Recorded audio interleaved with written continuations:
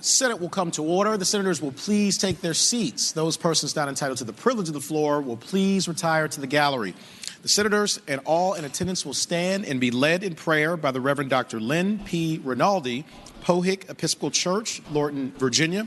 The senators will remain standing and be led in the Pledge of Allegiance to the flag of the United States of America by Senate Page Nathan Bennett.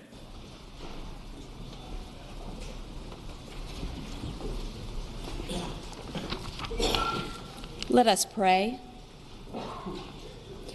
Most loving God, we praise you and thank you for your presence in this chamber where you have equipped, inspired, and guided generations of men and women to serve the common good of your beloved children.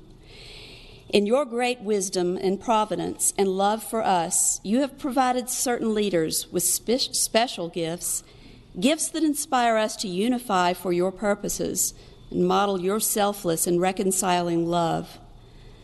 Today, we give special thanks for the birth of our one particular Virginian who embodied so many of your attributes as he led in the birth of our nation, George Washington. As your ambassador in a new world, he was a champion of divine freedom and equality and also aware of his human imperfection. Formed in prayer and worshiped in the cradle of our nation right here in Virginia, George Washington grew to embody a particular virtue of humility, a humility that opened the path to freedom and a new way of government.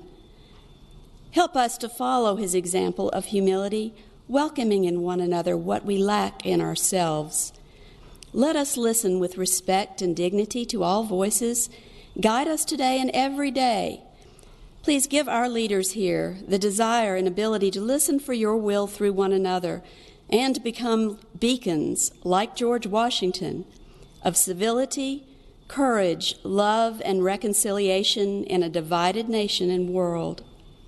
Thank you, Lord, for the birth of George Washington and for the birth of something new here every day, today and every day. In your most holy name we pray. Amen. Amen.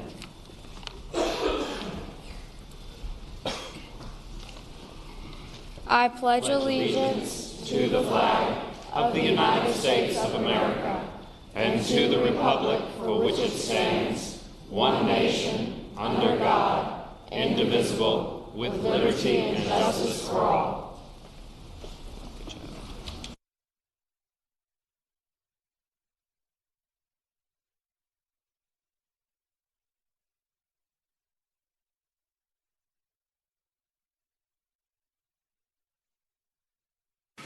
Clerk will call the roll. All those present will please record their vote aye. Clerk will close the roll. You have a quorum, Mr. President. Senate Journal for Thursday, February 21st, 2019. Senator from Augusta, Senator Hanger moves that the reading of the journal be waived. All in favor of waiving the reading of the journal will record their vote aye. Those opposed, no. Are the senators ready to vote? Have all the senators voted? Do any senators desire to change their vote? Clerk will close the roll. Ayes 36, noes 3. Ayes 36, noes 3. The reading of the journal is waived. Clerk report any communication from the House of Delegates. Senator from James City County, Senator Norman. Good morning, Mr. President. How are you today, sir? Good morning, Senator. I'm doing well. I hope you are too. I'm doing peachy. Thank you, sir. Great. Mr. President, I respectfully move we waive the reading of any communications received from the House of Delegates. Thank the Senator. The question is, shall the reading of the communication from the House of Delegates be waived? All in favor of waiving the reading will record their vote aye. Those opposed, no. Are the senators ready to vote? Have all the senators voted? Do any senators desire to change their vote? Clerk will close the roll. Ayes 37, noes 3. Ayes 37, noes 3. The reading of the communication from the House of Delegates is waived. Clerk will report any communication from the governor. I do not have any, sir. Thank you, Madam Clerk. Now comes the time in the morning hour where we have the honor and privilege of recognizing our distinguished guest here in the Senate gallery. I think we'll have a couple of introductions apart from our Senate page parents here for graduation, which we will get to afterwards. But I will give my daily reminder that the way this will proceed is that a senator will stand up, recognize an individual or group. I will then offer the warm welcome of the Senate, and we will at the very end clap together. And I'd like to begin by calling on the senator from Eastern Fairfax, Senator Surville. Thank you, Mr. President. I rise for introduction. Thank you, Senator. You have the floor. Thank you, Mr. President. Ladies and gentlemen of the House, joining us today on George Washington's 287th birthday was the Reverend Lynn Rinaldi, who gave our morning prayer this morning. She's the priest in charge at Pohick Episcopal Church, and she took over this past July for the Reverend Don Bender. You all might remember gave the opening prayer, I think, 16 or 17 times before he moved on to Jerusalem. And as priest in charge, Lynn oversees all the parish life in Pohick Episcopal Church. She was ordained to the priesthood in 2013 after she graduated from St. Mary's Seminary in Houston with her Master's of Divinity. She got her doctorate in ministry from Sewanee School of Theology. She has a BA in Journalism and Public Relations from Ole Miss and an MBA from the University of Dallas. And she's just moved to our district with her husband, Tom. She has 3 adult daughters. And for those of you that remember, Pohick Church is called the Mother Church of Northern Virginia. It was founded in around 1724.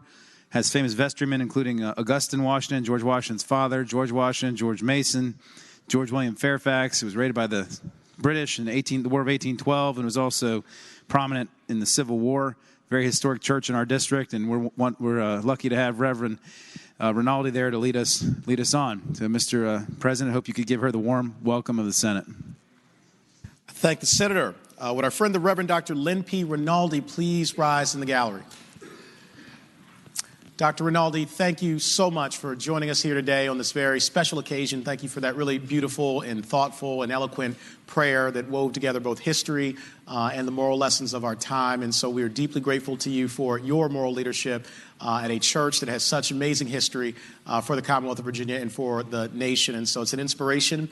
We look forward to you coming back here many, many times in the future. We echo the eloquent and generous words of the Senator from Eastern Fairfax, Senator Surville. And I would ask everyone please to join me in extending the warmest welcome of the Senate to our leader and friend, Dr. Lynn P. Rinaldi.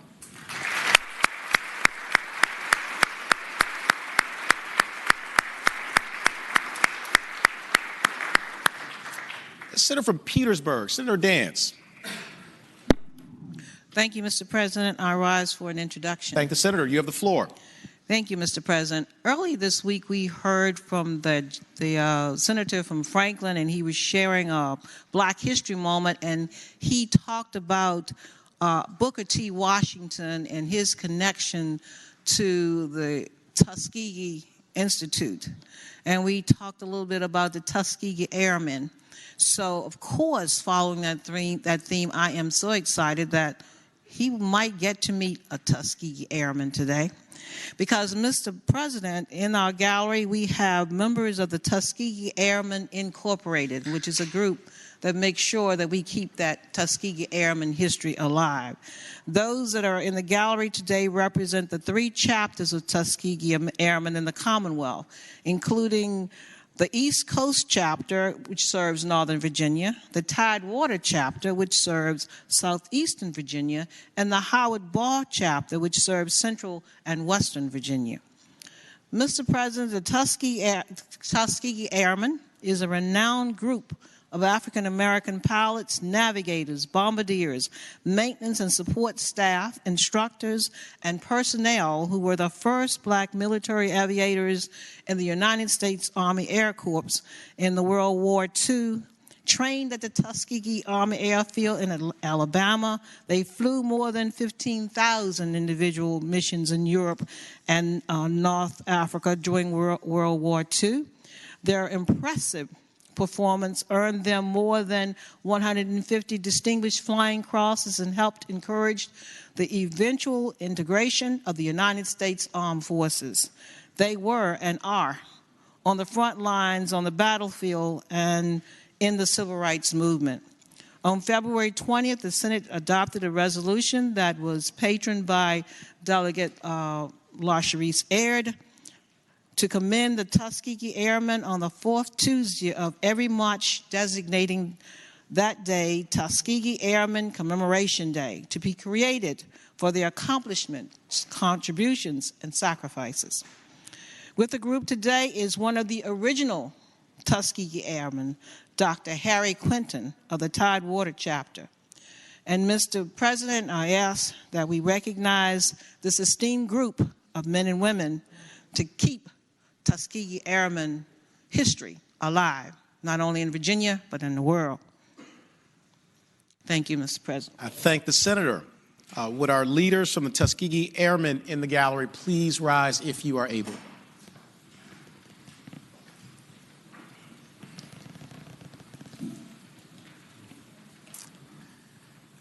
Thank you all so much for joining us here today in the Senate of Virginia. It is an honor and a privilege to have this esteemed group with us. You heard from the Senator from Petersburg, Senator Dance, about the enormous impact that the Tuskegee Airmen have had, not just on the military and not just on this nation, but on the world, shining as a bright example in a very dark time of excellence and what it means when people get opportunity to thrive and to serve their country. That excellence comes in every shape, form, and color.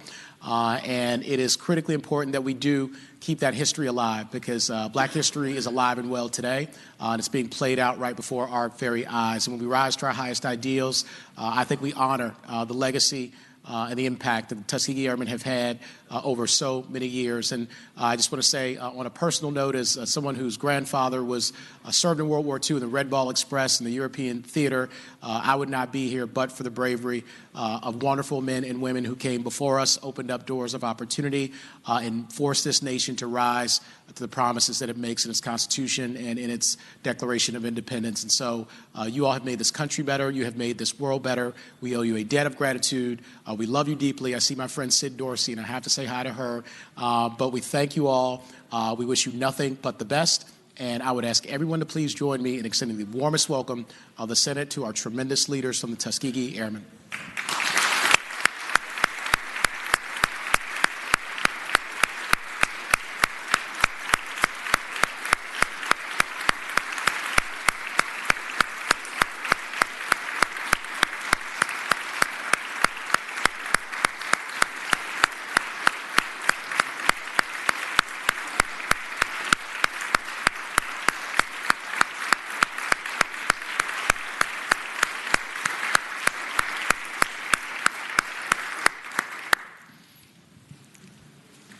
For what purpose is Senator from Russell, Senator Chafin, rise? Mr. President, I rise for the purpose of an introduction. Senator, Mr. President, maybe we're not quite ready for that introduction.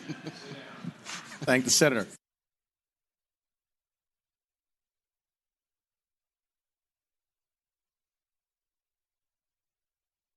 For what purpose, Senator from Alexandria, Senator Eben, rise?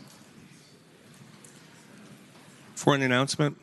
Senator has the floor. Thanks. Late yesterday on the floor, we had our second annual page trivia contest, and one of our pages, who you should congratulate when you see him, distinguished himself. Drew Gudov did quite well. He knew things like which of our senators did not work their way through law school as a stand-up comedian. He knew that a senator did get noted on WTOP News Radio mistakenly as a page. He knew that Senator Servel's first job was not as a grocery cart attendant. He knew, I thought there was only one page that appeared in a Senate TV commercial, and I learned that there were 4 pages that appeared in a television commercial, and there was one even in a movie. But what was interesting to me was that when I asked which senator is a retired Virginia State Trooper, we had a tie. Half thought it was Senator Bryce Reeves, and half knew correctly it was Senator Carrico. And they just had everything down about the Capitol, knowing which women were portrayed in paintings to everything else. So when you see Drew, please give him a shout out. Thank you, Senator. Do any other senators wish to be recognized before we recognize our page parents and families?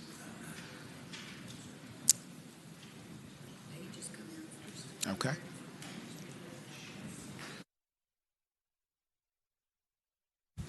Seeing none, the Senate will stand at ease.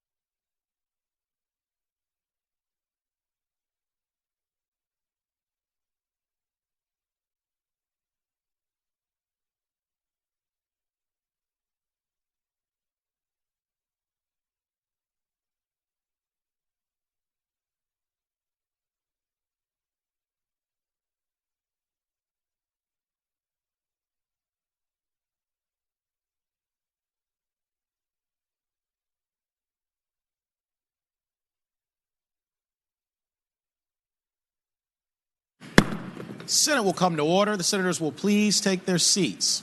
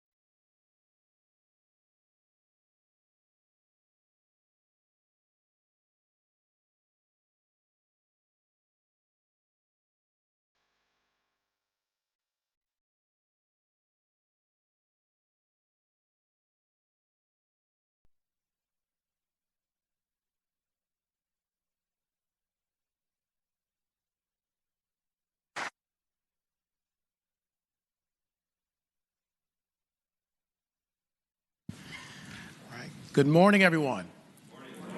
Thank you all so much for being here today on this very special occasion as we honor our extraordinary Senate Page class of 2019 and their wonderful accomplishments. I know each of you is beaming with pride and your hearts are bursting with joy seeing the young people that you have raised become tremendous young adults who are now taking leadership positions in the Commonwealth of Virginia for today and in the future.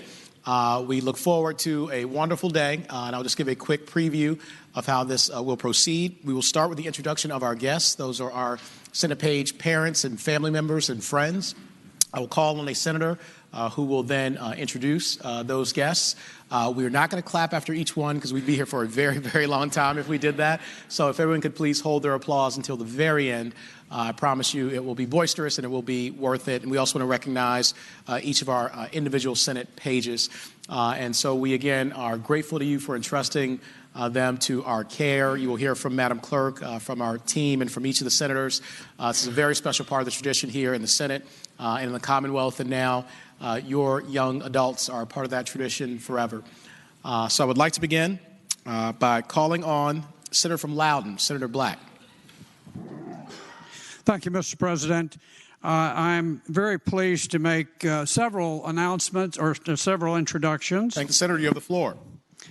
First, I would like to begin with a very special Senate page, Douglas Chaplow II. He is from Loudoun County, and I take particular pride in him because when he was still in diapers, he was crawling around on the floor of my office, and his mother, Callie Chaplow, was my aide at the time, and he literally grew up, and that was his time. But in any event, so I'm hoping that he does great things.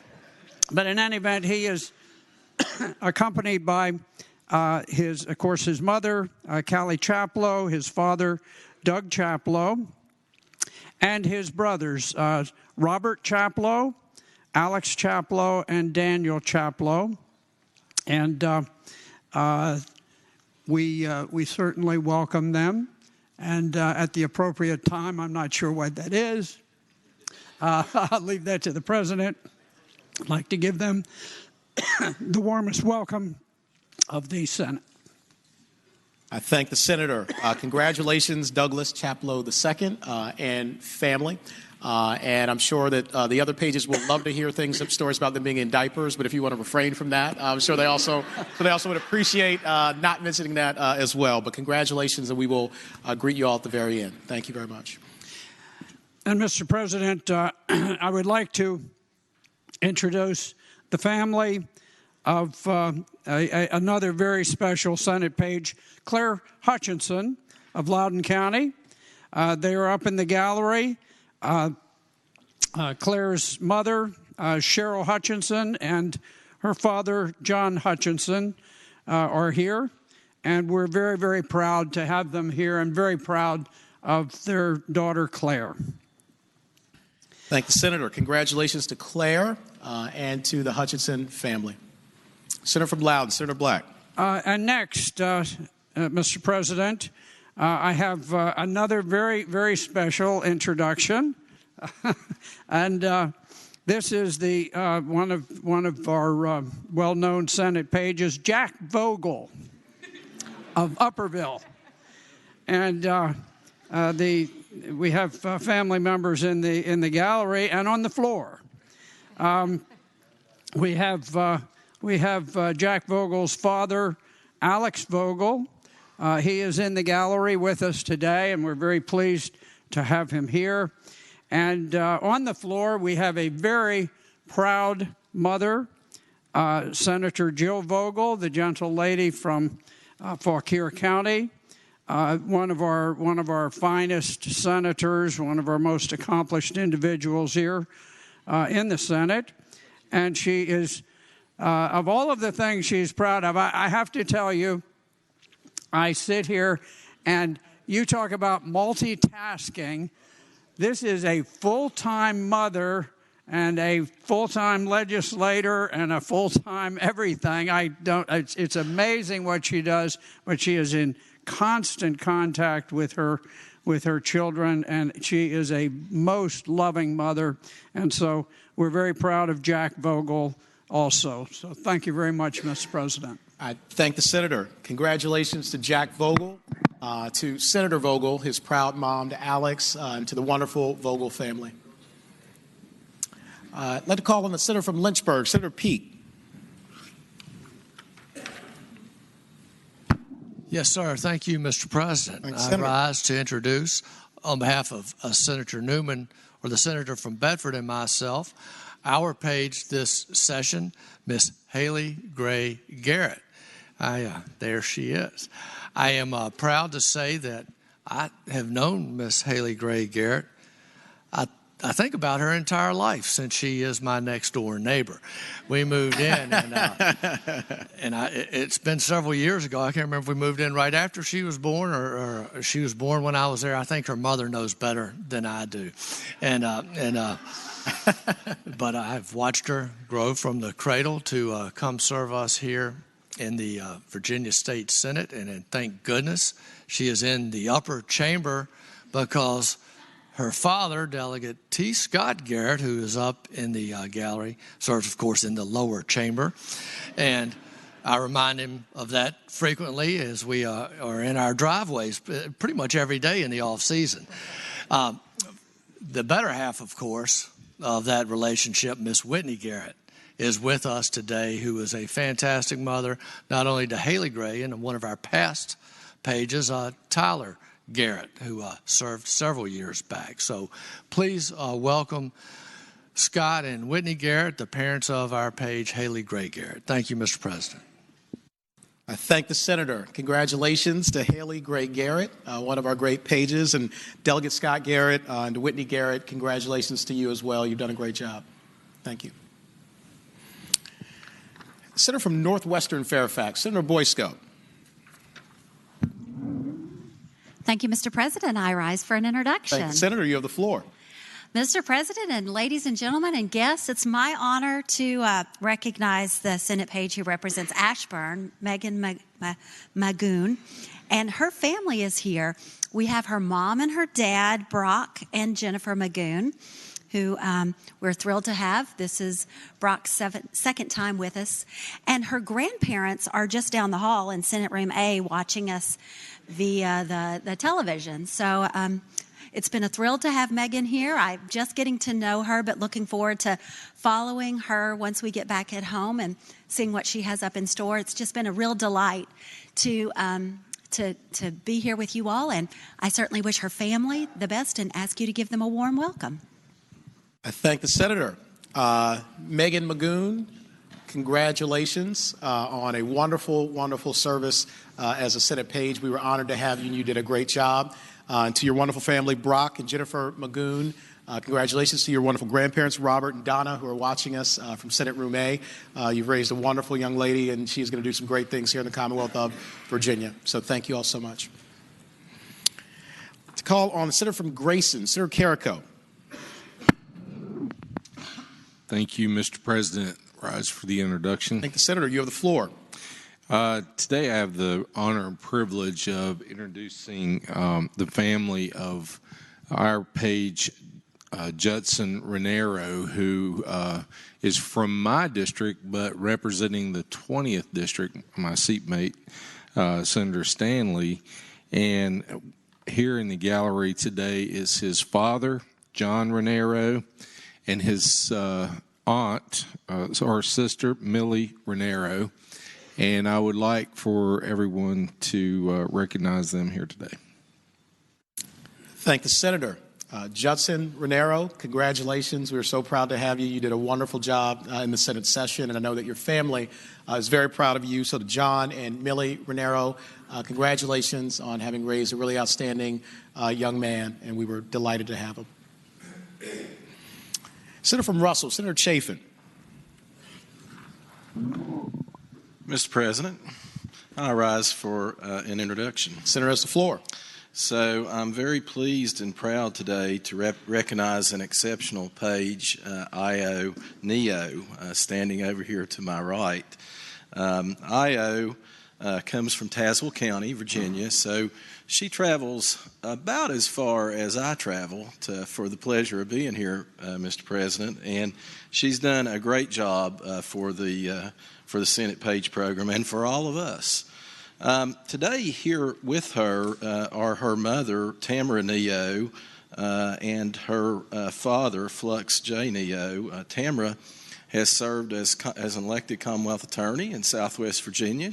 She's a very good lawyer, and her husband is a very good lawyer as well. They have a law firm in Tazewell County. They also have their other children with them, I believe, and I see Io is shaking her head yes. So I haven't seen them yet, but they have her sister, Io's sister, Excel Neo, and Io's brother, Flux W. Neo. And I know that they're very, as I am, very proud of Io and her accomplishments here. I hope that you'll welcome them. I thank the Senator. Io Neo, congratulations. You did a wonderful job as a Senate page. We were honored to have you, and very proud of all that you are going to do in your life and career. And I know that your family is particularly proud and beaming. You have Tamara and Flux. Thank you so much for lending your wonderful daughter to the Senate Page program. Axela and Flux, your brother and sister. Also, we are grateful to you as well. So we wish you nothing but the best, and you have our blessings going forward. Senior Senator from Chesapeake, Senator Cosgrove. Thank you, Mr. President. I rise for an introduction. Thank you, Senator. You have the floor. Thank you, Mr. President. It's my honor and my privilege to introduce the parents and grandparents of our page, Paris Howell. Today in the gallery, we have a very close and dear friend of mine, David Howell. David and I have been friends for 20 years, and David is retired for the command staff at the Chesapeake Sheriff's Department. And with him today is Paris's grandmother, Judy Howell, a world-class grandma. And unfortunately, Paris's grandfather, David, was not feeling well today, but I want to make sure that he's recognized because I'm sure he'll see a video of this. But they have done a great job raising a great young lady. Mr. President, I hope you give them the warm welcome of our Senate. Thank the Senator for those kind words. Paris Howell, there you go. Paris, congratulations on your graduation and on a wonderful stint in service as a Senate page. We're all very proud of you, and you brought smiles to everybody here. You're always so upbeat and positive, and we're very appreciative of that. You're very bright. You have a wonderful future ahead of you, and I know your father, David, your grandmother, Judy, are deeply proud, and your grandfather, David, I know is beaming with pride and looks forward to seeing you here very soon. So we wish you nothing but the best. We're honored to have you a part of this family. Senator from Petersburg, Senator Dance. Thank you, Mr. President. I rise for 3 introductions. Thank the Senator. You have the floor. First, Mr. President, is the young gentleman that serves as my page from the city of Richmond, Master Peter Huff. And he is joined today by those who see him as the awesome person that he is. First, Mr. President, in the gallery, his mother, Ms. Bridget Huff, and, of course, his father, Mr. Morgan Huff. In Senate Room A, beaming, even though we cannot see her, is Phoebe Huff, his sister. Proud grandfather, Imogen Huff, and I think they made that grandfather, and that should be grandmother, Imogen Huff, and grandfather, Wallace Huff. And I would ask that you would give them, in all the various places that they are, the warm welcome of the Senate. Thank the Senator. Would our leader, Peter Huff, please step forward? Peter, thank you so much for your tremendous service. It was also a deep pleasure for all of us to get to spend time with you. You really did a wonderful job, and I think are a natural leader, and we're looking forward to great things from you. And know that your family is smiling and beaming with pride, and in particular, Bridget and Morgan Huff, your mother and father. Congratulations to you all for having raised a wonderful young man. To Phoebe, Imogen, and Wallace.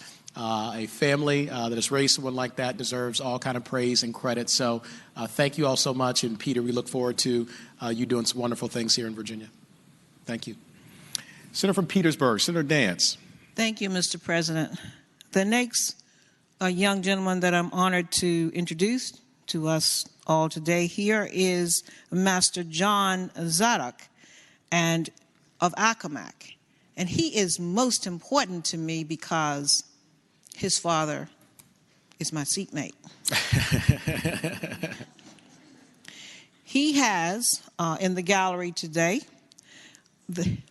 an awesome, beautiful lady, he would say, in the form of his mother, Ms. Megan Lewis. And on the floor, of course, I've already introduced you to the handsome gentleman that just happens to be to have his birthright, the Honorable Senator Linwood Lewis. That's number 2. And I would ask that you would give that family the warm welcome of the Senate. I thank the Senator. Would our leader, John Zodak Lewis, please step forward? John, thank you so much for your tremendous service in the Senate page class. You too are a wonderful leader, and you have a great father, great mother, and a wonderful family. And we're appreciative that they would allow you to serve in this capacity. And I know that the support that you all give to Senator Lewis allows him to do what he does on behalf of so many Virginians. And so we're grateful to Wendy Walker, friend of the family. Megan, you have a spectacular son, and a Senator Linwood Lewis. I know you're beaming with pride and seeing what you all have put together, the young man that you have raised, and we're deeply, deeply proud of him and of you and of your entire family. So thank you. We wish you nothing but the best. Senator from Petersburg, Senator Dance. Thank you, Mr. President. Last but, of course, not least, is the young lady that I'm introducing along with those 2 men that I've already introduced, and she is Ms. Erin McPike from Woodridge, Virginia.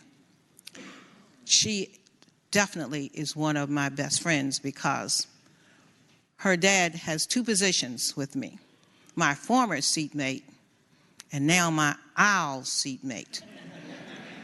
Very important, gentlemen. And I know that in the gallery, she has her awesome mom that we met before. Let's meet her again, the charming Miss Sharon McPike, and grandmother, Carl McCuskey. Miskowski, got it right. He's up and keeping me straight. And of course, here on the floor, the Honorable Senator Jeremy McPike, my former seatmate, now aisle mate. And Mr. President, would you please give that family the warm welcome of the Senate? Thank the Senator. Would our leader, Erin McPike, step forward and raise your hand? Perfect. I'm going to start doing that for everybody. Erin, congratulations on your graduation today from the Senate Page program. You did a fantastic job, and we're very proud of you, but I know no one here is more proud of you than your beautiful and wonderful parents. Senator McPike, Sharon McPike, they really did an outstanding job in raising you, and I hope that you felt that you benefited from this program because you added so much to it. I know everyone here is grateful to you, and you have lifelong friends and a lifelong family here in the Senate, and so thank you for all that you're doing. And I also want to once again recognize Sharon McPike. If you can raise your hand, Sharon, a wonderful person. And Carol Miskowski, your grandmother, right next to you. Senator McPike, of course, from Prince William County. And Jane and Will Rogers, I believe your grandparents also may be here with us or watching. And so, Erin, Godspeed. You have great things in your future. And we look forward to seeing them all unfold in front of us. So thank you very much. Senator from Bass, Senator Deeds. Mr. President, I rise for 2 introductions. Thanks, Senator. You have the floor. First, with our page, Stuart Payne from Albemarle County. Joining us in the gallery is his father, Graham Payne. I would ask that you give him warm greetings of the Senate. Thanks, Senator. Would our leader, Stuart Payne, step forward, put your hand up, and say, here. There you go. Makes it easier. Stuart, thank you so much for your leadership. I've seen you throughout this program, and you've done a spectacular job, and we are grateful to you. And I know that your family is incredibly proud of you, super supportive of all that you're doing, and I think you've got a very bright future ahead of you. And I want to particularly recognize Graham Payne, if you're with us here in the gallery. Graham, thank you so much for lending Stuart to us. You've done a great job, and you've raised a wonderful young man. So we look forward to all the great things you're going to do. Thank you. Senator from Bass, Senator Deeds. Mr. President, with our page, Karina Richmond from Lexington. Joining us in the gallery are her grandmother, Julie Stone, a friend, Kim Ruscio, and a friend, Amy Howard. I'd ask that you give them the warm greetings of the Senate. Thank you, Senator. Would our leader, Karina Richmond, come forward, do some jumping jacks? And oh, there you go. Okay. Karina, it's great to see you, and also have gotten to see you a lot over the course of the PAGE program. You've always had such a positive and upbeat attitude. You're incredibly bright, and you've made a better experience for everyone here. And so as someone who also is named after a Virginia locality, and our last name, we share that in common, but we are very proud of you and know that you have a very wonderful and bright future ahead of you. I particularly want to recognize your grandmother, Julie Stone, if you're with us here in the gallery. Kim Ruscio, a friend, and Amy Howard as well. You all have a great village, and you've raised a great young lady. So, Karina, we wish you nothing but the best. Senator from Roanoke City, Senator Edwards. Mr. President, I rise for 2 introductions. Thank you, Senator. You have the floor. Mr. President, we're delighted to have in the gallery the family of Senate Page Nathan Bennett from Christiansburg. You'll recall just this morning, Nathan led us in the Pledge of the Flag. And he's here in the gallery are his parents, Terry Vangelis, his mother, who was also a member of the great Page class of 1978. I'm sure she would agree with that, the great Page class. And also his father, Troy Bennett. And in Senate Room A are his grandparents, Elaine Clark and Jim Clark, his grandmother, Jewel Bennett, and his stepmother, Gina Seaver Bennett. And I ask you to give them the warm welcome of the Senate. Thank the Senator. Would our leader, Nathan Bennett, step forward and raise your hand? Follows instructions. Great. Nathan, thank you so much for all that you've done in the Senate Page class, and thank you, of course, for leading us today in the Pledge of Allegiance. You did such a great job, confidence and poise, and I think that reflects who you are, and we know that you are a natural leader and will do great things here in Virginia and beyond. So I'm sure that your family right now is beaming with pride, and I particularly want to recognize Terry Vangelos, your mother, also a Page, and so you followed a great tradition. Troy Bennett, your father, Elaine Clark, Jim Clark, Jenna Seaver Bennett, and Jewel Bennett, your village that has raised you and done such a wonderful job. So, Nathan, we are very proud of you and wish you nothing but the best. Senator from Roanoke City, Senator Edwards. Mr. President, we also have in the gallery the family of Senate Page Jackson Wills of Roanoke. Mr. President, his father, Steve Wills, a lawyer, is here with us, and his mother, Christy Wills, who, when I was first elected to the Senate, worked for me. Delightful people, and I'm delighted that they're here, and I know they're very proud of Jackson. Thank the Senator. Would our leader, Jackson Wills, please step forward and raise your hand? Jackson, it is great to see you. Thank you so much for all that you've contributed to the Senate Page class. You've done a wonderful job. It's been a delight to have you. You're a tremendous leader, and I think your parents deserve so much credit. So Steve and Christy Wills, if you are here with us, we want to thank you all for all that you have done and meant to Jackson, who is going to go on and do some wonderful things here in Virginia. So you're always a part of the Senate family, and Jackson, we're deeply proud of you. Senator from Arlington, Senator Favola. Thank you, Mr. President. I rise for purposes of an introduction. Thank the Senator. You have the floor. Thank you, Mr. President. It's with great pride that I introduce an extraordinary Page, Morris Sorvell. Morris from Mount Vernon, and joining us in the gallery is Erin Madden, her mother, and of course her father, my seatmate, the senator from Eastern Fairfax, usually referred to as Senator Sorvell. Senator Sorvell has many talents. Some are unnoticed, but his daughter has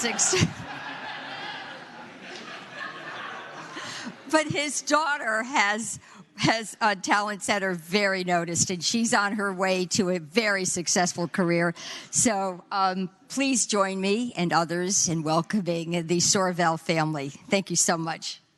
I thank the Senator. That's high praise, Senator. You have many talents that go unnoticed. That's great. Would our leader, Maura Sorrell, please step forward and raise your hand? Maura, thank you so much for being such a special part of the Senate Page class. You did a wonderful job, and I remember we had a talk here on the near the Page bench, and you were giving the pledge that morning, and I told you were going to do a fantastic job, and you said, you know what, I think I am, and you went up there and you went up there and you delivered. You're not lacking in your dad's confidence, I promise you. And that's a great thing. That's a great thing. You're a natural leader. You are such a positive person. And your mother, Erin Madden, is a wonderful, wonderful person and mother, professional in her own right. And your father is a wonderful person and a great public servant here in the Commonwealth of Virginia. We never thought we'd learn as much about shopping carts as we have since your dad has been here in the Senate, but he's educated us all. And so your family is serving the Commonwealth, and we are deeply grateful. You have a very bright future ahead of you. Senator from Northern Fairfax, Senator Howe. Thank you, Mr. President. I also stand for an introduction. Thank the Senator. You have the floor. I have a wonderful page named Helen Boucher. I had a tough decision this year. I had 4 outstanding applicants for one position, and I chose Helen, and I'm so glad I did. She showed that I'm a wise old woman. She's here today with her parents, her mother, Alice Hogan, and her father, Robert Boucher, Jr. I hope you'll give them the welcome of the Senate. I thank the Senator. Would our leader, Helen Boucher, please step forward and raise your hand? Helen, thank you so much for your tremendous service in this class. Congratulations to you on your graduation. And you have proven the wisdom of the Senator from Northern Fairfax in selecting you. And we are grateful for all that you've done and for all that you will do. You certainly are a leader. You're bright. You have such a wonderful attitude. And we're looking forward to great things from you in the future. And also want to recognize and thank your great parents, Robert Boucher, Jr., if you're with us here in the gallery, and your wonderful mother, Alice Hogan. You all have done a great job raising a wonderful young woman, and we look forward to great things to come. So thank you, Helen. Senator from Hampton, Senator Locke. Thank you, Mr. President. I rise for 2 introductions. Thank you, Senator. You have the floor. Mr. President, I'm pleased to introduce the family and guests of Senate Page Hannah Bunting of Hampton. In the gallery are her parents, Mary Bertram Bunting, her mother, and Brian Mark Bunting, her father. Thank the Senator. Would our leader, Hannah Bunting, please step forward and raise your hand? Hannah, thank you so much for all that you've done. I hope that you've enjoyed this experience. You did such a great job and added tremendously to this class. Your wonderful attitude and great leadership skills are something that everybody benefits from, and you never failed to come in with the right frame of mind and made it better for everybody here. So we are grateful to you. I know that you're grateful to your wonderful parents, and I want to recognize Mary Bertram Bunting, if you are here, and also Brian Mark Bunting, if you are here. Congratulations. You all have done a fantastic job, and I know that you are deeply proud, and you will do great, great things in your life. So go with our blessing. Senator from Hampton, Senator Locke. Thank you, Mr. President. Also with us are the family and guests of Senate Page Alexandra Walker of Richmond. In the gallery are her parents, Leah Dozier Walker and Andrew Walker, her mother and father. And in Senate Room A are Barbara Walker and Paul Walker, her grandmother and grandfather, and her sister, Adriana Walker.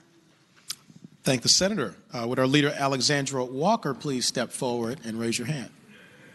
That helps too, by the way. Alexandra, thank you so much for all that you've done, being such an excellent part of this Senate Page class. I know that the Senator and also your family, everyone's deeply proud of you and so inspired and encouraged by what you're doing and what you're going to do. You've shown so much promise and so many great qualities, and I think that you are a natural leader as well. In particular, I want to thank and welcome Leah Dozier Walker, who's your mother, Andrew Walker, if you're here with us in the gallery. Also Barbara, Paul, and Adriana Walker, the remainder of your family was able to join here today, and they are bursting with pride. I know they love you very deeply, and you have a very bright future ahead of you. So we wish you nothing but the best, Alexandra. Senator from Western Fairfax, Senator Marsden. Thank you, Mr. President. Rise for an introduction. Thank the Senator. You have the floor. Thank you, Mr. President. I rise to introduce my page, Rachel Ponakolu, and his mother and father, Gita Devi Ponakolu and Ravinder Ponakolu. Now, Rachel was a great page this year. I never saw him without a smile on his face. He sent me weekly reports from the Courtyard Marriott, which is also getting known as the Hogwarts School. I'd be worried about that, Madam Clerk. But after the session, because Madam Clerk kept us after school last night to complete reports, we're going to have to cancel our staff dinner, but we're going to get together lunch with Dave, the senator, and Matt, the LA, and Rachel, the page, and Emily, the intern, and it was just a delight getting to know him. And so I would ask that you give Rachel and his family the warm welcome of the Senate. I thank the senator. Would our leader, Rachel Ponakolu, please step forward and raise your hand? Hey, Rachel. It's great to see you. Welcome back from Hogwarts. I didn't know that's what they call the Courtyard Marriott, but that's good to know. And thank you for your tremendous leadership. You were also a special part of the Senate page class. It always was great to see you walking through the doors, and you did such a conscientious job and clearly are very bright, but care deeply about other people, and I think that makes a big difference. And I want to recognize your parents who are in many ways responsible for all of that, Gita Devi Ponakolu and also Ravinder Ponakolu. I want to thank your wonderful parents. So congratulations to you. You're going to do great things in the future, and you're always a part of the Senate family, and we wish you nothing but the best. Senator from Williamsburg, Senator Mason. Thank you, Mr. President. I rise for the purpose of an introduction. I thank the senator. You have the floor. Thank you, Mr. President. Mr. President, I'm proud to welcome the family of our outstanding and widely quoted across the Commonwealth from the Page debate, Page Barrett McFall from Newport News, Virginia. His mother, Ford, and father, Bill, are joining us here today. And so, Mr. President, I hope you'll give them our thanks and a warm welcome. I thank the senator. Would our leader, Barrett McFall, please step forward and raise your hand? Barrett, it is great to see you. Congratulations on a successful term as a Senate page. You did a great job and have a wonderful personality, very bright, and I think people are attracted to your leadership qualities, and that's a great thing. And your parents certainly deserve a lot of praise, a lot of credit for that, including Ford and Bill McFall. If you're with us, it is wonderful to see you all. Thank you for raising such a special young man, and you are widely quoted, I understand, so you're already famous, and I know that you will do tremendously wonderful things here in the future, so we wish you nothing but the best. Junior Senator from Richmond City, Senator McClellan. Thank you, Mr. President. I rise for an introduction. I thank the Senator. You have the floor. Thank you. I'd like to introduce the family of our page from the 9th District, Jazz Miles, his mother, Otessa, and father, Michael. I also had a very difficult choice, but Jazz's passion for politics, which was sparked by his grandfather, who was a political activist in Maryland, I believe went to a Democratic National Committee, but Jazz is a leader in his own right. He and Alexandra Walker and Morgan Dixon founded the first ever legislative Page Black Caucus, and they've enjoyed their time here so much that they're already lobbying the legislative Black Caucus to have pages going forward that, of course, they will serve as the first three. And I have no doubt that one day Jazz will be sitting in this seat, if not one of the two on the aisle over there, and I ask that you give him and his parents a warm welcome. I thank the senator. Would our leader, Jazz Miles, step forward? Raise your hand. Thank you, Jazz. I see you. Thank you for all that you brought to this class, which was a tremendous amount. You've been a wonderful leader, and it's been an honor and a privilege to get to see your leadership skills in action. You treat people with respect and dignity, and I think that goes such a long way. And certainly, I think everyone here in the class would look to you as somebody to look up to, literally. You and Jackson are the only two who are going to be taller than Senator Carrico. That's my test every year. He's the tallest guy here on the Senate floor, but you guys stand out and you stand tall for all the right reasons. And so I know that your parents who joined us here in the gallery earlier are here and are beaming with pride. Otessa and Michael Miles, you have raised a great son, and we wish him nothing but the best. Jazz, you're going to do great things. Senator from Hanover, Senator McDougal. Thank you, Mr. President. Mr. President, it's with great pleasure that I rise for a multiple set of introductions. Senator has the floor. Mr. President, first on my list is our Senate page, Fred Winson from Mechanicsville. Mr. President, he is joined in the gallery by his parents, William and Beth, and they are proud residents of Hanover and live right down the street from me in Cold Harbor. If you could offer them the warm welcome of the Senate. Thank the Senator. Would our leader, Fred Winson, please step forward and raise your hand? Oh, there you go.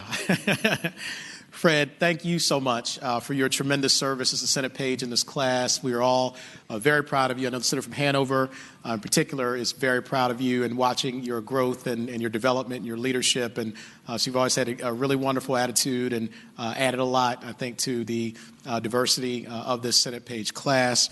And your parents, William Winson and Beth Winson in particular, I know are beaming with pride right now. I'm not sure if they're with us here in the gallery. They are. So please give them our thanks for having raised a wonderful young man, and we're looking forward to great things from you in the future.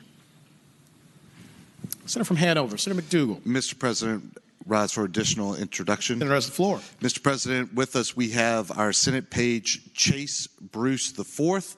Chase is also from Mechanicsville on this side of the body with the next one. Chase lives not too far from Fred and I, and farther down into Old Church. Mr. President, his mother Beverly, his father Charles, and his grandmother Judith are with him in the gallery. And if you could offer them the warm welcome of the Senate. Thank the Senator. Would our leader, Chase Bruce IV, please step forward and raise your hand? Chase, thank you so much for being such a wonderful and special part of the Senate page class. You did a great job. I got to see you in action, and you too are a natural leader, and I think that your family probably saw those leadership qualities well before any of us and helped develop them. So I want to give them due praise for what they've done in raising you, and particularly Beverly, Charles, and Judith. Thank you if you're here with us in the gallery for what you've done. Also watching Orion and Nathaniel, your brothers, and is that right? Oh, those not your brothers. Okay. Well, look, we're all brothers and sisters, right?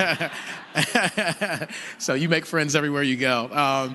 But we are very, very proud of you, Chase. And I know the Senator from Hanover in particular is deeply proud of you. So you're going to do great things, and we look forward to seeing it. Tell your brothers I said hello. Okay.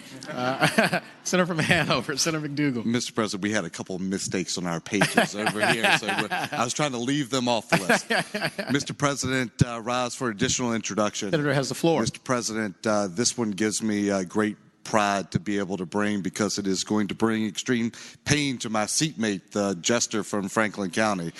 Mr. President, we have our Senate page, Aubrey Hendrickson Stanley, who's right here with us of Franklin County. And Mr. President, we have in the gallery her mother, Laura Stanley, and also my seatmate's special friend. Mr. President, we have her grandparents, Dee and Bill Hendrickson. We have her youngest brother, Chandler, because her oldest brother, Colin, who was a page last year, had to be working and is not with us today. And Mr. President, we all know that the senator who we affectionately refer to as the jester for King Richard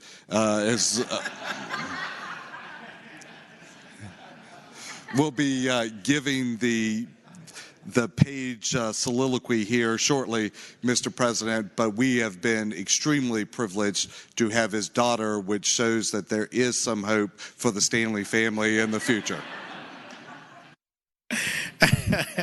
I thank the Senator. Would our leader, Aubrey Hendrickson Stanley, please step forward? Raise your hand. Aubrey, it's been a delight to have you here as part of the Senate page class. You have done a fantastic job, and I know that your father in particular, but both of your parents, your whole family, they're all deeply proud of you. You set such a wonderful example and are truly a leader, and I think there are great things to come for you. And I want to particularly recognize your mother, Laura, who is wonderful and who has joined us here in the gallery many times before and is a great rock of your family. Dee and William, your grandparents, We also have Chandler, who I know for a fact is your brother because I met him, and we got to talk, so we confirmed that.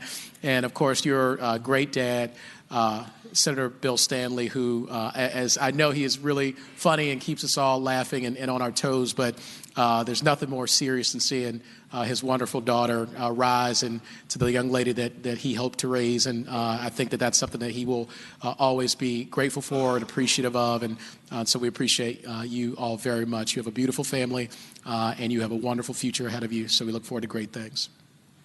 Thank you. And the senator from Hanover, Senator McDougal.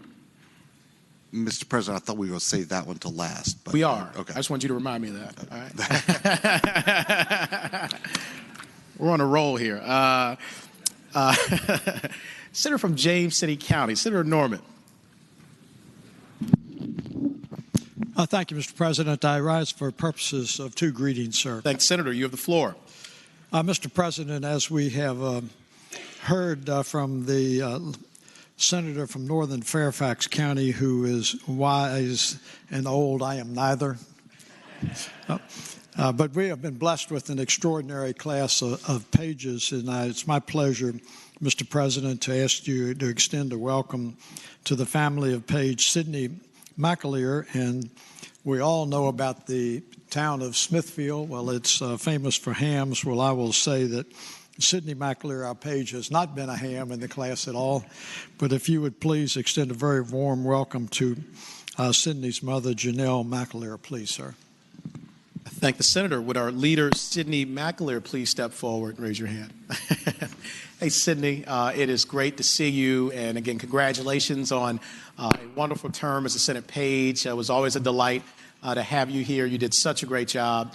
And I know that you enjoyed the experience tremendously. You brightened everybody's day and clearly are very bright and intelligent, but also very kind. And I think that is a wonderful combination that will serve you very well into the future. And your mother, Janelle, deserves so much credit. Janelle, if you were here with us over this way. Janelle, thank you so much for all that you've done. You've raised a wonderful young lady and a leader, and she will go on to do great things. So we thank you on behalf of the Senator from James City County. Senator Norman, go with our blessing. Senator from James City County, Senator Norman. Thank you very much, Mr. President. It is indeed a special pleasure to request you to extend a very warm welcome to the parents of the next Page. The Page from, we have her down as Williamsburg, but actually she lives in James City County. And just to remind you, on July the 30th in 1619 at the Jamestown Church, the first legislative assembly in the Western Hemisphere convened. And our Page... How was that session, Senator? Yeah, that's going great, sir.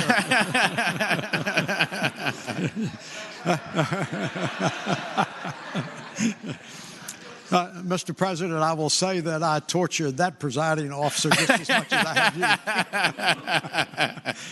Mr. President, Katie Grace DeVore, I won't embarrass her by saying I've known her since birth, but I will say that her parents are in the gallery, and they are some of the closest and dearest friends that I have, Suzanne DeVore and Dustin DeVore, and Dustin and I share a common heritage. He also happens to be a partner in my law firm and tells me what to do, and that's why probably I'm such a poor attorney, but that's another story. But also he and I share a common heritage of having been educated at the Virginia Military Institute. So Katie Grace's brother also was a Page with us a couple of years ago, and who is one of the outstanding golfers in the Commonwealth of Virginia. So if you would extend a very warm welcome to Suzanne and Dustin DeVore as well after you recognize Katie Grace. I thank the senator. Would our leader, Katie Grace DeVore, please step forward and raise your hand? Katie Grace, thank you so much for being a wonderful part of the Senate Page class of 2019. We are very proud of you. You did a wonderful job. I know the senator from James City County, in particular, who has known you since birth, looked upon you with great pride and admiration, and really you're doing tremendously well. We know that you're going to be a leader well into the future here in the Commonwealth of Virginia. And again, your parents deserve so much credit, so I want to recognize them, of Susan DeVore and Dustin DeVore. If you are here with us in the gallery, thank you all so much for having raised a wonderful young woman and for your leadership and your friendship to our Senate Majority Leader. We are very appreciative of the service that he gets to render because you all support him. And so, Katie Grace, we look forward to nothing but great things for you in the future. And you go forward with our blessings and our pride. Senator from, he's not here, okay. Senator from Mecklenburg, Senator Ruff. Thank you, Mr. President. I rise for two introductions. Thank the Senator. You have the floor. Thank you, Mr. President. We have with us the family of Senate Page Janie Pennington of Mecklenburg. In the gallery are her parents, the Honorable Nora Miller and David Pennington. I ask you to give them a warm welcome. Thank the Senator. Would our leader, Janie Pennington, please step forward and raise your hand?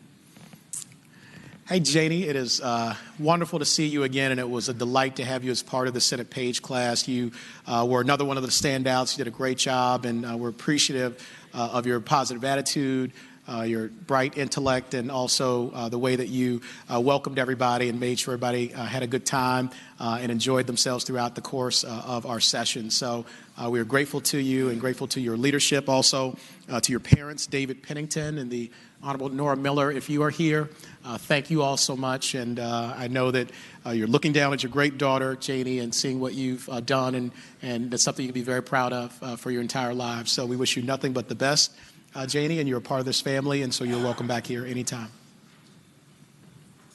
Senator from Mecklenburg, Senator Ruff. Thank you, Mr. President. Also joining us is the family of our Senate Page, Bryn Montgomery of South Hill.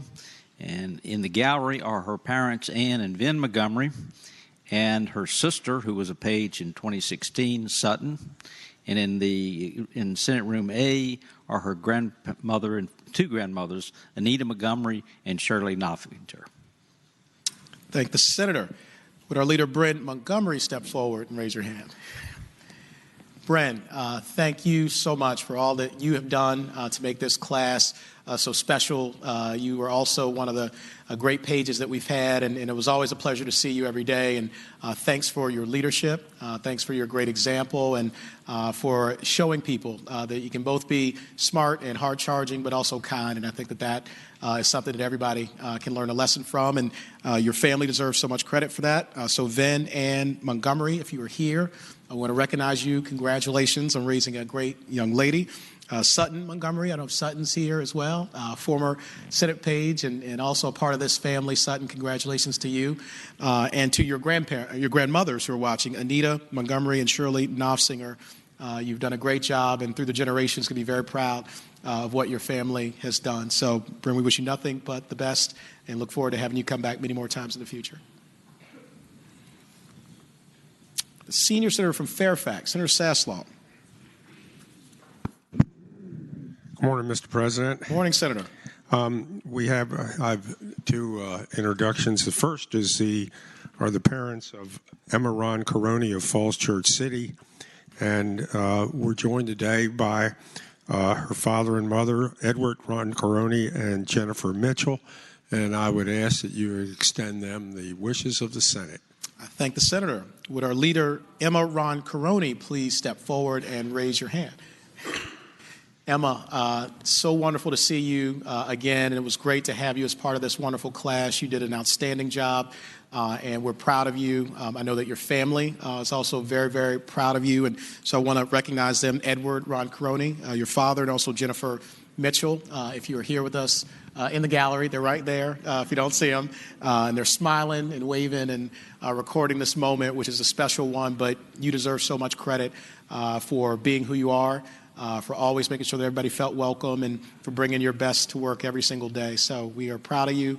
Look forward to you coming back many, many more times and look forward to your leadership in Virginia for many years to come. So thank you, Emma. Senior Senator from Fairfax, Senator Saslaw. Yes, Mr. President, we also have with us today the parents of Ella Houghton of Springfield. With us today is her mother, Angela Houghton, her father, Scott, and her brother, Luke. And I would ask that you extend the warm welcome of the Senate. I thank the Senator. Would our leader, Ella Houghton, please step forward and raise your hand? Ella, thank you so much for being a standout member of the Senate Page class. We are very grateful to you for the work that you've done, and also very proud of you for the example that you've set and for all that you're going to do here in Virginia. It was always a delight to have you every single day here in session, and also as you all made your way around Capitol Square and around Richmond. You always were somebody who was bright, ready to come to work, and ready to include everyone else. And I think that makes a big, big difference to the class and help the class rise together. So your family, of course, deserves tremendous credit. If Angela, Scott, and Luke, if you're here with us in the gallery, there you are. There's your wonderful family up there waving and beaming with pride. You all have raised a wonderful, wonderful young lady, and you should be very proud of that. So I'm grateful to you. We all are, and we wish nothing but the best for you. Ella, the best is yet to come. Senator from King Richard, Senator Stewart. Boy, Mr. President, I hope that doesn't stick. Morning, Mr. President. Rise for an introduction. You have the floor. Mr. President, I'm very pleased to bring to the attention of the body the presence in the gallery of the family of our Paige Knudsen. Mr. President, in the gallery today, we have her mother, Belinda, her father, Aaron, her sisters, Ellie and Hannah, and her brother, Gabe. Paige has done an outstanding job. We really enjoyed having her, and we appreciate her parents letting her spend this time with us. I know they're going to be glad to get her back. Ask you to give them the warm welcome of the Senate, Mr. President. I thank the Senator. Would our leader step forward? So you were literally born to be a Paige. You get it, everybody? You get it? Yeah. So this is, I'll be here all week. This is Paige Knudsen. As the Senator said, you really did a fantastic job as a part of this class, and we're a standout member of it. We are grateful to you, very proud of your leadership and of your example. And I think that you have so many wonderful things that you're going to accomplish in your life, and you bring exactly the right attitude to the work and to others. And so we appreciate you. I know you appreciate your family, so we want to recognize them. Belinda, Aaron, if you're here, please wave. Your great parents. There we go. We have Ellie, Hannah, and Gabe, if you're here as well. Hey, Gabe. Hey, Hannah.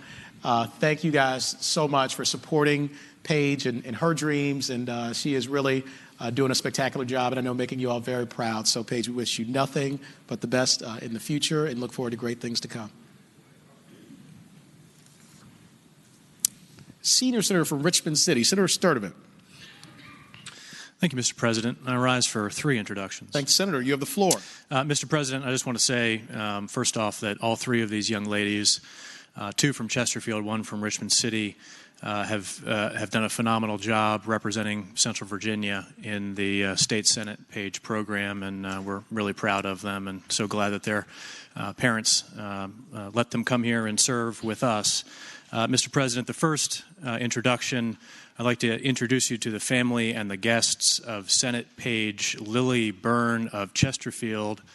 Lily, in addition to being a Page, was before that the best babysitter my family's ever had. She's the only babysitter that can get all 3 of my kids to go to sleep by 8 o'clock with the lights off and the doors closed, and that's saying something because we can't do that.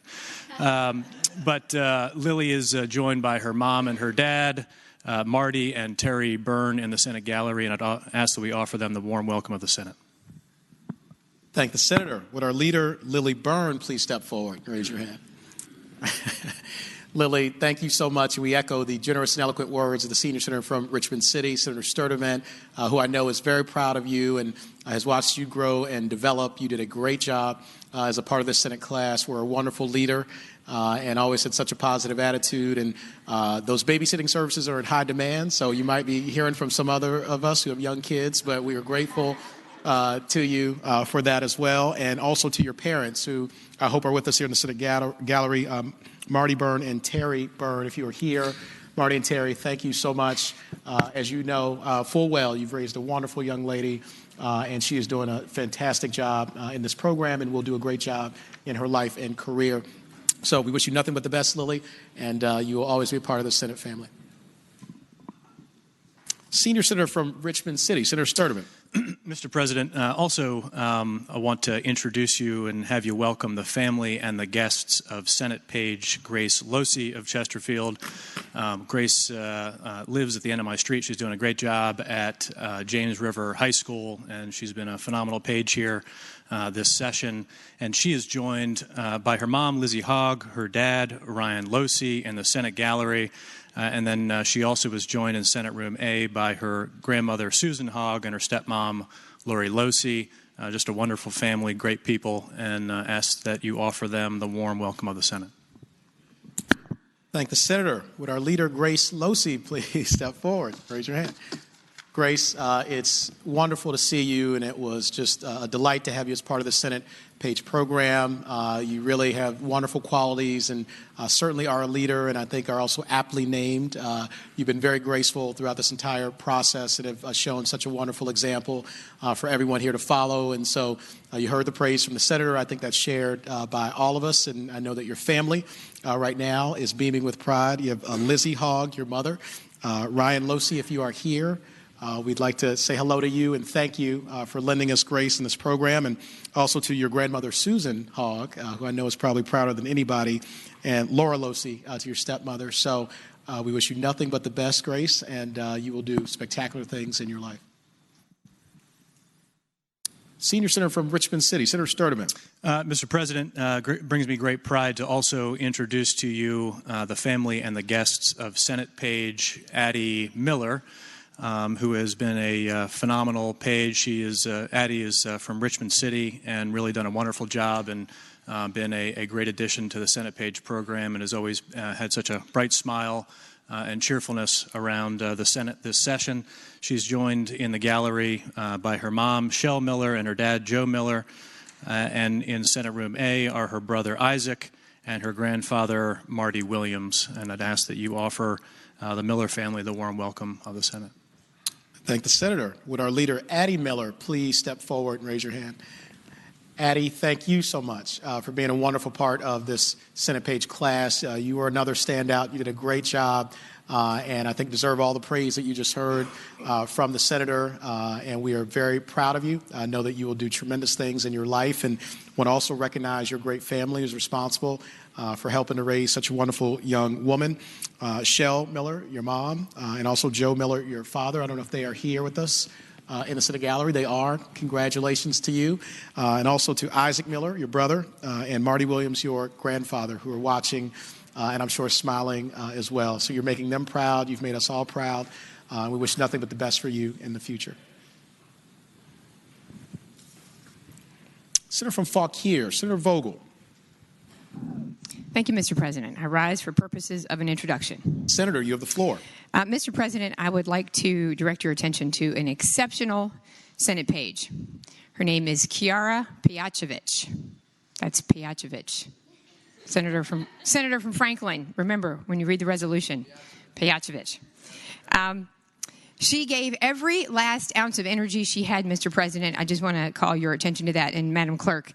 In fact, every last ounce of energy she had all the way through, as I think the clerk told me, no one else told me, the day before yesterday she was upstairs in the gallery and she passed out.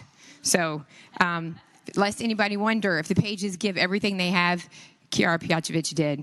And I'm told she landed face first, didn't even have a chance to put her hands in front of her, but she didn't break her nose. So for that, I'm very grateful. She is here with her parents, who are my dearest, closest friends, and I like the senator from Loudoun, have known this page since she was in diapers, but I'm not going to go into that. And she's a wonderful person and has had an amazing experience, and I want to thank the clerk and Mr. Finch and everybody who makes this page experience so special, because I've gotten to know a lot of these pages, and it's been a wonderful, wonderful page class. I hope that Madam Clerk would back me up on that. She's here with her parents, who are my closest and dearest friends, as I said. Their names are Allie and Peter Piacevic.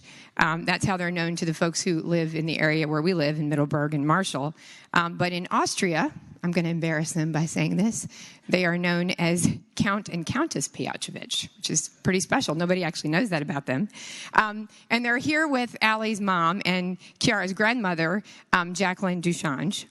And so with that, I would ask that you all please extend to Kiara's parents and to her grandmother the very, very warm welcome of the Senate. And again, I would like to express to everybody who's here who makes this such an amazing experience for our pages my greatest thanks. Thank you.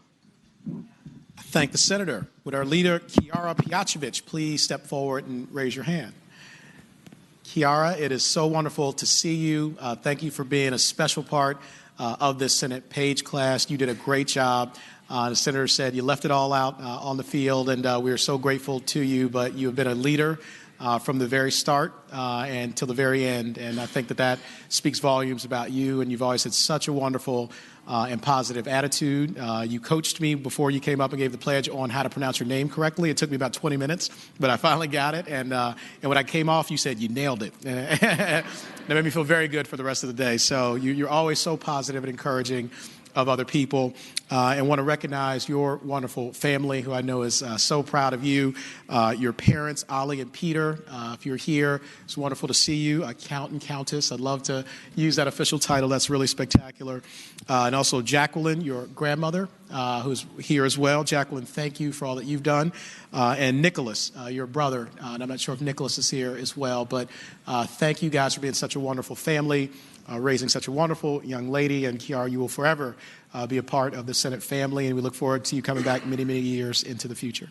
Congratulations. The senior senator from Virginia Beach, Senator Wagner. Thank you, Mr. President. I rise for a purpose of introduction. Thanks, Senator. You have the floor. Thank you, Mr. President. And I had the opportunity to look over all the page applications, and one certainly jumped out at me this year, and I was delighted to pick our Senate page, Drew Goodov of Virginia Beach. Drew is here with his parents, Amy and Scott Goodov, and they're up in the balcony, I believe. And we also have down in Senate Room A his grandmother and grandfather, Harriet and Edward Goodov, and his other grandparents, Ina and William Schroka. And so I ask that you give them the warm welcome of the Senate. Thank the Senator. Would our leader, Drew Goodov, please step forward and raise your hand? There's Drew.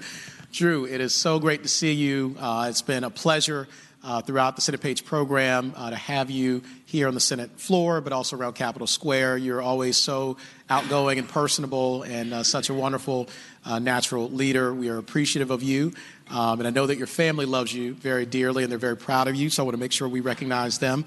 Amy Goodov and Scott Goodov, your parents. I'm not sure if they are with us. Amy and Scott, thank you all so much for what you've done. And then, of course, your grandparents, which is wonderful to have. We're watching as Harriet and Edward Goodov, and also Ina and William Schroka.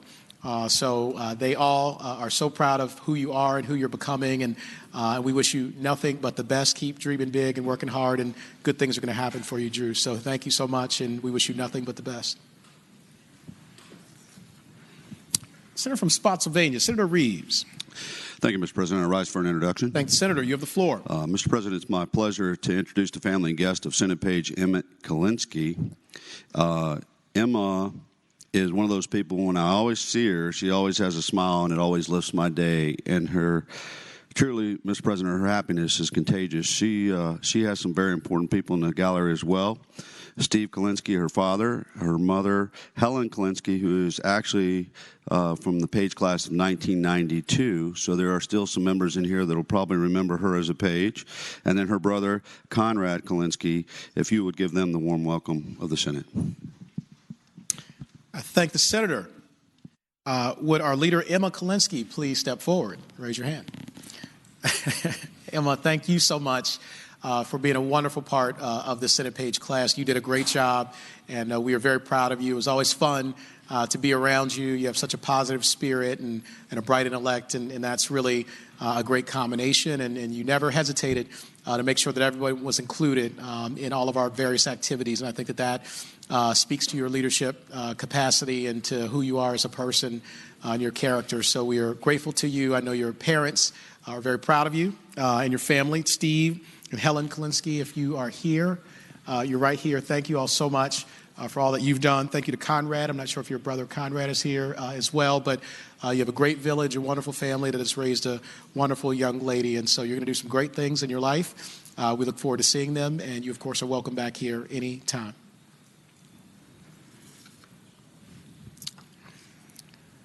I'd like to call on the Lieutenant Governor of Virginia, Justin Fairfax.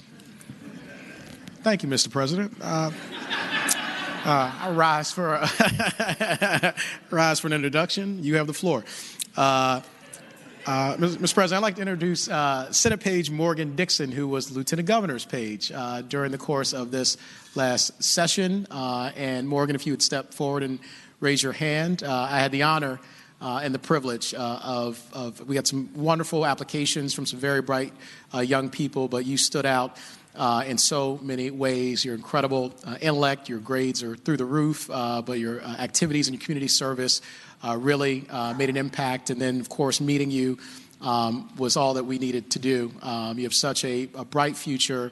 You have a wonderful family, including your amazing father who is here with us today, Craig Dixon, who is a close and dear friend and fraternity brother of mine, a great entrepreneur, and is doing wonderful things in Virginia and throughout the country. But for all the success that he and your wonderful mother have had in the private sector, nothing gives them more pride than seeing you grow up into such a wonderful young lady. And so thank you for making it possible for me to do the job that I do every single day and to be effective. And as the senators know, I think I drink about 85 sparkling waters every day just to stay hydrated, to get things done. But you're always there to help me to make sure we're doing that and substantively getting done what we need to get done. So you have done a wonderful job. You've been a total standout in this class, and I'm grateful to you. I look forward to nothing but wonderful things for you in the future. And I know that your family, again, your father, Craig, is beaming with pride up there for you. So go with God's blessings, and we wish you nothing but the best. Senator from Hanover, Senator McDougal. Thank you, Mr. President. Mr. President, this is always the introduction that gets me a lot of pleasure, Mr. President. These individuals are really the reason this program is so successful. In addition to Madam Clerk and her entire team, without Jeff and Lynn Snow's just tremendous love of this program, love of these kids, and perseverance through the last 45 days, we would not be able to have a program. So it's, Mr. President, it's my great privilege and honor to introduce Jeff and Lynn Snow and ask that you give the appreciation of the Senate and, more importantly, the appreciation of the families of each of the pages for what they do and their commitment to this group of tremendous individuals and to the Commonwealth. Our appreciation cannot go understated. We are so thankful for Jeff and Lynn and ask that you so recognize them now. I thank the Senator. Would our friends and leaders, Jeff and Lynn Snow, actually please rise in the gallery if you are able? Jeff and Lynn, thank you all so much, and we echo the eloquent and generous words of the Senator from Hanover, Senator McDougal. This always is a special part of the ceremony because of what the two of you mean to the life of this program. It would not be possible but for your leadership, for the care that you take of these young people whose beautiful families entrust them to us and in particular to you every single day. And they can go to sleep at night because they know that they have two really caring, loving, wonderful people who are there for their most important possessions in the world, which is their young people. And so we are grateful to you. It's always a very emotional thing. Madam Clerk, I know in particular, who cares about this program more than anyone, is so grateful to the two of you and what you mean to making this possible for everyone. So at this time, I would ask everyone to please join me in extending the warmest welcome of the Senate to our two amazing leaders, Jeff and Lynn Snow.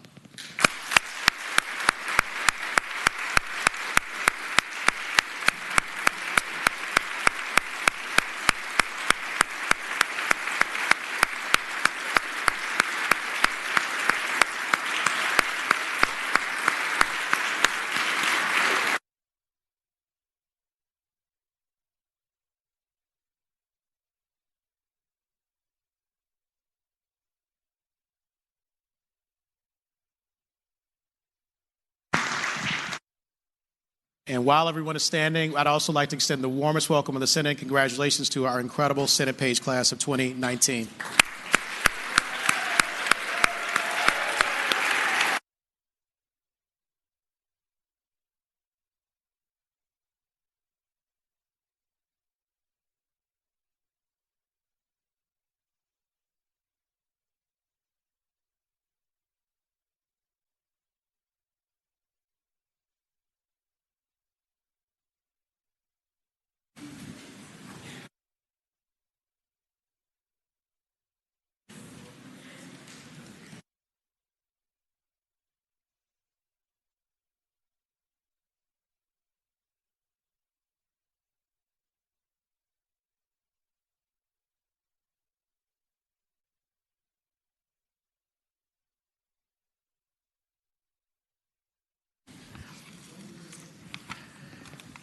Chair recognizes the senator from Franklin County, Senator Stanley.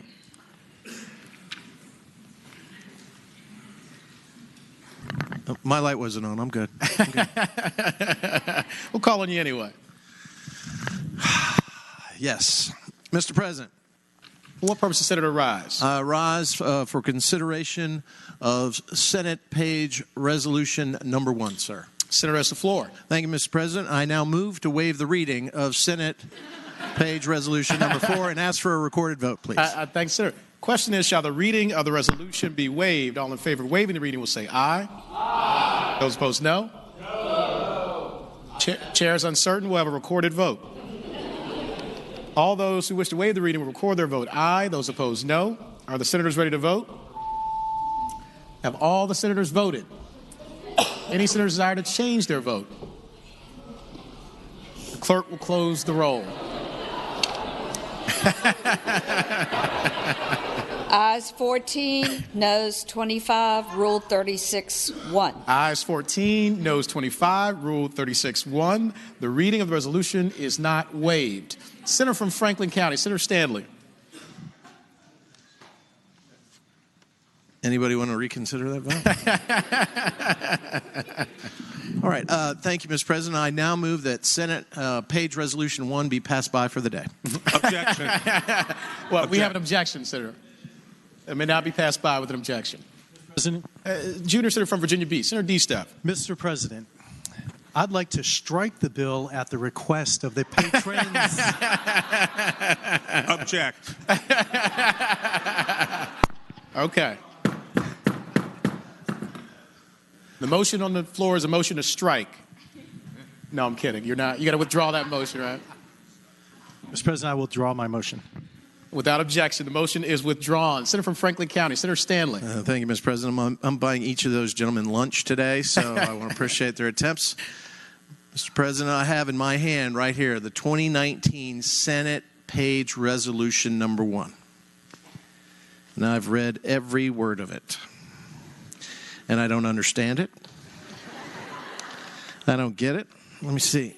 They put some stuff in here. I guess they're making me prepare myself. There we go. Nice. I like it. I like it. I can't see anything, but I like it. All right. So I have to read this, huh? You do indeed. Thank you, Mr. President. For consideration, 2019 Senate page resolution number 1. A resolution of the class of 2019. Patrons, Bjorn, Bennett, Boucher. Let me say it one more time, you guys. It's not Boucher, it's Boucher. Bruce, Bunting, Chaplow, DeVore, Dixon, Garrett. Goodove, Hendrickson, Stanley, Houghton, Howell, Huff, Hutchison, Kalinsky, Knudsen, Lewis, Losey, Magoon, McAleer, McFall, McPike, Miles, Miller, Montgomery, Neo, Payne, Payashevich, Payachevich. Here. You pronounce. Senator yields to the senator from Fauquier, Senator Vogel. Payachevich. Thank the senator. Payachevich. You have the floor. Pennington, Punakolu, Raniero, Richmond, Roncaroni, Suravel, Vogel,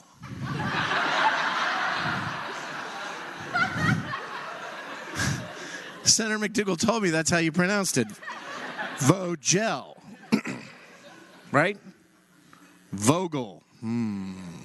Walker, Winston, and Wills. Whereas we, the class of 2019, had a memorable session experience thanks to the following. all the senators, and Madam Clerk, all of whom narrowed 160 applications to 39. Senators, administrative assistants, legislative assistants, staff, parents, alumni, and many others for engaging in our annual community service project with bags, boxes, carts, and vans stuffed with over $9,000 in cash and hundreds of pounds of food. In an afternoon of volunteer work at the food bank warehouse, we sorted 25 pallets of donated products, which equaled nearly 11,300 pounds of groceries. Good job, guys.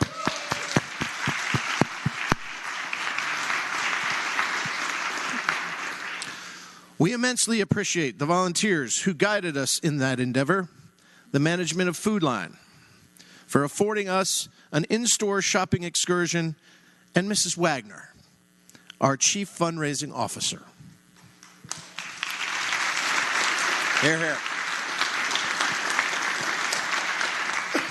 And Lieutenant Governor Fairfax for a fun-filled open house, Senator DeSteff for the ties, pizza night out, chocolates, and mock session milkshakes. And 5 extra pounds, right? Senator Stanley for the T-shirts.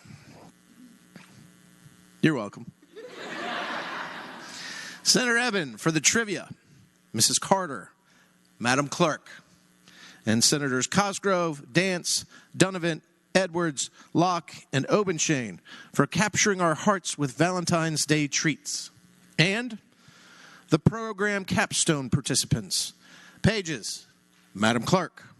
Senators Boysko, DeSteff, Favola, Lewis, McPike, Obenshane, Stanley, Surville, and Vogel.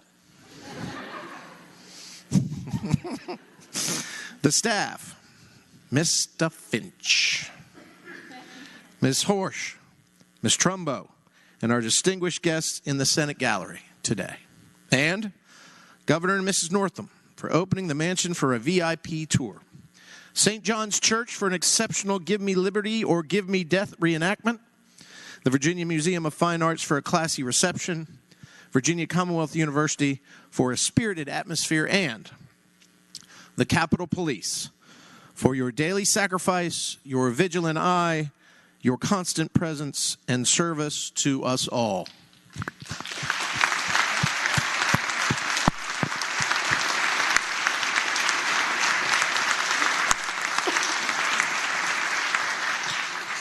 And our day team, Mrs. Davis, Mrs. Pierce, Mrs. DeBoer, and Mrs. Eller. Our tutoring team, Mrs. Perlmutter. Let me try that again. Miss Pearl. You want to try this? Miss Perlmutter. Is that right? All right. Sorry. Miss Benson, Mr. Davis, Mr. Marcelin, and Mrs. Berkeley. Our overnight team, Mr. and Mrs. Snow. Our hotel house parents. And our fearless leader, Bladen Finch, who has still not heard the full rendition of Senator Stanley's "You're a mean one, Mr. Finch. You don't give the pages an inch" song. Now you've heard the first verse. They know the whole song. DMV Commissioner Richard Holcomb for the Senate 19 keepsake license plates. And Tracy Clary, the stew celebrity of Southside Virginia, for sharing his firsthand knowledge about the history and traditions that make Brunswick stew so well known. And whereas we are alert, mindful, aware, attentive, and wise, thanks to our program partners, Christy Dalton, Susie Roller, Jessica Howe, and Tim McDermott, Feed More Richmond Service Project Liaisons, Laura Brown, Charles Brown, Suzanne Hoffman, and Vienna Laughlin, Town and Country Cotillion, who taught us etiquette, Lauren Gilbert, Sorensen Institute for Political Leadership, who taught us ethics and leadership, Mason Gatch and Heather Jeffrey from Challenge Discovery on team building, Alan Nash, Mecklenburg County Commonwealth's Attorney David Poole, Virginia Public Access Project taught us those resources that are available to the public. Cherry Dale, Virginia Credit Union, teaching us money management. Did you guys learn anything in there? Yes, sir. You still got money in your bank accounts? Yes, sir. I don't believe them. Joe Lurch and John Candress were the Virginia Associations of Counties teaching us local government relations. Barry Bradbury from Elon University. Ryan Dillon from High Point University. Darren Council from Bridgewater College. Steve Milley from Virginia Tech. Marshall McClung from Hampton Sydney College. Devin Darnell from James Madison University. Cynthia Curtis Jefferson College of Health Sciences. Serena Hartman from Longwood University. Alexandra Cash from Lynchburg College. Emily Parker from Marymount University.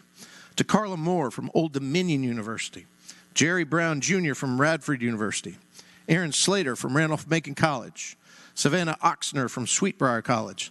Sarah Lindberg from the University of Mary Washington. Erica Reisbeck from the University of Richmond. And Kittenham Rongsurik. You want to take this one? Negative. Okay. Kittenham Rongersikol from Virginia Commonwealth University, and I am sorry. Kittenham. Chase Perry from Virginia Military Institute. Leslie Williams from Virginia State University. Sally Richmond from Washington Lee University, who is also of the Page class of 1988. She taught us about introduction to college admissions. And our Senate Page alumni, George Bishop, Page class of 1978, Deputy DMV Commissioner. Justin Wilson, the Page class of 1993, the mayor now of Alexandria. Joseph Taylor, the Page class of 1996, an attorney. Things didn't work out so well for him, I guess. I'm an attorney. I did that myself. Morgan Quick, Page class of 2000, Richmond County Administrator. Thomas Canella, Page class of 2011, now the Poquoson City Councilman. Frankie Gardner, Page class of 2015, recent United States Senate Page. Thank you for sharing memories of their Page service, advice on being successful during session, and their infinite wisdom that we will carry into our professional lives. And whereas we, the class of 2019, salute those of you who admirably served and defended our great nation, and please stand as I say your names. Senator Black, Senator Cosgrove, Senator DeSteff, Senator Edwards, Senator Hanger, Senator Reeves, Senator Ruff, Senator Saslaw during the American Revolution.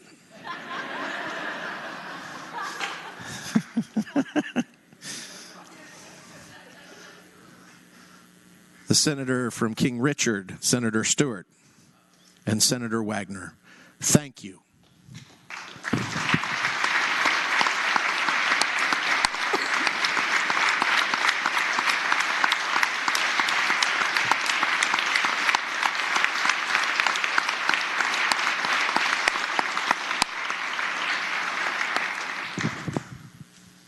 And whereas we, the class of 2019, also salute those of you who regularly put your lives on the line to serve and protect as law enforcement professionals.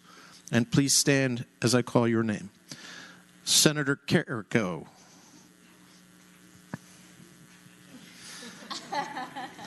Lunch must be served in the back.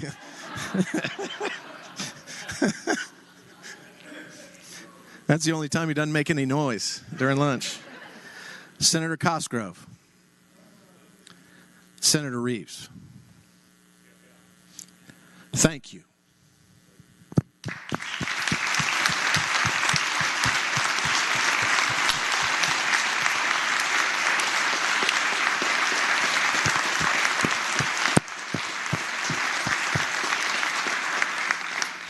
And whereas we, the class of 2019, knew better than to replicate the shenanigans seen by a certain someone on the South Side. Is that me? That's me. Woo, woo. Arf, arf. Whack, whack. Cock-a-doodle-doo. God, I just wish I would have kept quiet back here and not done a darn thing. Yeah. And whereas we, the class of 2019, will always remember the following. Senator Saslaw, he looks more to the right even though he is way on the left. Frequently references his age through the creative use of storytelling and can really work his side of the aisle. You should see what he does over here. Senator Normand, listening to his use of big words. Watching him dance. Can we get a little? Come on. No? Come on. And trying not to laugh with the other South Rear, and this is us, South Rear senators, when he came over and kissed Senator Chafin on the forehead. Mr. President, there is videotape. That.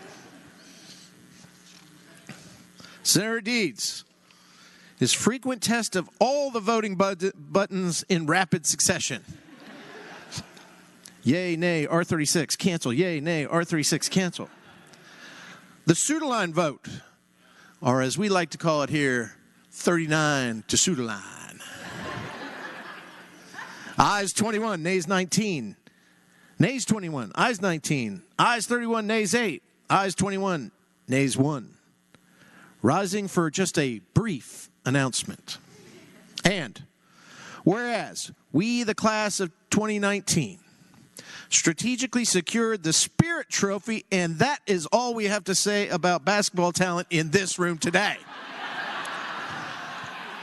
Ladies and gentlemen, let's congratulate them for finally winning the Spirit Trophy for one of our Page classes. That was awesome.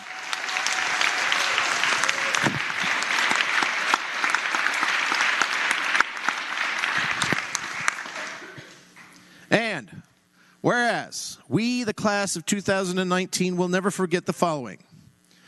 The gigantic cutout of Senator Sourville in his window that judged some of us during lunch. The great curse of SunTrust. The transportation bill that stops erosion. Quote, real men don't sit when on chamber floor duty. Rubber band salad. Omar the legend. Dinner door dates. I better not hear anything about that when we get home, okay? Testing the patience of Jimmy John's staff and their maximum building occupancy. PewDiePie. All right? Did I say it right? PewDiePie. You guys are going to have a lot to talk about when you're in the car. I'll give you a copy of this you can go home with. Quote, they're not fries, they're rectangles. Quote, look at the ceiling. And whereas we, the class of 2019, made countless contributions, but resolved that Mr. Finch, quote, does it all, though, and, quote, makes the big bucks. And our graduation and completion of the program now, therefore, be it resolved that we, the class, the Page class of 2019, would like to know if Christmas tree bills are artificial, fresh cut, seasonal, or decorative. And most importantly, for you all here on the Senate floor, just how many more tools can fit in that toolbox. And be it resolved further that we, the class of 2019, know, quote, it might look good on paper, but it's like a leash for a cat. It doesn't always work out. So endeth the reading, Mr. President, and based on that, I now move that this body agree to the 2019 Senate Page Resolution number 1. I thank the senator. Question is, shall the Senate agree to Senate Resolution number 1 regarding the 2019 Senate page class? All in favor of the motion will record their vote aye. Those opposed, no. Are the senators ready to vote? Have all the senators voted? Do any senators desire to change their vote?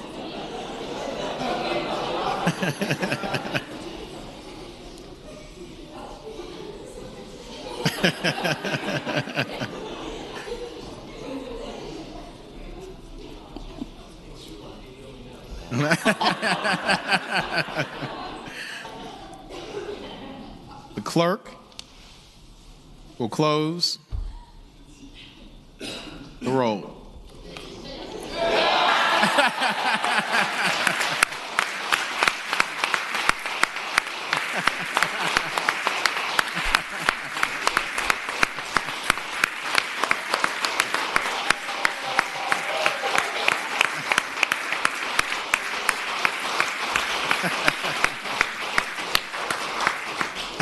Ayes 39, Suiterline 1. Ayes 39, Suiterline 1. The Senate agrees to Senate Resolution number 1.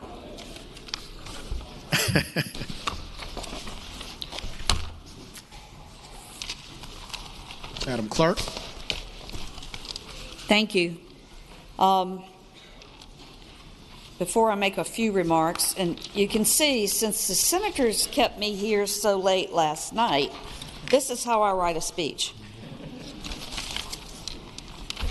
In addition to Jeff and Lynn Snow, it actually takes a village to put this program on. There's no way it could be done in the wonderful way it is done without the help of many, many people. You heard the names of the tutors, Ms. Perlmutter, got that, Senator Stanley, Ms. Benson, Mr. Davis, Ms. Marcelin, and Mrs. Berkeley. They were there Monday through Thursday nights conducting study hall for the pages. Trish O'Brien was a homework coordinator with their schools and helping them make sure that they completed all their homework and tests that were sent to us.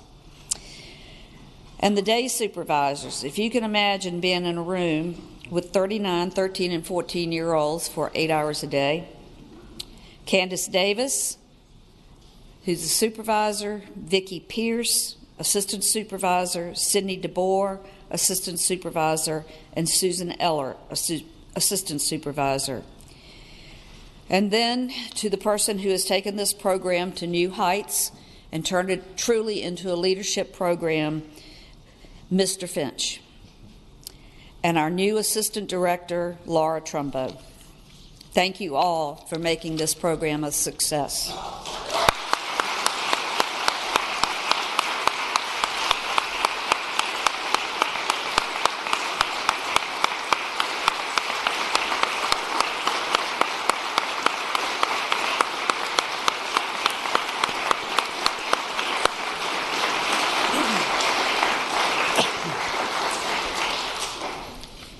Eleanor Roosevelt said that our children should learn the general framework of their government, and then they should know where they come into contact with that government, where it touches their daily lives, and where their influence is exerted on the government.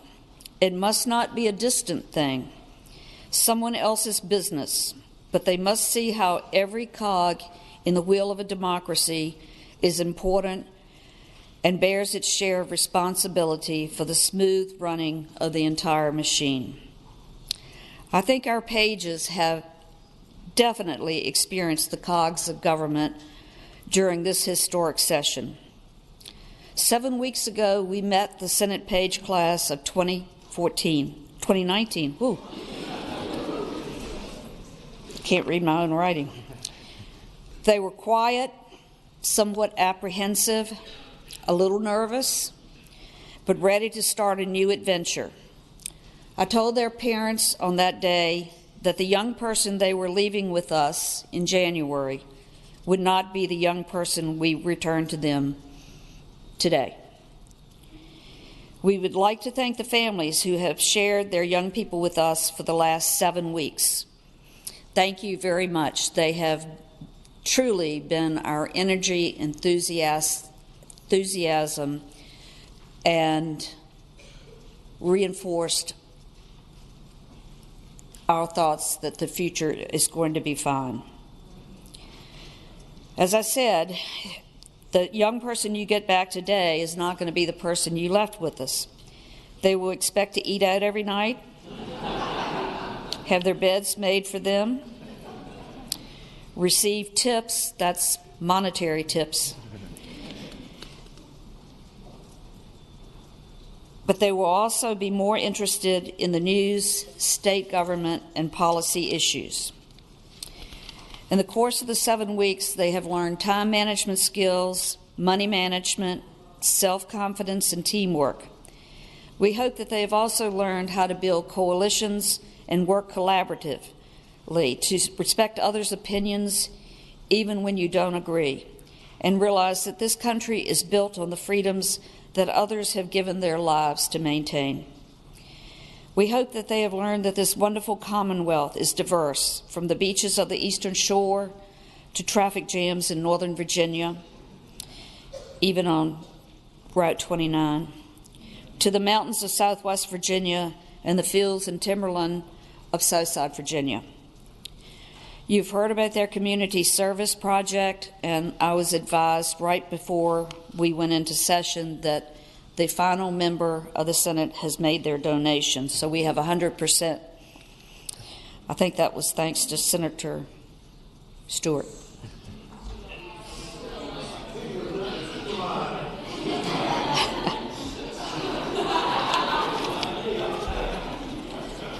They brought the Spirit Award back to the Senate.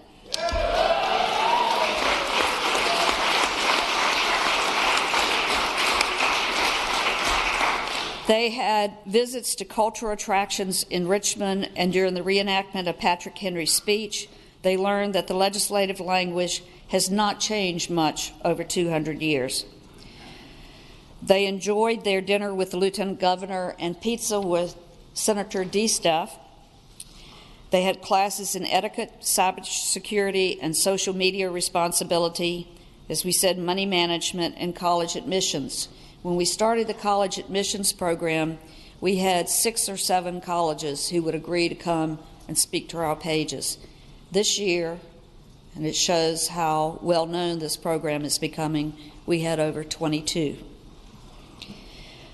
Their 7 weeks have been filled with learning life lessons, learning teamwork, accepting responsibility and leadership, not just getting lunches and holding doors open. After the first and only appearance before the Supreme Court, a mass appearance of about 10 to 12, they didn't win. The judicial experience was not tested again.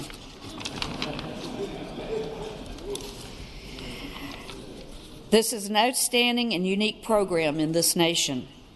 When I am asked why it is so important, I explain that we are training leaders for the future.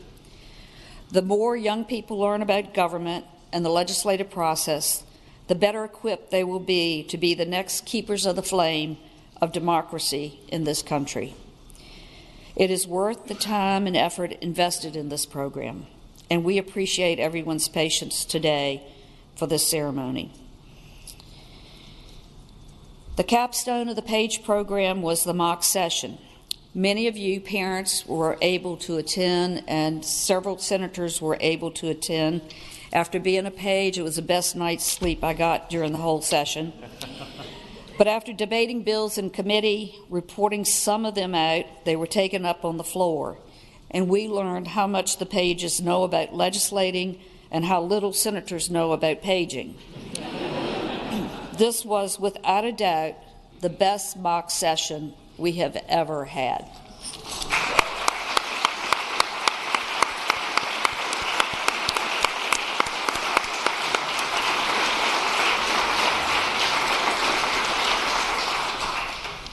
So the other day I came into my office and there was a stack of thank you notes. And I thought, who are these from? And then I started reading them, and I wanted to share some of the comments in them. I'm not naming names.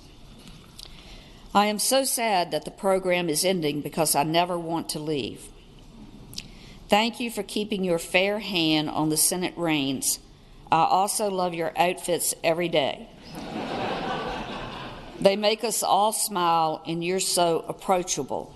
Some people would debate that. This has been the best experience of my life, and I will walk away with so much. I am so incredibly grateful that the Senate continues this program, and I would do it again in a heartbeat. Your job must be so difficult to make sure everything runs smoothly and deal with the senators coming to talk to you while you're trying to read the calendar, especially Senator Saslaw. I will always remember your mom look. I hope to be back.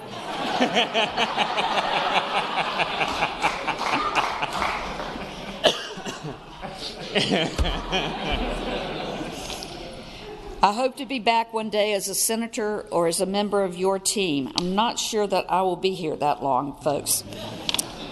My goal is to finish the session in good standing. I hope you have a good week.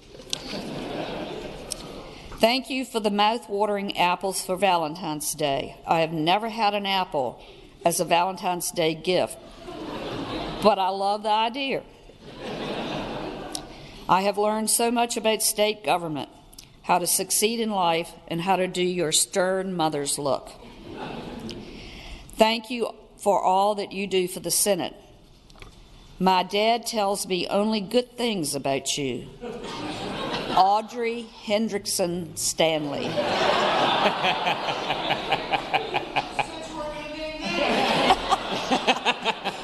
I couldn't resist. I hope that one day I will be a senator. I have also learned a very valuable lesson. Be careful who you associate with. So, as you end your page service, there are a few things I want to leave with you. Be positive, because a positive attitude is important to succeed in anything you do. Be compassionate and care for your fellow man and your community. Respect others and lose your prejudice. We all have talents to offer, and the beauty of our wonderful country is the diversity and freedom to disagree. And I will tell you, my mother-in-law told me that we all have talents. And she said, Susan, sewing is not one of yours. Be involved in your community and country. We're going to need good, strong leaders in the years to come. You cannot complain if you're not voting. Be curious. Don't stop learning whether you are entering a college, university, or technical school, marriage, or employment.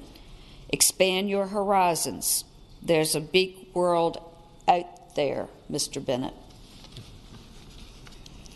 Keep a sense of humor, because it will get you through anything. The saying in my office is, blessed are we who can laugh at ourselves, for we shall never cease to be amazed. Be careful of who you associate with and keep your good name.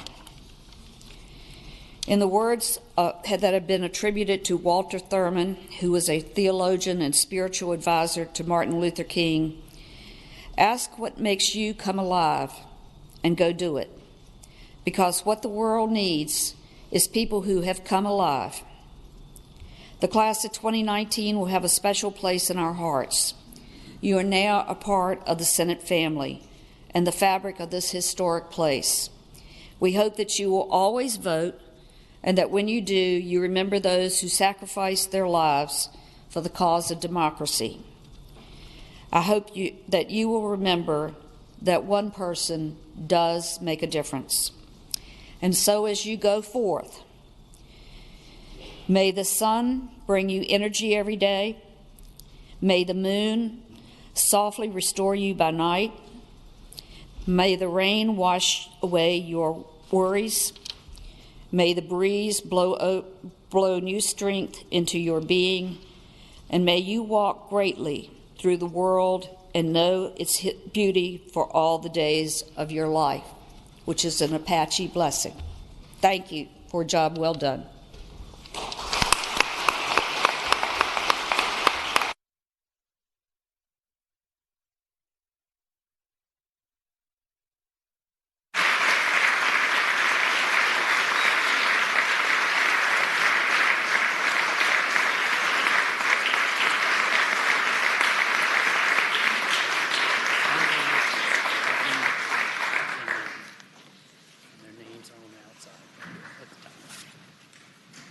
Okay, so as I call your name, if you will come forward, and parents, it's all being photographed, it's all being recorded.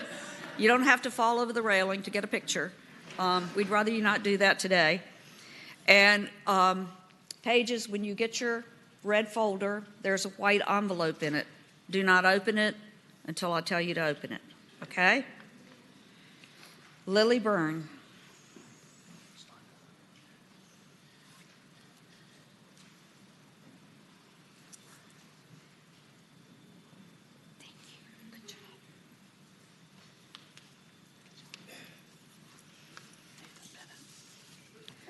Nathan Bennett.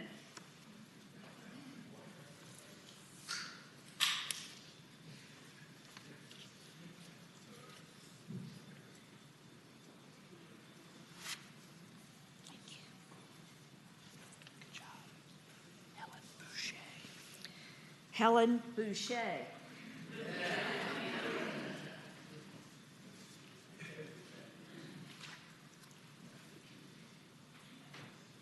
She's got the best giggle in the whole class. Chase Bruce. Chase Bruce. Thank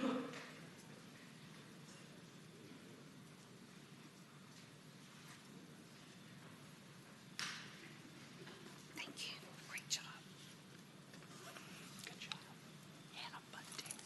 Hannah Bunting.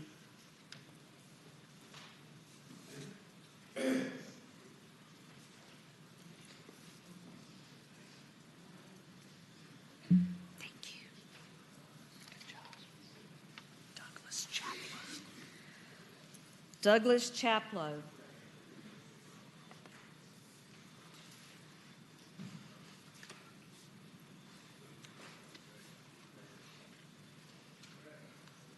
Thank you. Good job. Katie Grace DeVore. Grace DeVore. Katie Grace.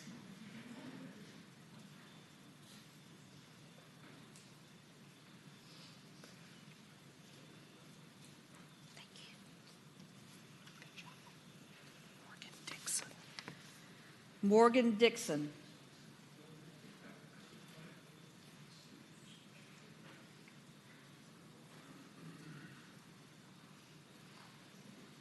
Thank you. Good job. Good job. Haley Gray Garrett. Haley Gray Garrett.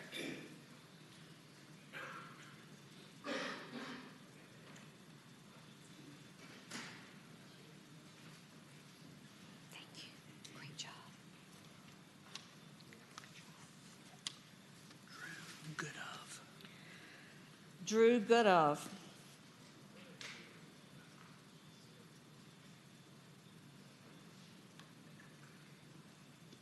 Look at him.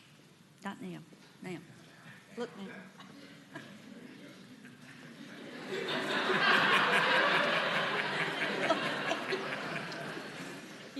Thank you.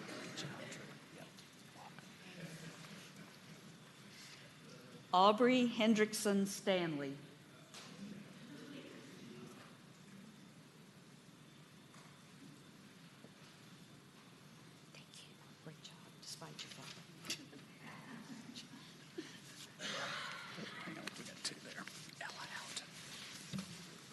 Ellie Houghton. Ella, sorry.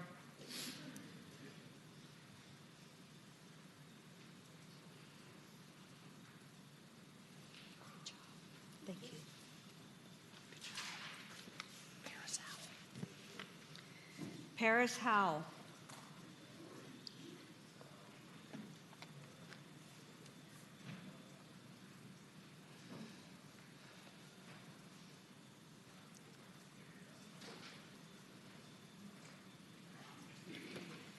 Thank you. Good job.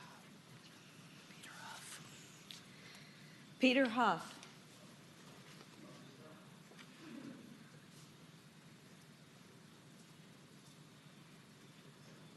Thank you. Good job. Good job. Claire Hutchison. Claire Hutchison.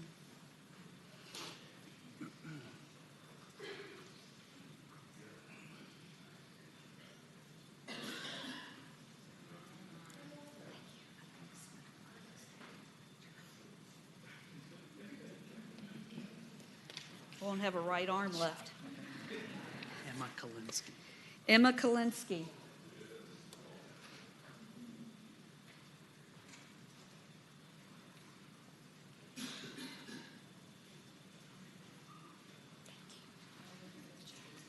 Good job.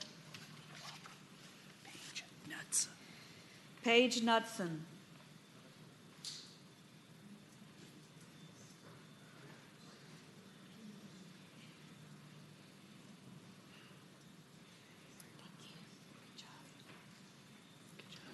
You're all the rage.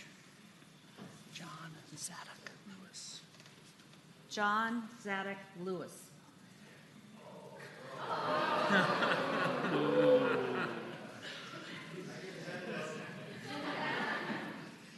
Thank you. Good job, Jeff. Grace Lucy. Grace Losey.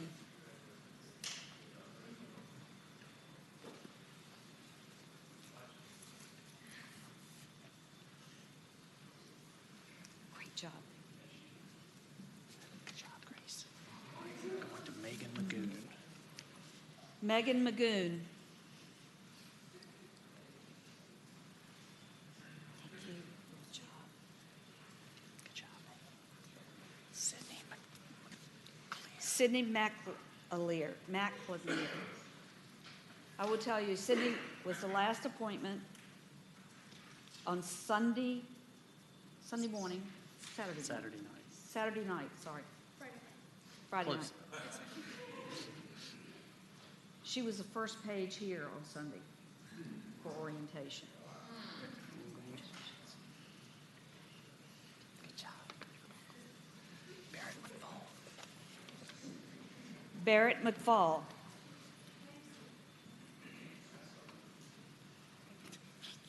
Barrett was at swim team practice on Saturday when I called and said, "Would you give up swim team to be a page?" "Yes, ma'am." Good job. Aaron McPike. Aaron McPike.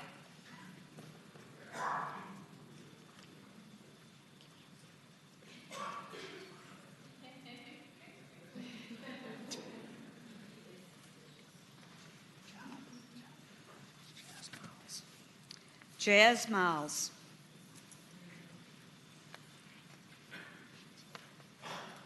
Thank you. Good job. Good job. Addie Miller. Addie Miller. Glad you don't take after your grandfather.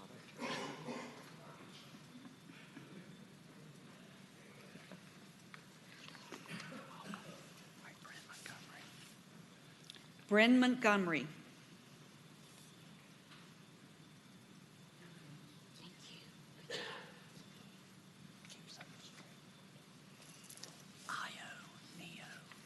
Io Neo.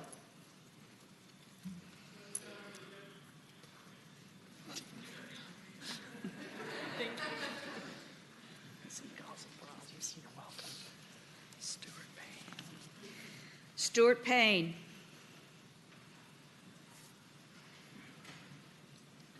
Thank you. Great job. Good job, Stuart.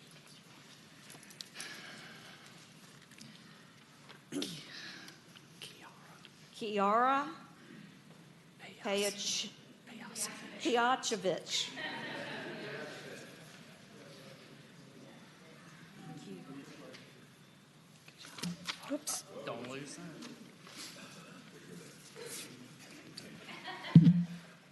Janie Pennington.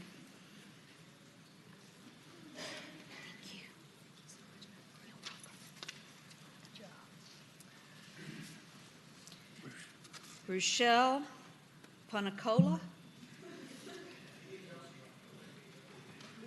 Thank you. Good job. Judson Raniero.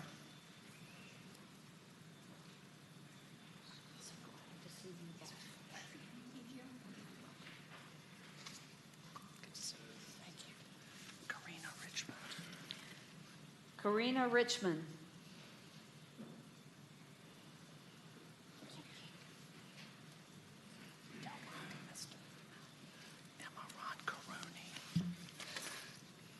Emma Ron Corney. Ron Coroni. Thank you. I've been hanging around Senator McDougal too long. Mara Surville.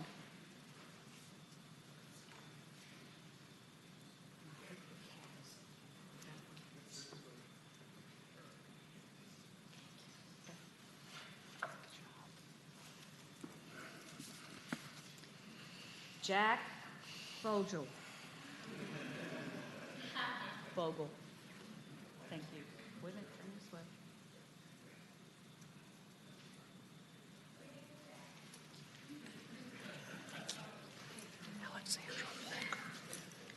Alexandra Walker.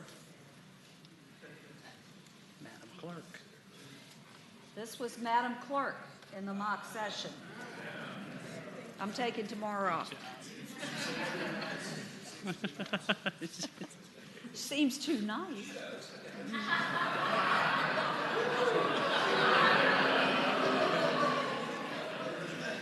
Fred Winson. Your desk is on Broad Street.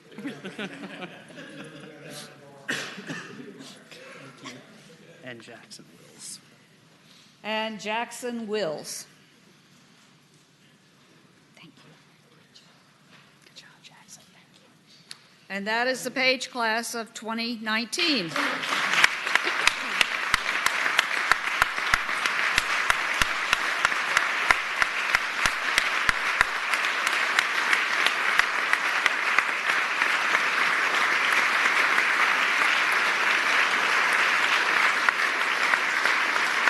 So now,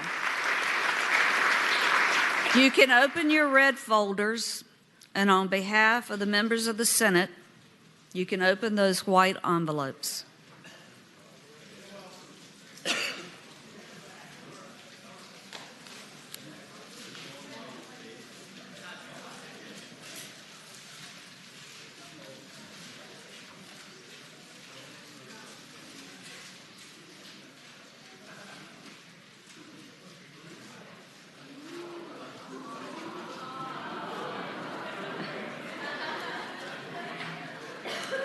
Thank you for a job well done.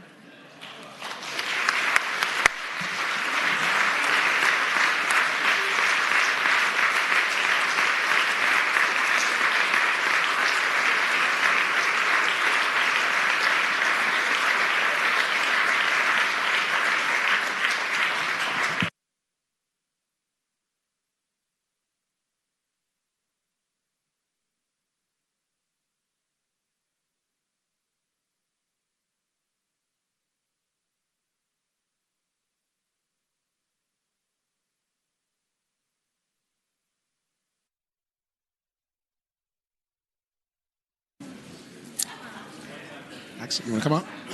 Come up. Yeah. Okay. Yeah.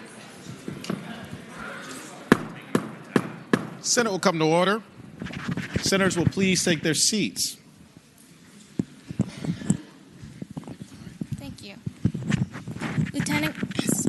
Lieutenant Governor Fairfax, on behalf of the Senate Page class of 2019, we wanted to give you this little gift of ours, and we wanted to thank you for your leadership and service to us and to the Commonwealth, and thank you for everything that you've done for us in this program. Awesome. Thank you very much.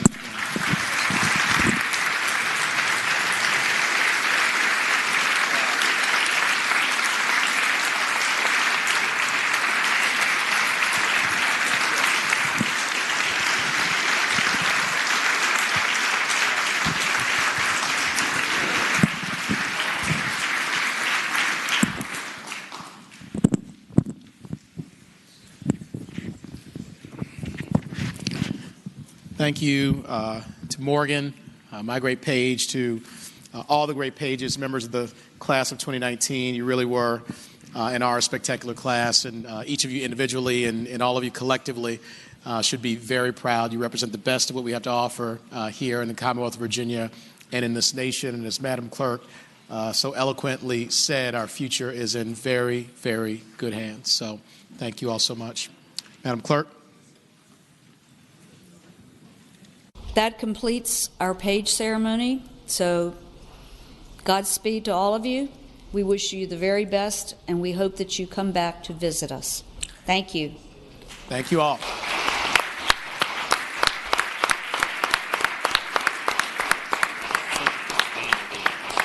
Stand at ease. Senate will stand at ease.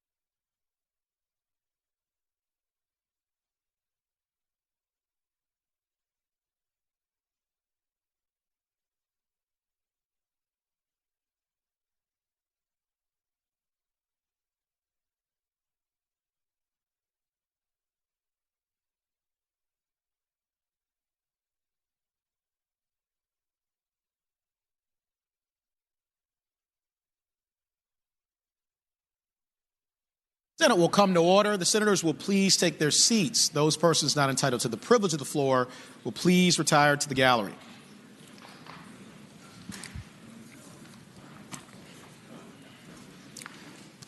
Clerk will call the calendar.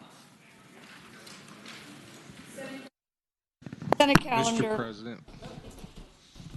Senator from Grayson, Senator Carrico. Can we return briefly to the morning hour for an introduction? I was told we may need to get to the calendar, but because we have several introductions. But I have one from Abingdon, so. Go ahead. I defer. Go ahead. Okay, Senator has the floor. Mr. President, members of the body, I'd like to make an introduction. If I can draw your attention to the gallery today, we're being visited by Alicia Winsong Diamond of Abingdon, Virginia, who was crowned Miss Virginia Senior America on July 7th, 2008 in Falls Church, Virginia. In the 2018 Miss Virginia Senior America pageant. Alicia Winsong Diamond is an active senior who holds a bachelor's and master's degree in education, is an accomplished fine artist, operatic soprano, and community health educator, and is an active in civic and arts organization, is an equestrian and advocate for wild horses, and presents a positive role model to the aging in her community. Miss Diamond is, like I said, from Abingdon, Virginia, and holds the crown of Miss Virginia Senior American Pageant, and I would like the body to make her welcome today. I thank the senator. Would our friend, Miss Alicia Winsong Diamond, please rise to the gallery if you are able? Ms. Diamond, thank you so much for joining us here today. It's an honor and a privilege to have you with us in the Senate Gallery. Congratulations to you on that tremendous accomplishment, being named Miss Senior Virginia of America. That really is something to be very proud of, and what a great example for all of us to follow in your footsteps. And so I would echo the eloquent and generous words of Senator from Grayson, Senator Carrico, and would ask everyone please join me in sending the warmest welcome of the Senate to our leader, Miss Alicia Winsong Diamond, Miss Virginia Senior.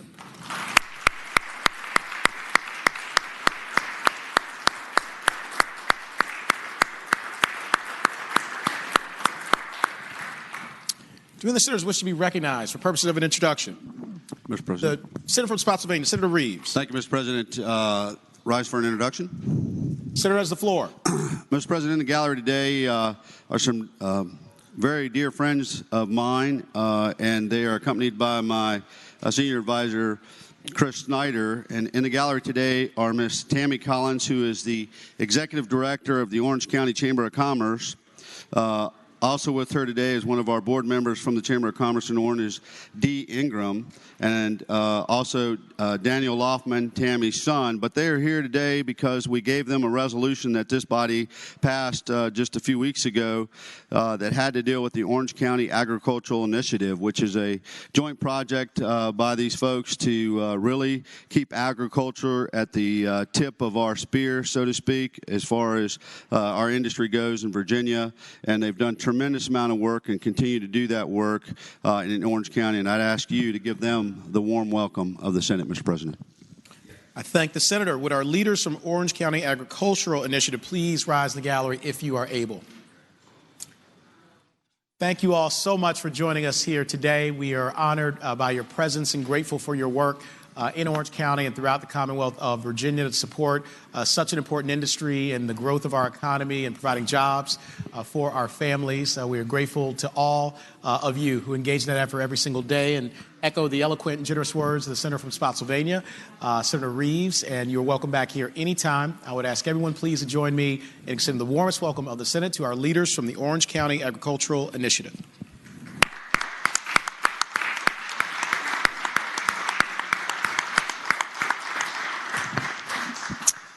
Mr. President.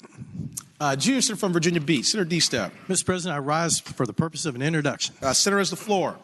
Today in the gallery are interns serving in my office during session. Both gentlemen are residents of Virginia Beach. We have Chris Truelove, who's a senior at Old Dominion University majoring in political science. We have James Manatez, a junior at Virginia Commonwealth University, majoring in Spanish and International Studies. Both these gentlemen are single, and, sorry about that. That was a different introduction. Mr. President, please give Chris Truelove and James Manatez the warmest welcome of the Senate. Thank the Senator. Would our leaders Chris Truelove and James Manetz please rise in the gallery if you are able. Chris and James, thank you all so much for joining us here. Thank you for your wonderful work as interns for the junior senator from Virginia Beach, Senator D. Steph. We need bright young people to take the reins and to help us operate efficiently, and you guys have answered that call, so we are grateful to both of you.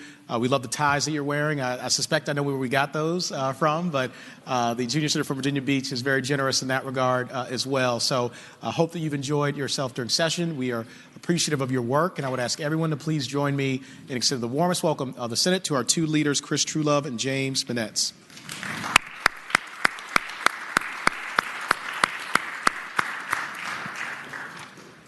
Senator from Hampton, Senator Locke.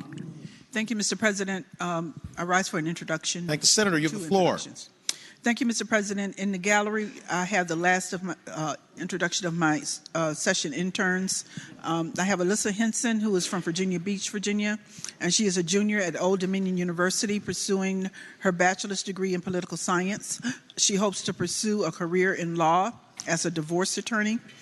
And also Chase Putney, who lives in Newport News, and he is a political science major attending Hampton University. Upon graduating, he wishes to pursue a career as a civil rights attorney. Please join me in giving both the warm welcome of the Senate. I thank the Senator. Would our leaders Alyssa Henson and Chase Putney please rise in the gallery if you are able. Alyssa and Chase, thank you all so much for joining us here today. Thank you also for your tremendous work on behalf of Senator Locke and their constituents in Hampton, but really on behalf of all Virginians. We are grateful for brilliant young people who get involved in the legislative process and help it to function efficiently and effectively. We know that you both have bright futures ahead of yourselves as attorneys and look forward to your work in that regard. So go Pirates, go Monarchs. You come from great institutions and you have wonderful futures ahead of you. I would ask everyone to please join me in sending the warmest welcome of the Senate to our two leaders, Alyssa Henson and Chase Putney.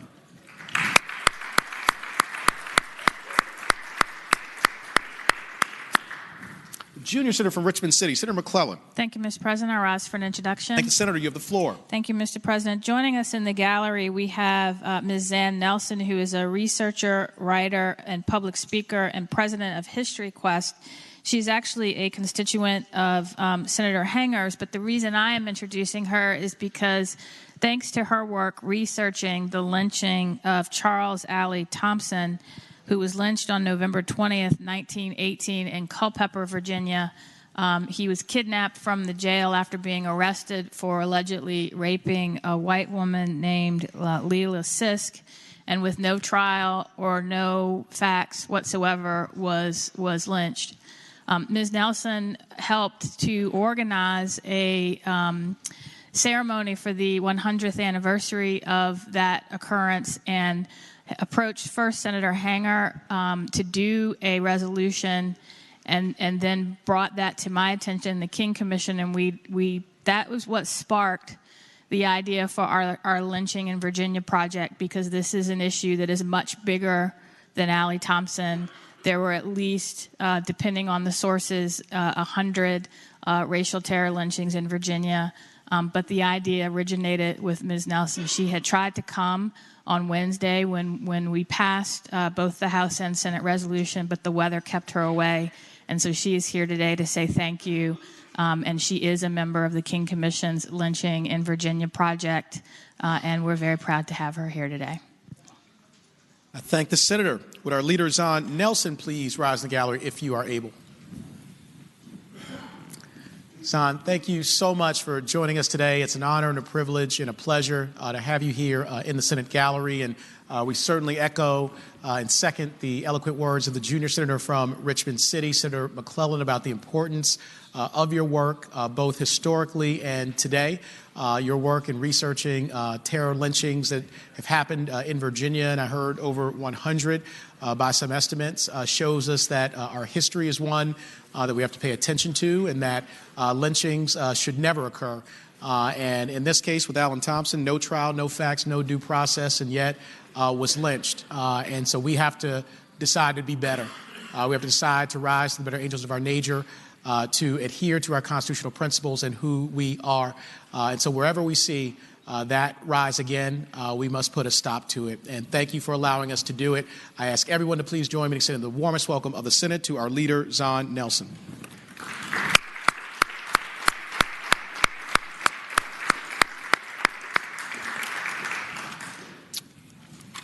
Senator from Franklin County, Senator Stanley. Thank you, Mr. President. I rise for an introduction. Thanks, Senator. You have the floor. Mr. President, I was happy to look up into the gallery and see some very familiar faces that we all enjoy to see when they do come to Richmond, and especially when it's my seatmate's family that's sitting up there right now. And I should have noticed because he was eating fish and less voluminous lunch, and that usually means that Paula, his wife, is in town and probably observing. And then I realized why he was gone for so long in the back.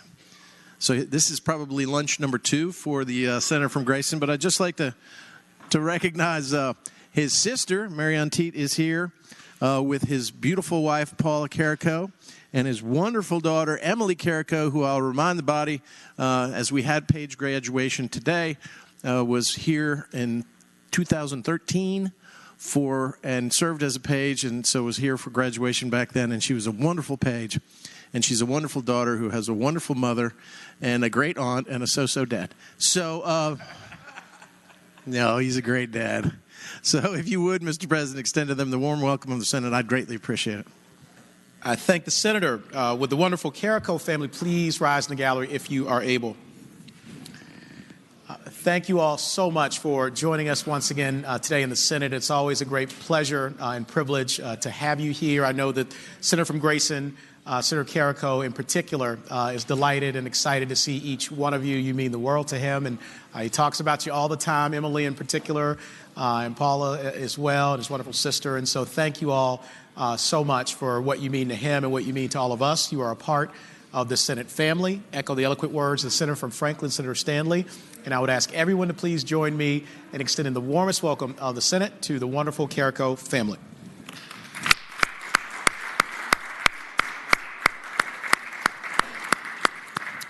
Do any other senators wish to be recognized for purposes of an introduction? Is there any other business to come in the morning hour? Seeing none, the clerk will call the calendar.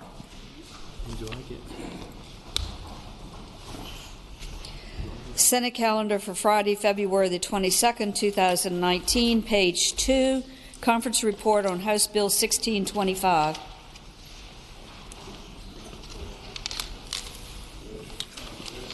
Senior Senator from Virginia Beach, Senator Wagner. Can that bill go by temporarily? Without objection. Temporary is over, Mr. President. It's a good song, huh? Senator from King George, Senator Stewart. Thank you, Mr. President. I'd move we adopt the conference committee report on House Bill 1625. And speaking to that, Senator has the floor. Mr. President, what this bill does is it conforms to half of the senator from Northern Chesapeake's bill regarding adequate shelter for an animal. And I believe his bill substitute passed like 35-5 or something. So I ask we adopt the substitute. Thank you, Senator. Question is, shall the Senate adopt the conference committee report? All in favor of the motion record their vote aye. Those opposed, no. Are the senators ready to vote? Have all the senators voted? Do any senators desire to change their vote? The clerk will close the roll. Ayes 38, noes 2. Ayes 38, noes 2. The Senate adopts conference committee report. Page 3, conference committee report on House Bill 1704. Senator from Henrico, Senator Donovan. Thank you, Mr. President. I'm agreeing with the conference report. Thanks, Senator. You want to speak to that? Yes, sir, I will. I shall. And so this is the identical bill to my bill, which we'll probably speak about in a few minutes. And this basically just addresses award letters from all higher institutions in Virginia, and it struck a single word that limited it to nonprofit. So all for-profit and nonprofits will have the same reporting template so that all of our students know how much debt they'll be in when they're done, and there's better transparency in the financial commitment they're making in higher ed. Thank the Senator. The question is, shall the Senate adopt the conference committee report? All in favor of the motion will say aye, or will record their vote aye. Those opposed, no. Are the senators ready to vote?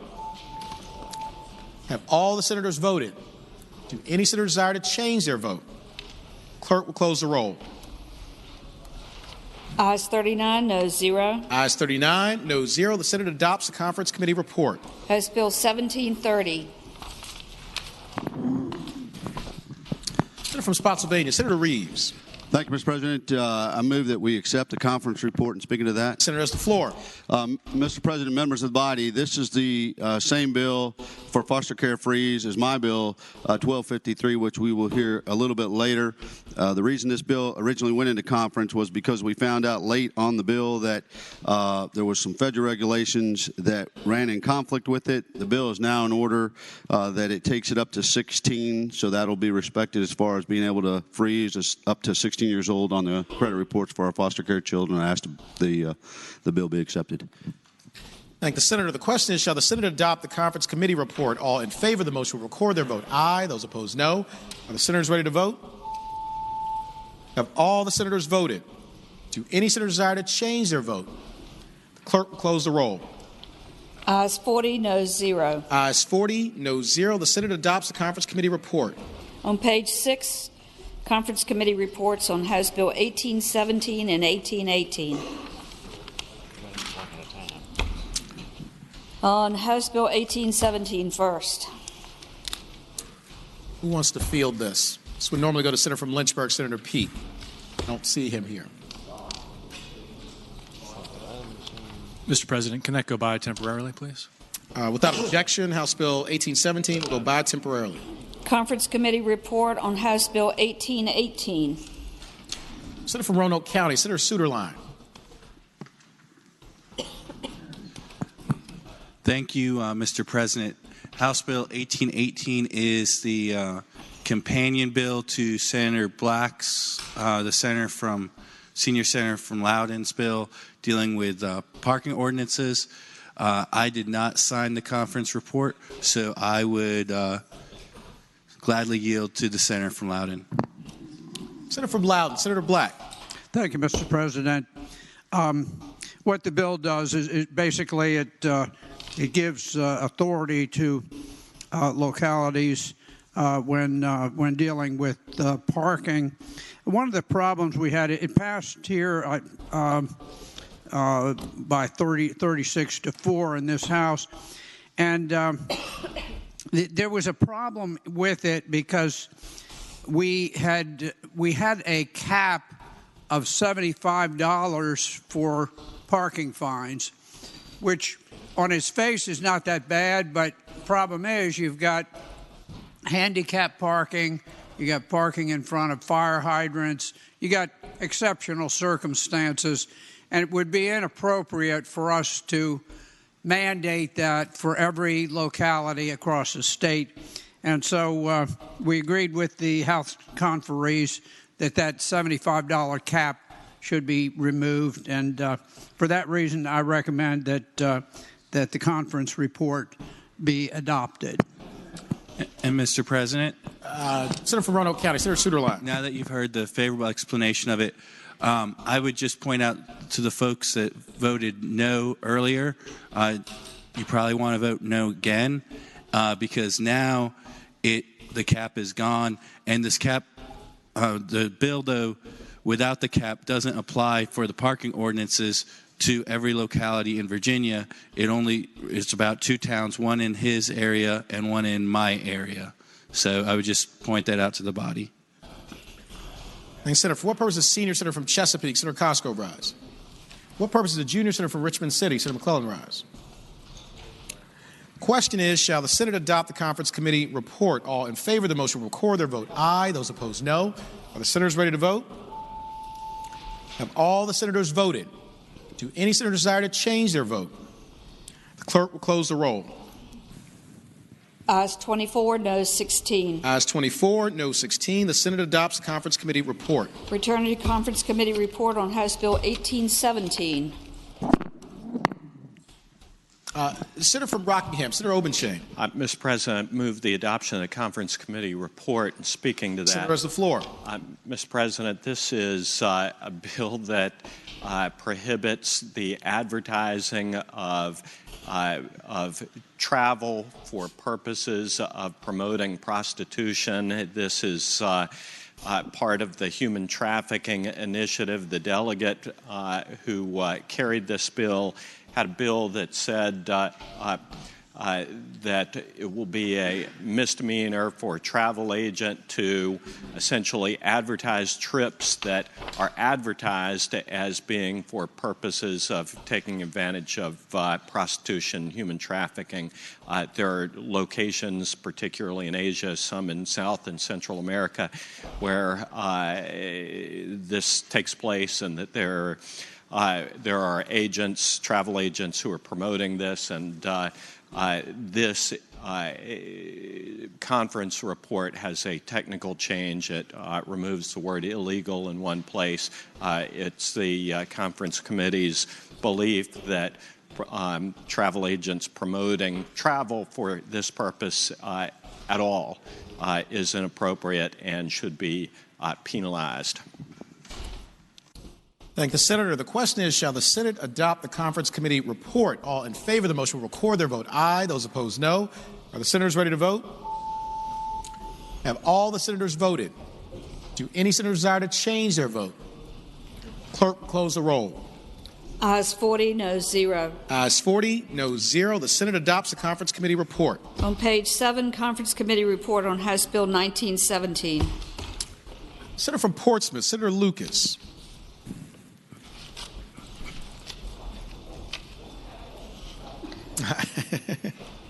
Senator wanted to go by temporarily? House Bill 1917 will go by temporarily.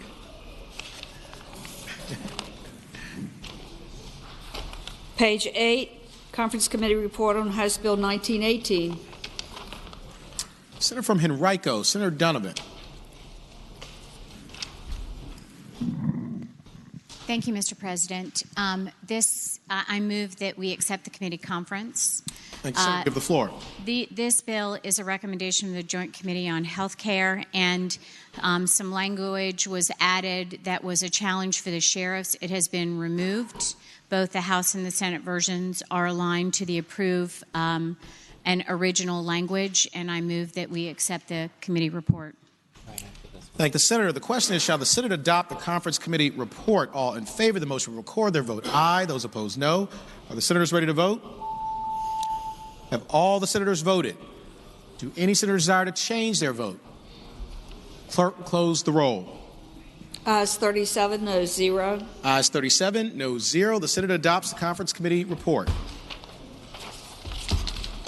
Conferees on the part of the Senate. This is a replacement group on House Bill 1987 on page 8, is named by the Chairman of Commerce and Labor, Senator Wagner, or Senators Obenshain, McDougal, and Spruill.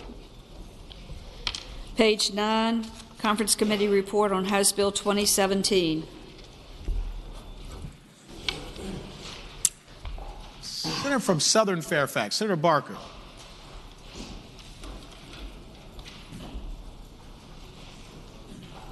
Mr. President, I move that we adopt the conference committee report. Senator will speak to that. Basically, what this did was this is the auxiliary grant services for supportive housing for people with behavioral and mental health issues. In the Senate, we had passed it with going up to a potential of 120 individuals at any one time. In the House, they did 60. We basically split the difference and have it as 90 for right now, with the potential for going to 120 in the future. Thank the Senator. The question is, shall the Senate adopt the conference committee report? All in favor of the motion will record their vote aye. Those opposed, no. Are the senators ready to vote? Have all the senators voted? Do any senators desire to change their vote? Clerk will close the roll. Ayes 39, noes 0. Ayes 39, no 0. The Senate adopts the Conference Committee report. On page 11, Conference Committee report on House Bill 2060. Senator from Portsmouth, Senator Lucas. We go by temporarily? Pass it by temporarily. Mr. President, I would just remind everyone that if, in fact, you are listed as a Senate conferee and your name is the first one that is there, generally we anticipate that you will move the adoption of the Conference Committee report and offer an explanation. Page 12, Conference Committee report on House Bill 2141. Senator from Franklin County, Senator Stanley. Thank you, Mr. President. I yield to the senator from Grayson. Senator from Grayson, Senator Carrico. I ask that we adopt the Conference Committee report on House Bill 2141 and explaining. Senator has the floor. What this did, the Conference Committee report, is take out private and put in non-governmental entities.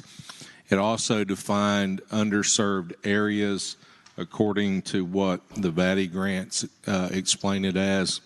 And I hope it'd be the pleasure of the body to adopt the Conference Committee report.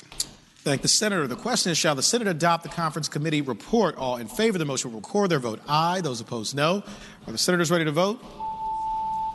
Have all the senators voted? Do any senators desire to change their vote? Clerk will close the roll. Ayes 36, no 0. Rule 36-1. Ayes 36, no 0. Rule 36-1. The Senate adopts the Conference Committee report. On page 20, Conference Committee report on House Bill 2747. So we want to field this for Senator from Russell. Senior Senator from Chesapeake, Senator Cosgrove. Could this go by temporarily, please? Without objection, House Bill 2747 will go by temporarily.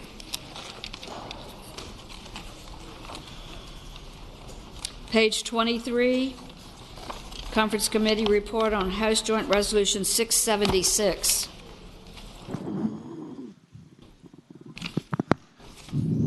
Senator from Spotsylvania, Senator Reeves. Thank you, Mr. President.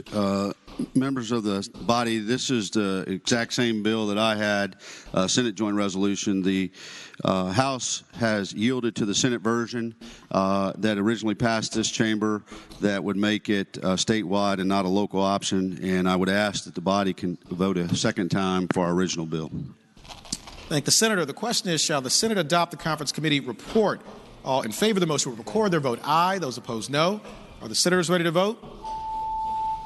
Have all the senators voted? Do any senators desire to change their vote? The clerk will close the roll. Ayes 39, no 0. Ayes 39, no 0. The Senate adopts the Conference Committee report. I'm sorry, I messed you up.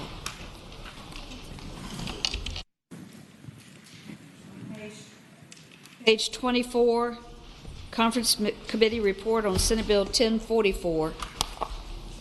Senator from Loudoun, Senator Black.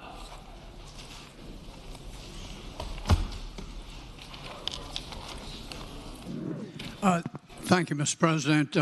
These are the same parking ordinances that I mentioned previously, where we had the problem with the $75 cap, which would have been a problem for people, for localities that had higher limits for parking in front of fire hydrants and handicap parking. So I ask that you adopt the Conference Committee report. Thank the Senator. The question is, shall the Senate adopt the Conference Committee report? All in favor of the motion will record their vote aye. Those opposed, no. Are the senators ready to vote? Have all the senators voted? Do any senators desire to change their vote? Clerk will close the roll. Ayes 27, noes 13. Ayes 27, noes 13. The Senate adopts the Conference Committee report. On page 25, Conference Committee report on Senate Bill 1108. Junior Senator from Richmond City, Senator McClellan. Thank you, Mr. President. I move that we adopt the conference report, and speaking to that motion. Senator has the floor. This was the bill that clarified that the John Marshall General District Court and the Manchester General District Court in Richmond have concurrent jurisdiction, and we have adopted the Senate position on this, and so I ask that we adopt the conference report. Thank the Senator. The question is, shall the Senate adopt the conference committee report? All in favor of the motion will record their vote aye. Those opposed, no. Are the senators ready to vote? Have all the senators voted? Do any senators desire to change their vote? The clerk will close the roll.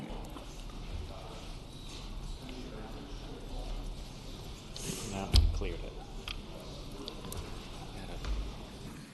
it. Yeah, we need to. All right, guys, we're going to do that one more time. The question is, shall the Senate adopt the conference committee report? All in favor of the motion will record their vote aye. Those opposed, no. Are the senators ready to vote? Have all the senators voted? Do any senators desire to change their vote? The clerk will close the roll. Ayes 40, noes 0. Ayes 40, noes 0. The Senate adopts the conference committee report. On page 27, Conference Committee report on Senate Bill 1253. From Spotsylvania, Senator Reeves. Thank you, Mr. President. This is the Foster Care Freeze Act. We passed the House version of this just a few minutes ago, and I would so move that we adopt the conference report on this one. Thank the Senator. The question is, shall the Senate adopt the conference committee report? All in favor of the motion will record their vote aye. Those opposed, no. Are the senators ready to vote? Have all the senators voted? Do any senators desire to change their vote? Clerk will close the roll. Ayes 40, noes 0. Ayes 40, noes 0. The Senate adopts the conference committee report. On page 27, Conference Committee report on Senate Bill 1286. Senator from Southern Fairfax, Senator Barker. Mr. President, this is the companion bill to the bill that we acted on earlier that I spoke to with the auxiliary grants and supportive housing. It's splitting the difference between 60 and 120 the first year, and then with the potential for expansion to 120 slots in the future. Thank the Senator. Question is, shall the Senate adopt the conference committee report? All in favor of the motion will record their vote aye. Those opposed, no. Are the senators ready to vote? Have all the senators voted? Do any senators desire to change their vote? Clerk will close the roll. Ayes 40, noes 0. Ayes 40, noes 0. The Senate adopts conference committee report. On page 30, Conference Committee report on Senate Bill 1464. Senior Senator from Chesapeake, Senator Cosgrove. Senator from Prince William County, Senator McPike. Mr. President, I move that we adopt the conference committee report. Speaking to that motion. Senator has the floor. This conforms it to the House bill we passed out. I provided an amendment on it several days ago. It's regarding the right of first refusal that went through transportation. The amendments resolved many of the issues that many in this body heard from. And with that, I move the acceptance of the report. Thank the Senator. The question is, shall the Senate adopt the conference committee report? All in favor of the motion will record their vote aye. Those opposed, no. Are the senators ready to vote? Have all the senators voted? Do any senators desire to change their vote? Clerk will close the roll. Ayes 40, noes 0. Ayes 40, noes 0. The Senate adopts conference committee report. On page 30, Conference Committee report on Senate Bill 1490. Senator from Rockingham, I hear. Do the door. It's coming in. Senator from Rockingham, Senator Obenshain, you prepared to move adoption? Mr. President, I move that we adopt the conference committee report. Speaking to that motion, the conference committee report in this bill, it made technical changes to the bill as introduced. This bill to provide banks with some latitude in delaying transactions if they, in good faith, believe that there's evidence of financial exploitation of an older adult. It provides them with the ability to delay a transaction for up to 30 days, no longer, without a court order. And it provides them with very limited protection in the event that they hold a transaction It's not an immunity provision. It is if they hold a transaction, unless they are guilty of gross negligence, they are not liable for any damages arising from holding the transaction. We carefully looked at this as originally introduced, and as drafted, the immunity provisions went much farther, and those were cleaned up and taken out. They really did not belong in this bill. So with that, I would respectfully submit that the conference committee report should be adopted. Thank the senator. Question is, shall the Senate adopt the conference committee report? All in favor of the motion will record their vote aye. Those opposed, no. Are the senators ready to vote? Have all the senators voted? Do any senators desire to change their vote? The clerk will close the roll. Ayes 40, no 0. The Senate adopts the conference committee report. On page 31, conference committee report on Senate Bill 1519. Senator from Grayson, Senator Carrico. Thank you, Mr. President. I ask that we adopt the conference committee report. And to explain. Senator has the floor. Mr. President, we passed a bill that came from the other body reference to this. However, there was some language that the community college had asked for, basically stating that any student in the Appalachia region shall not receive tuition set below the state tuition rate for Virginia students attending the college at UVA Wise. This was the bill that gave UVA Wise the ability to give in-state lower tuition to those students in the Appalachia region, which is outside the state. This just protects the community college from having to compete with lower tuition rates if they're given outside the state of Virginia, and I hope we adopt the conference committee report. Thank the senator. The question is, shall the Senate adopt the conference committee report? All in favor of the motion will record their vote aye. Those opposed, no. Are the senators ready to vote? Have all the senators voted? Do any senators desire to change their vote? Clerk will close the roll.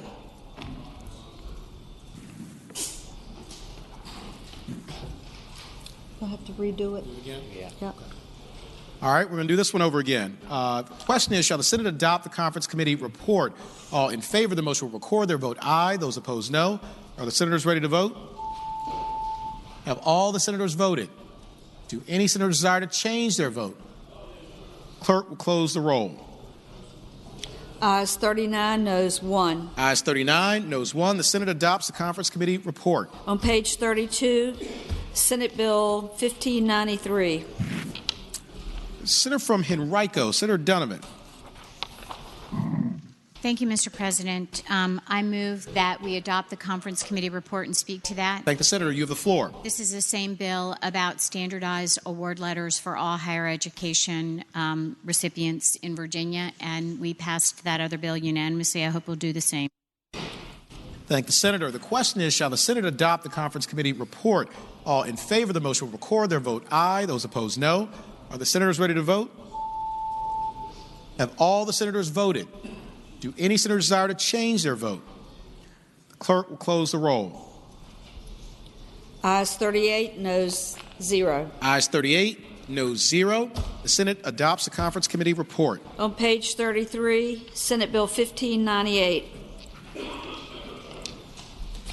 Senator from Henrico, Senator Donovan. Thank you, Mr. President. And this is now the duplicate of the House bill we also just approved the committee report on that basically speaks to standardizing the correctional facilities standards for all things health care. Thank the senator. The question is, shall the Senate adopt the conference committee report? All in favor of the motion will record their vote aye. Those opposed, no. Are the senators ready to vote? Have all the senators voted? Do any senators desire to change their vote? Clerk, close the roll. Ayes 40, noes 0. Ayes 40, noes 0. The Senate adopts the conference committee report. On page 35, Senate Bill 1661. Senator from Lynchburg, Senator Peake.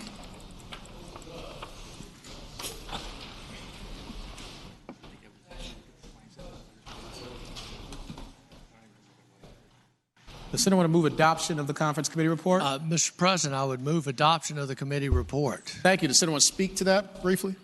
This is the sex trafficking bill. This bill, there was a companion House bill, and the changes, and I hate to do this, but the changes were technical in nature. We formed this bill to the House bill, and it did. My companion here is helping me as I'm going on the fly. We struck 3 lines on that.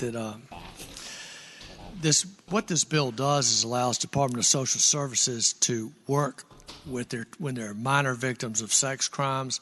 This bill and the House bill are setting out procedures to allow Department of Social Services to do that.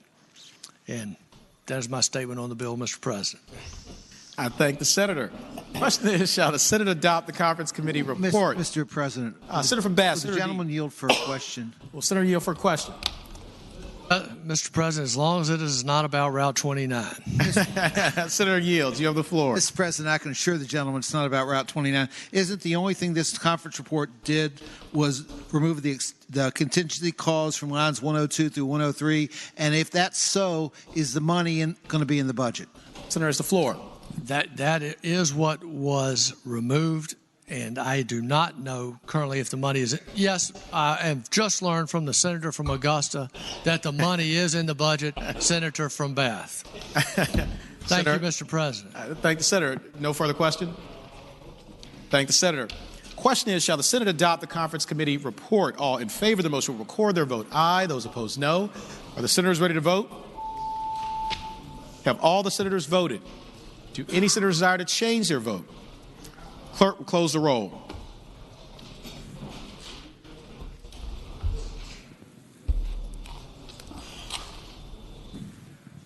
Ayes 40, noes 0. Ayes 40, noes 0. The Senate adopts the conference committee report. On page 35, Senate Bill 1661.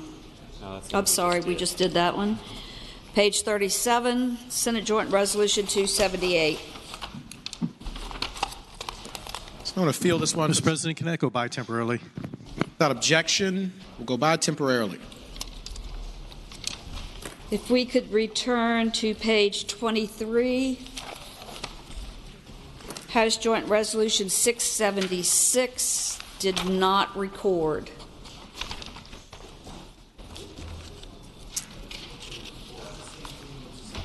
It means when I close the vote, it didn't record, so we have to take it again. Okay. This would be, Mr. President. Senator from Hanover, Senator McDougal. Having previously been explained and voted on 40 to nothing, I move that HJR 676 pass. Thank the senator. The question is, shall the Senate adopt the conference committee report? All in favor of the motion will record their vote aye. Those opposed, no. Are the senators ready to vote? Have all the senators voted? Do any senators desire to change their vote? Clerk will close the roll. Ayes 40, noes 0. Ayes 40, noes 0. The Senate adopts the conference committee report. On page 7, conference committee report on House Bill 1917. Senator from Portsmouth, Senator Lucas.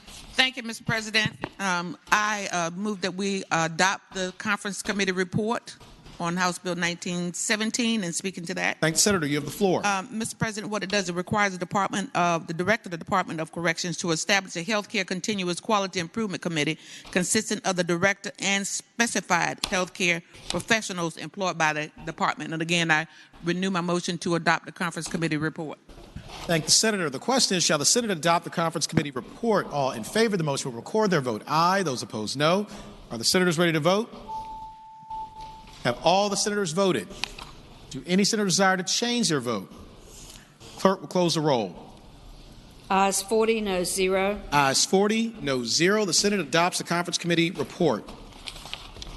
On page 11, conference committee report on House Bill 2060. Senator from Portsmouth, Senator Lucas.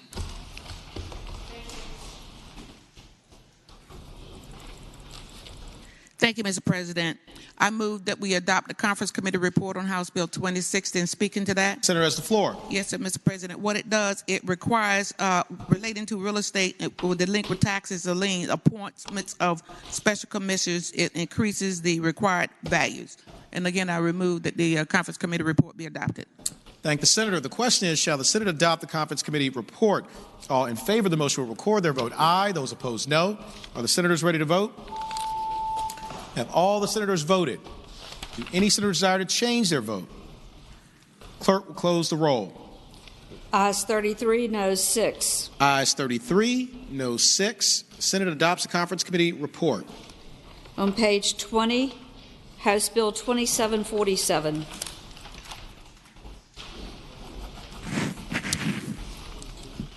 I want to field this for the senator from Russell.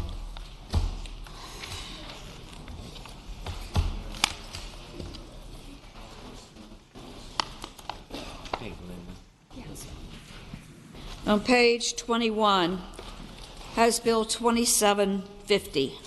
Senator from Chesterfield, Senator Chase. Thank you, Mr. President. Can that bill go by temporarily, please?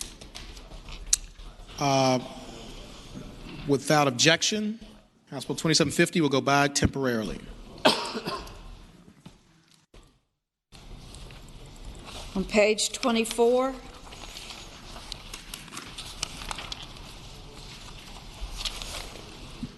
we don't have anything.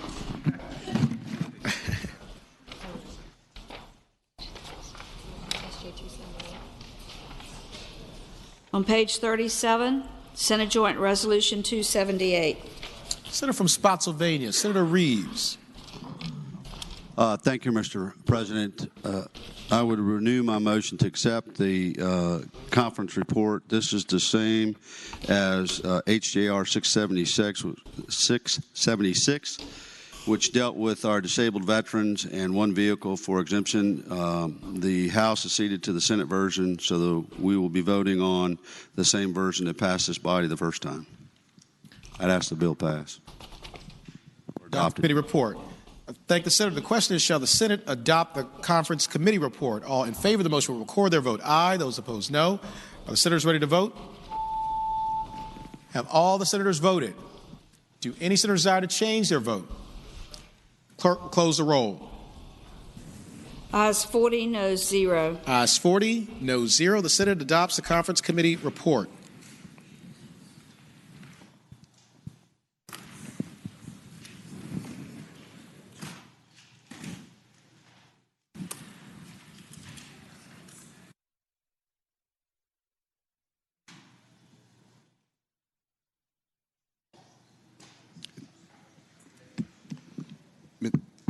Mr. President. Senator from Hanover, Senator McDougal. Inquiry of the clerk, is that conclude the first round of conference reports that we didn't take by temporarily for some reason?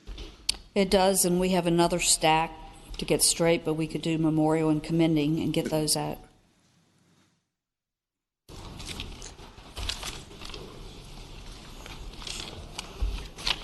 Memorial resolutions. Senator from James City County, Senator Norman.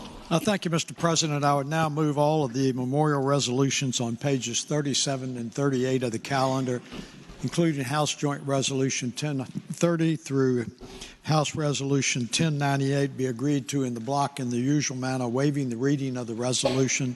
Any senator who desires to remove a memorial resolution from the block should please do so after the clerk has read the title of that resolution. Thank the senator.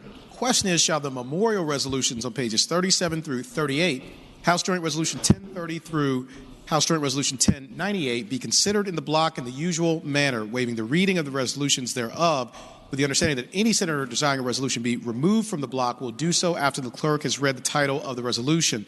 All in favor of the motion will say aye. Aye. Those opposed, no. The ayes have it. The motion is agreed to. The resolutions are before us in the block. Clerk will read the titles of the memorial resolutions. House Joint Resolution 1030, celebrating the life of the Reverend Dr. Kenny Smith. House Joint Resolution 1082, celebrating the life of Richard Lee Prophet. House Joint Resolution 1083, celebrating the life of Evelyn Bell Ware. House Joint Resolution 1084, celebrating the life of Malcolm Forbes Baldwin. House Joint Resolution 1098, celebrating the life of Willie Mae Mitchell. The resolutions will be agreed to in the usual manner. All those in favor of agreeing to the memorial resolutions will please rise.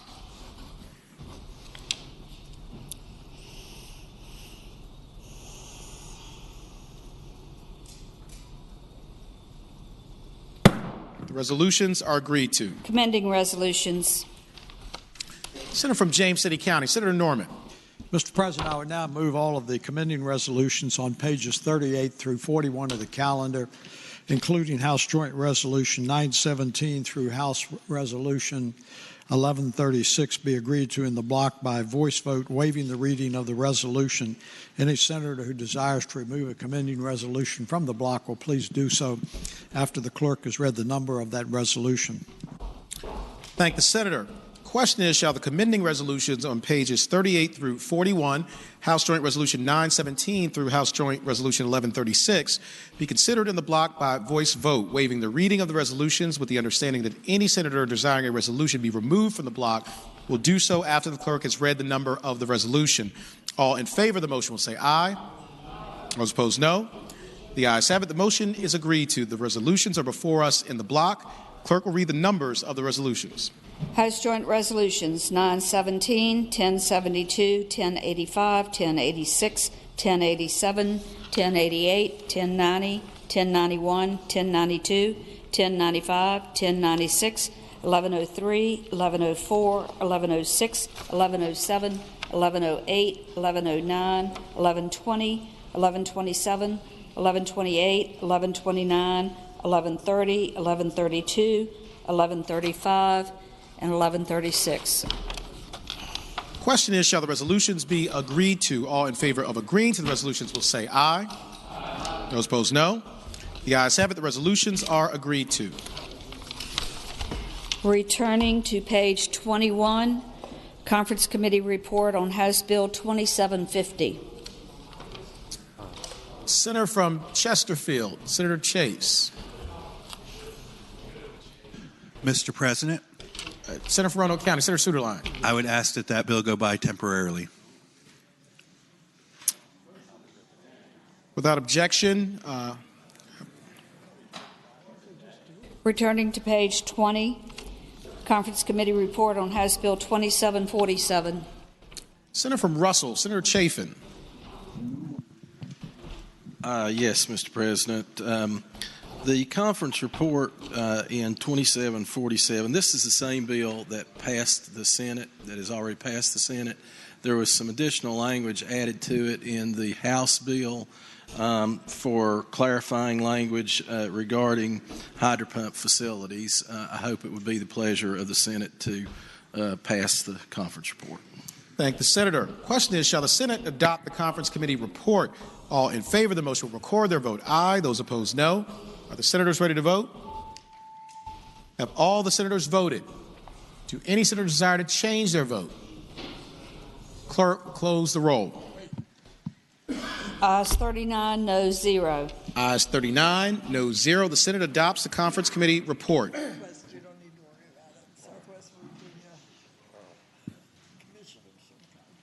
We have more we can do. Page 2. Conference Committee report on House Bill 1659. Senator from Lynchburg, Senator Peake. Passes go by temporarily, Mr. President. Without objection, House Bill 1659 will go by temporarily. Where is House Bill 1733 on page 4.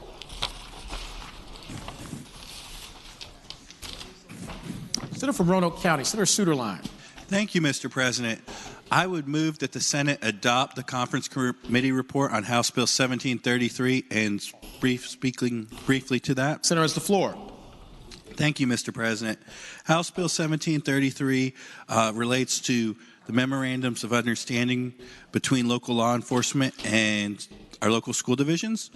And what we did was we created a different substitute other than the version that passed the House or the Senate, but that had unanimous agreement inside the conference committee, and which included the patron of the bill, to have the state Department of Education develop a model memorandum of understanding setting forth the respective roles and responsibilities for the local school boards and the local law enforcement agencies to satisfy other requirements in the code, and then also allowing those local school divisions to make changes to that model memorandum of understanding based on their local needs, and they have the ability to consult with the Department of Education on such things. So I hope it will be the pleasure of the Senate to adopt the Committee of Conference report. Thank the Senator. Question is, shall the Senate adopt Conference Committee report? All in favor of the motion will record their vote aye. Those opposed, no. Are the senators ready to vote? Have all the senators voted? Do any senator desire to change their vote? The clerk will close the roll. Ayes 39, no 0. Ayes 39, no 0. The Senate adopts the Conference Committee report. On page 5, Conference Committee report on House Bill 1770. Senator from Spotsylvania, Senator Reeves. Thank you, Mr. President. This is the same bill that I have, Senate Bill 1668, that passed the chamber. When it went to the House, they decided to change the percentage that distillers would get. From what we had in the bill was 20. They took it down to 12. They have now ceded to our position, so it is back up to 20. And I ask that the bill pass. The amendment. I ask that we adopt the Conference Committee report. How about that, Mr. President? Thank the Senator. The question is, shall the Senate adopt the Conference Committee report? All in favor of the motion will record their vote aye. Those opposed, no. Are the senators ready to vote? Have all the senators voted? Do any senator desire to change their vote?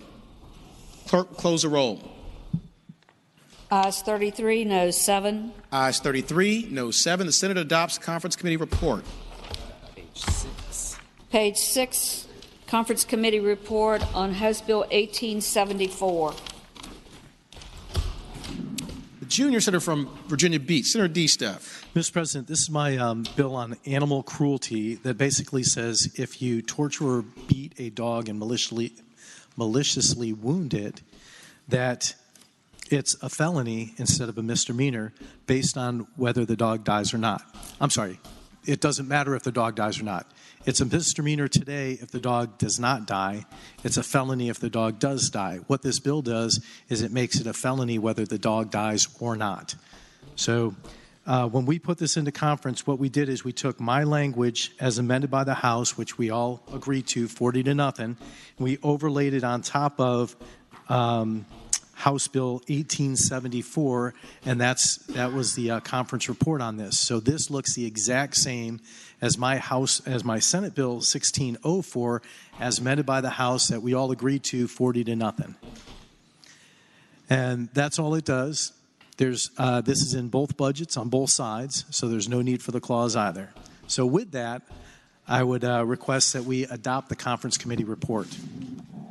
Mr. Speaker. Thank the Senator. For what purpose, Senator from Loudoun, Senator Blackrise? Would the gentleman respond to a question? Senator Yield for a question. Senator Yield, you have the floor.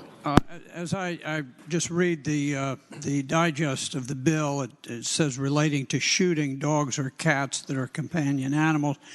And the question that I have had is if something happens to a dog that's someone's pet, if it's hit by a car and it's laying there and it's obviously going to die, but it's screaming and crying and so forth, and someone decides that it is better to simply shoot the dog than just have it suffer for the next hour, is that person going to be criminalized by virtue of this provision?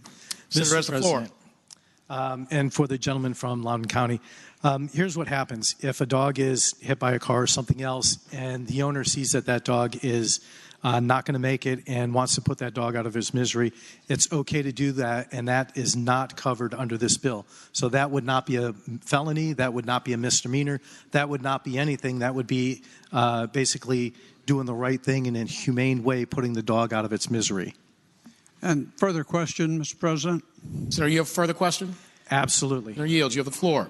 If, for example, I am driving down the road late at night and a dog runs out in front of me and I clip it, and the same scenario happens and the dog is suffering enormously, and I just, don't want that dog to sit there for an hour alone by the side of the road suffering, and I should shoot the dog. Am I criminalized by virtue of this legislation, even though I'm not the owner? Mr. President, and I would like to say that if the dog is injured and if the dog is suffering and there's a way to put that dog out of his misery where it's quick and it is not considered maliciously wounding, beating, or torturing, then it's okay to do that, and this bill does not affect it. However, with that said, if you beat, tortured, or maliciously wounded the dog with the intent of abusing that dog, then this bill would make that act a felony. So, Mr. President, I hope that answers the gentleman from Loudoun County's questions, and I'm happy to yield for as many more as he has. Thank you, Mr. President. That answers it satisfactorily. And speaking to the measure, Senator has the floor. Ladies and gentlemen, that was my only concern. I have no problem criminalizing someone who is abusive. I don't like to hurt anything, but at the same time, I'm very sympathetic, and I don't like to see things suffer either. So I certainly would encourage supporting the measure and adopting the conference report. With that, Mr. President, I'd like to renew my motion to adopt the conference committee report. Thank the Senator. The question is, shall the Senate adopt the conference committee report? All in favor of the motion will record their vote aye. Those opposed, no. Are the senators ready to vote? Have all the senators voted? Do any senators desire to change their vote? Clerk will close the roll. Ayes 40, noes 0. Ayes 40, noes 0. The Senate adopts the conference committee report. Page 9. On page 9, conference committee report on 2026. Senator from Bedford, Senator Newman. Mr. President, this is a bill that related to vaccinations of newborns, and the bill just indicated that we would add it to a growing list after further consideration and ensuring that it does not have a fiscal impact is determined that it doesn't need any other amendment, and I would move that we report the conference committee. Thank the Senator. The question is, shall the Senate adopt the conference committee report? All in favor of the motion will record their vote aye. Those opposed, no. Are the senators ready to vote? Have all the senators voted? Do any senator desire to change their vote? Clerk will close the roll. Ayes 40, noes 0. Ayes 40, noes 0. The Senate adopts conference committee report. Page 10. On page 10, conference committee report on House Bill 2042. Senator from Northern Fairfax, Senator Howe. Could that pass by temporarily? Mr. President.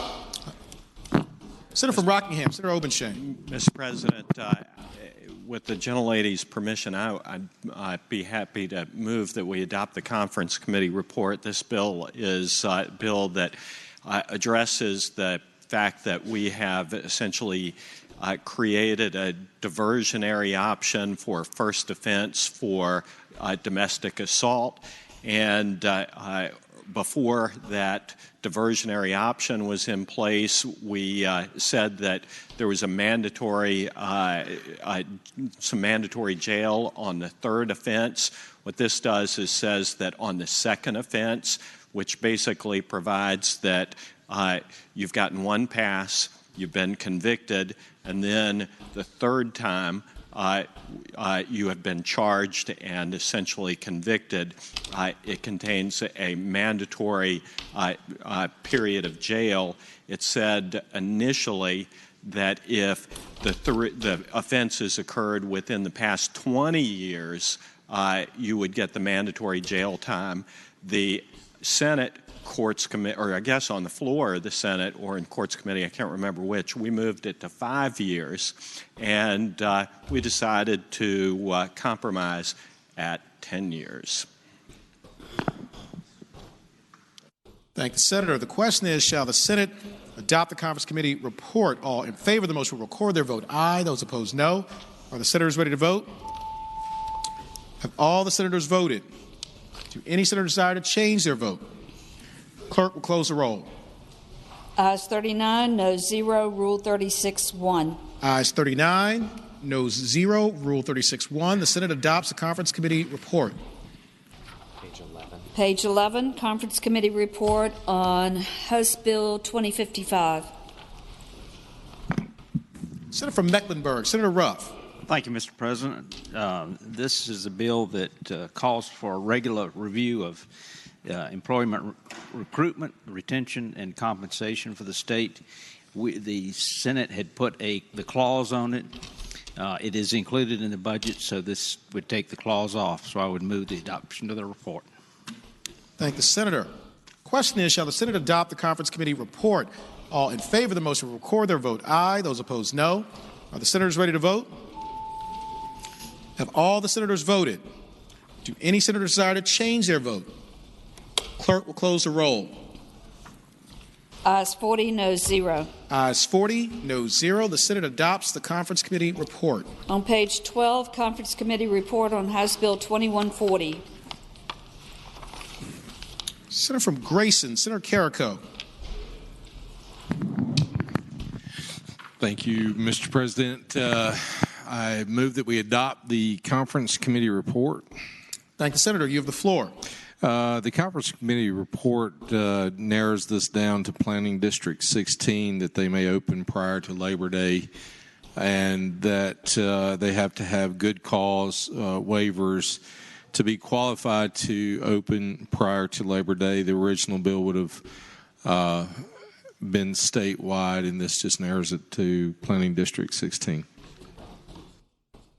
Thank the Senator. The question is, shall the Senate adopt the Conference Committee report? All in favor of the motion will record their vote aye. Those opposed, no. Are the senators ready to vote? Have all the senators voted? Do any senators desire to change their vote? Clerk will close the roll. Ayes 32, noes 8. Ayes 32, noes 8. The Senate adopts the Conference Committee report. Page 13, Conference Committee report on House Bill 2173. Mr. President. Senator from Bedford, Senator Newman. Mr. President, I move that the committee report be adopted. And speaking of that motion, Senator has the floor. Mr. President, you'll recall that we had two bills that were really identical related to public comment at our colleges and universities. The House of Delegates sent us a version that was much larger and more difficult for our colleges and universities to agree with. This is the one that is narrowed down and only requires to have that one public hearing in the manner that the Senate proposed. Mr. President, I hope we would adopt the Conference Committee report. Thank the Senator. The question is, shall the Senate adopt the Conference Committee report?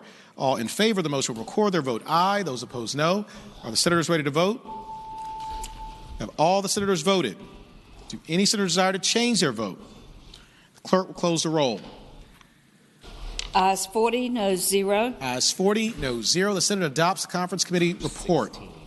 Page 16, Conference Committee report on House Bill 2540. Senator from Northern Fairfax, Senator Howe. Thank you, Mr. President. I move we accept the Conference Committee report. Thank the Senator. You have the floor. Thank you.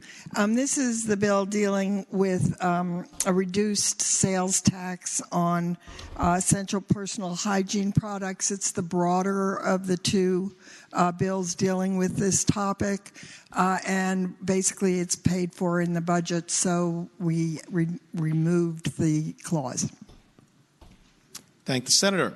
question is, shall the Senate adopt the conference committee report? All in favor of the motion will record their vote aye. Those opposed, no. Are the senators ready to vote? Have all the senators voted? Do any senators desire to change their vote? Clerk will close the roll. Ayes 39, noes 1. Ayes 39, noes 1. The Senate adopts conference committee report. Page 17, Conference Committee Report on House Bill 2576. Senator from Fauquier, Senator Vogel. Thank you, Mr. President. I move adoption of the Conference Committee report and speaking to that motion. Thank the Senator. You have the floor. Thank you, Mr. President. There was only one change made, and that was that the clause was removed. And with that, I ask the adoption of the Conference Committee report. And it is funded. Thank you, Mr. President. And I very much appreciate the support from the peanut gallery here, without which I could not operate. Thank you. Thank the Senator. The question is, shall the Senate adopt the Conference Committee report? All in favor of the motion will record their vote aye. Those opposed, no. Are the senators ready to vote? Have all the senators voted? Do any senators desire to change their vote? Clerk will close the roll. Ayes 40, noes 0. Ayes 40, noes 0. The Senate adopts conference committee report. Page 15, 18, Conference Committee Report on House Bill 2609. Senator from Grayson, Senator Carrico.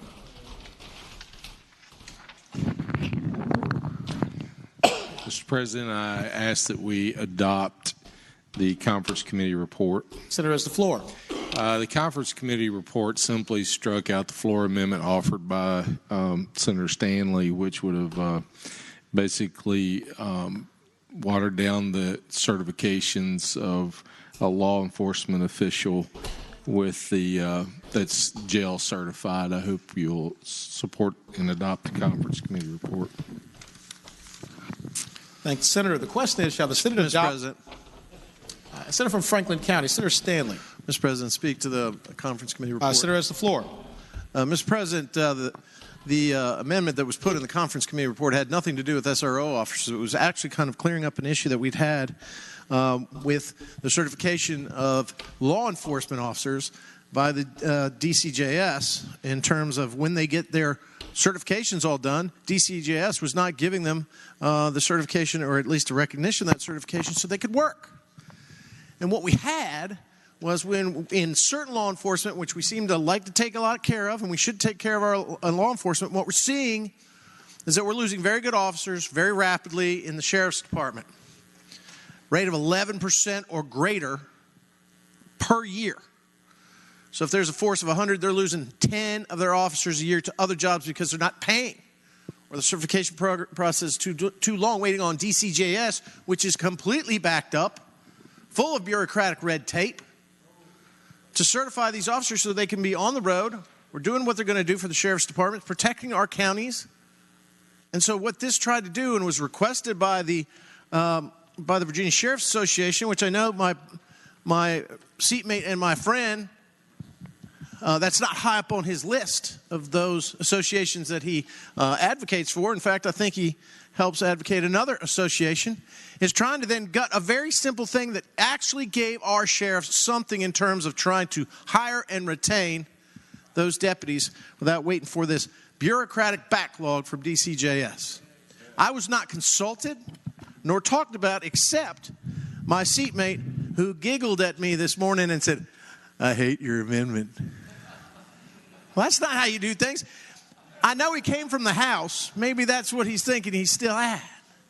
But ladies and gentlemen, I ask you to reject this conference committee report, because that's not how we do things. Quite frankly, that simple thing did not gut or change Delegate Jones's bill.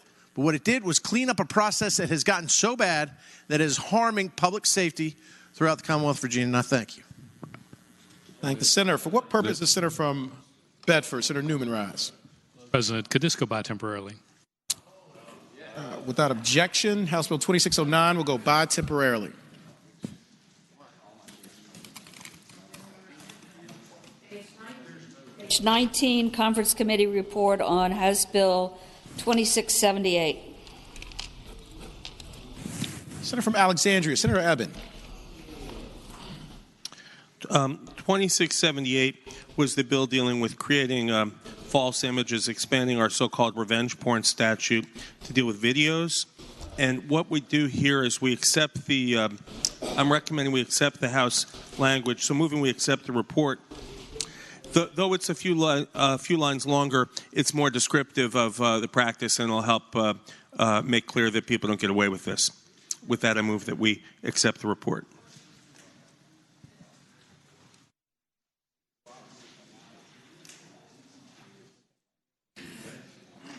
Thank the Senator. The question is, shall the Senate adopt the conference committee report?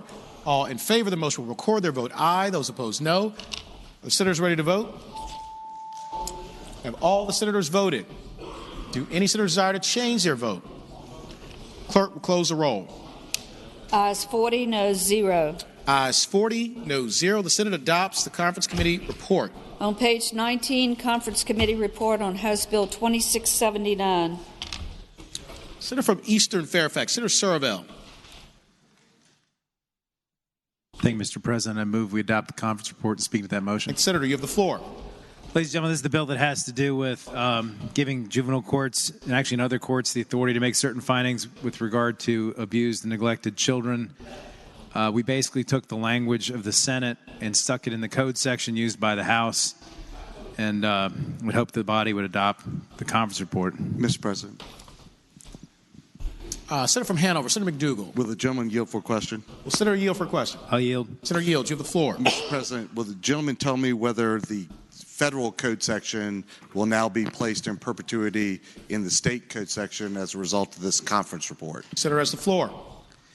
I would say to the gentleman, I believe the version that we adopted doesn't reference the federal code section. I think it only says that to the extent necessary to apply for some federal or state benefit, the court can make certain factual findings. But I think the House version had a, okay, well, I'll look it up. Maybe we need to go by temporarily so I can check it out. Thank you, Mr. President. Without objection, House Bill 2679 will go by temporarily.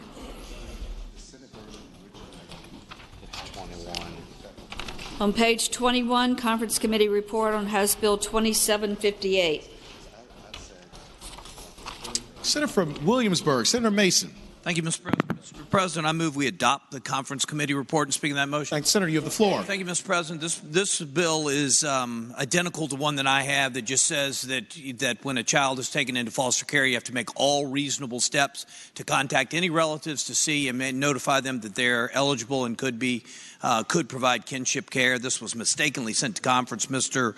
President, and so again, I move that we accept the report. Thank the Senator. The question is, shall the Senate adopt the conference committee report? All in favor of the motion will record their vote aye. Those opposed, no. Are the senators ready to vote? Have all the senators voted? Do any senators desire to change their vote? Clerk will close the roll. Ayes 40, noes 0. Ayes 40, noes 0. The Senate adopts the conference committee report. On page 22, conference committee report on House Bill 2798. Senator from Bedford, Senator Newman. Senator from Bedford.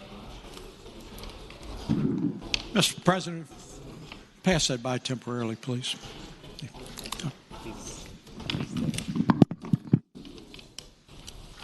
Mr. President, my apologies. Mr. President, I move that the conference report be agreed to and speaking that motion. The Senator, you have the floor. Mr. President, for the last 5 or 6 years, we have an all claims database, and that has been a voluntary operation. And in fact, most of the health plans have been paying for it. Under this bill, we would, for the first time, make it a mandatory reporting.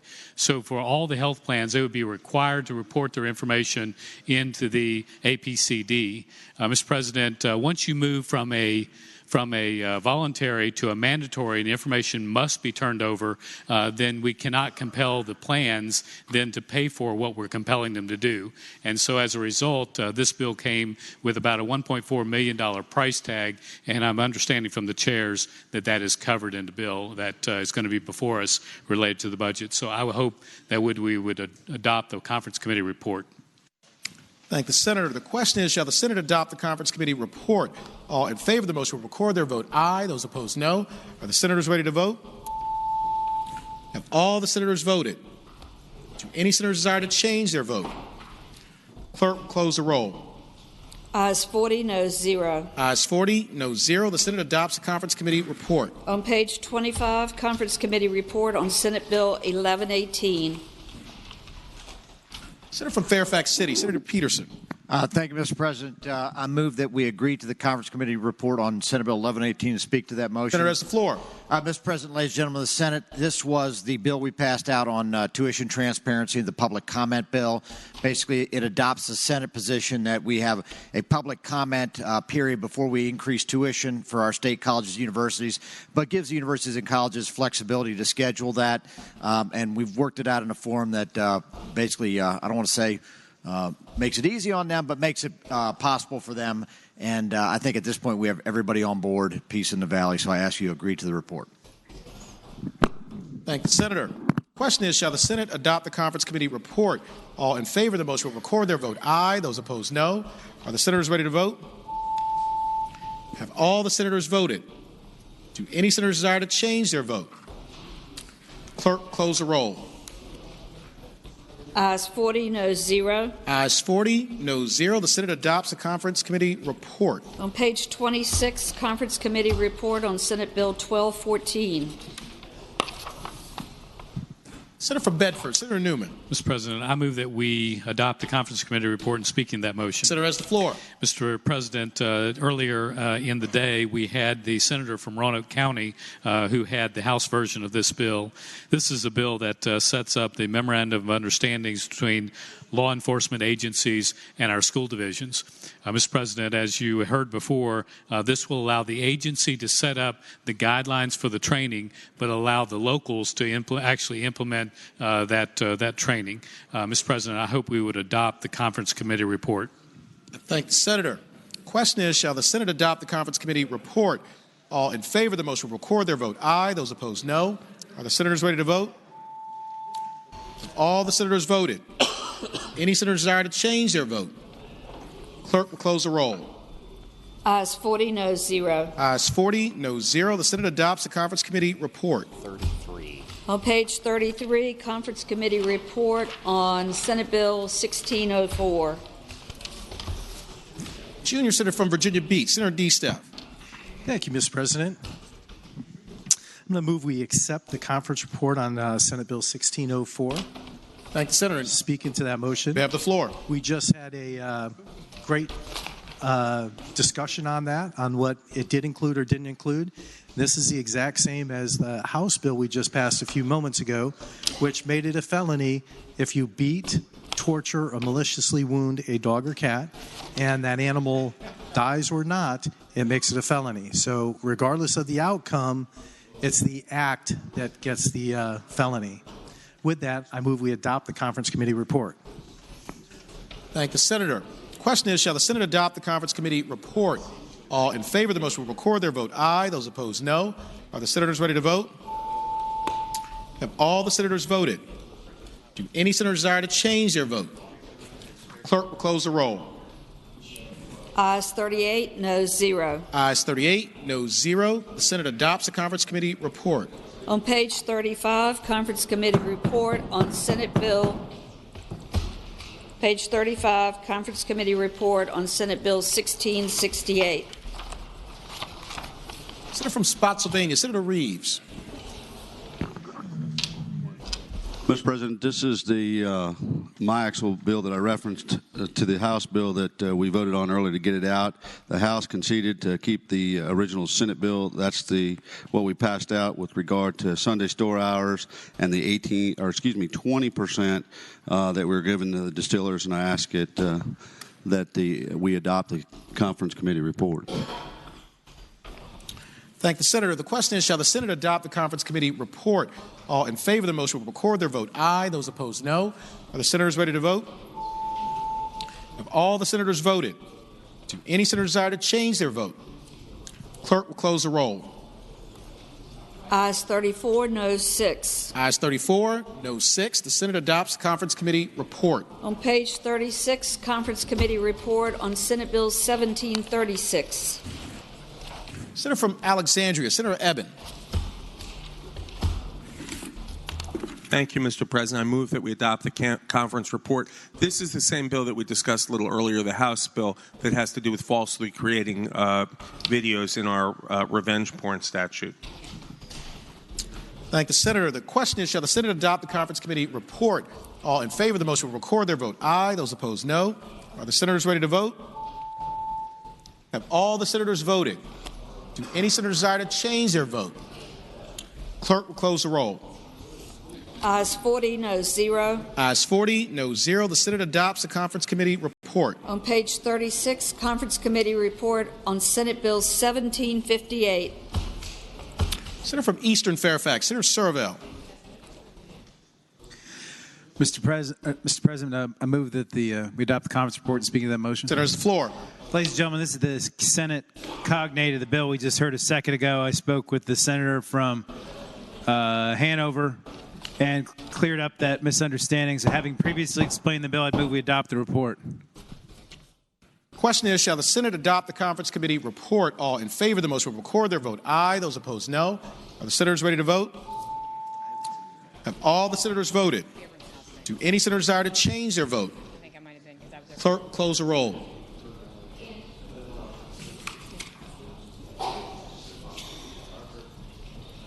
Ayes 38, noes 1. Ayes 38, noes 1. The Senate adopts the conference committee report.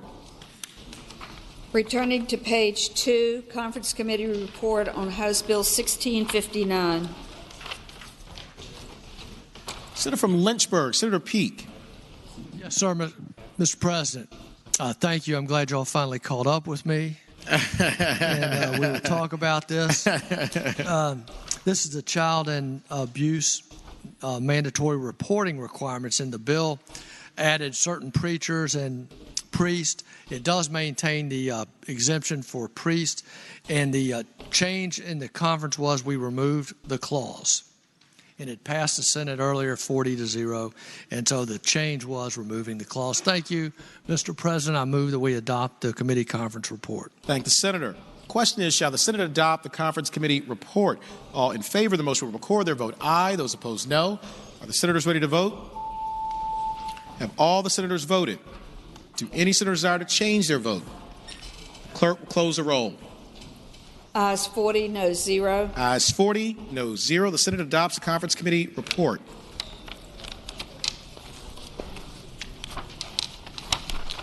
On page 18, conference committee report on House Bill 2609.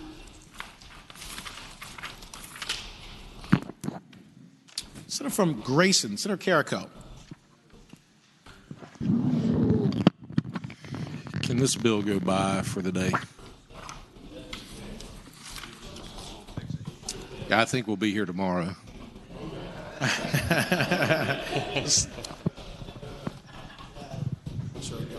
Without objection.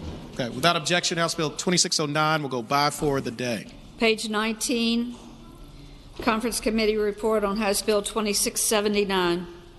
Senator from Eastern Fairfax, Senator Servell. Mr. President, I renew my motion to adopt the conference report, having previously explained it. This is the bill we just passed unanimously about 3 bills ago, or almost unanimously, 38 to 1, I think, about 2 bills ago. Thank the senator. The question is, shall the Senate adopt the conference committee report? All in favor of the motion will record their vote aye. Those opposed, no. Are the senators ready to vote? Have all the senators voted? Do any senators desire to change their vote? Clerk will close the roll. Ayes 38, noes 2. Ayes 38, noes 2. The Senate adopts the conference committee report. On page 21, conference committee report on House Bill 2750. Want to field this for Senator Chesterfield? Pass the bill by temporarily. Without objection, House Bill 2750 will go by temporarily.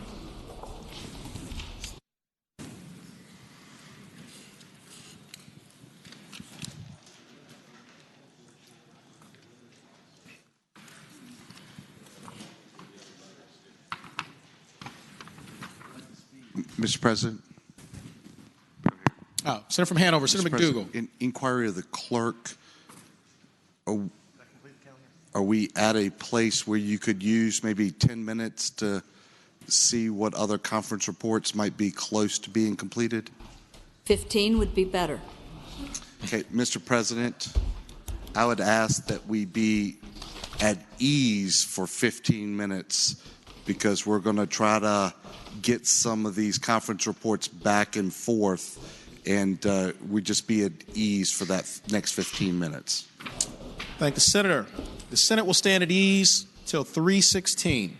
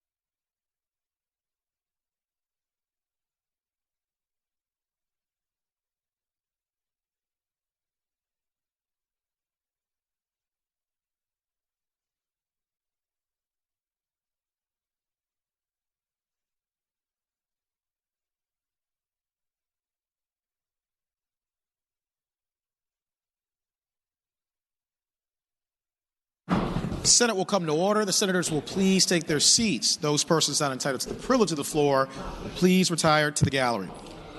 Clerk will call the calendar. On page 1 of the calendar, Conference Committee report on House Bill 1620. Senator from Fauquier, Senator Vogel. Thank you, Mr. President. I move adoption of the Conference Committee report and speaking to that motion. Thank you, Senator. You have the floor. Thank you, Mr. President. This bill has to do with the reorganization of the State Board of Elections. And what we have done in adoption of the Conference Committee is to go with the Senate version. And this is the version that has a number of the Senate co-patrons. It is the version that was Senator Edwards' bill previously. It has a number of Republicans and Democrats on it as co-patrons.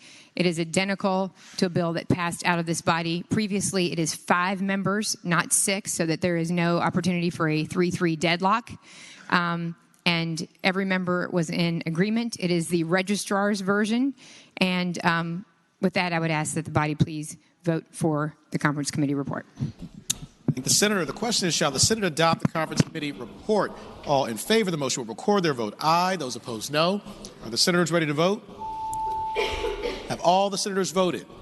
Do any senators desire to change their vote? Clerk will close the roll.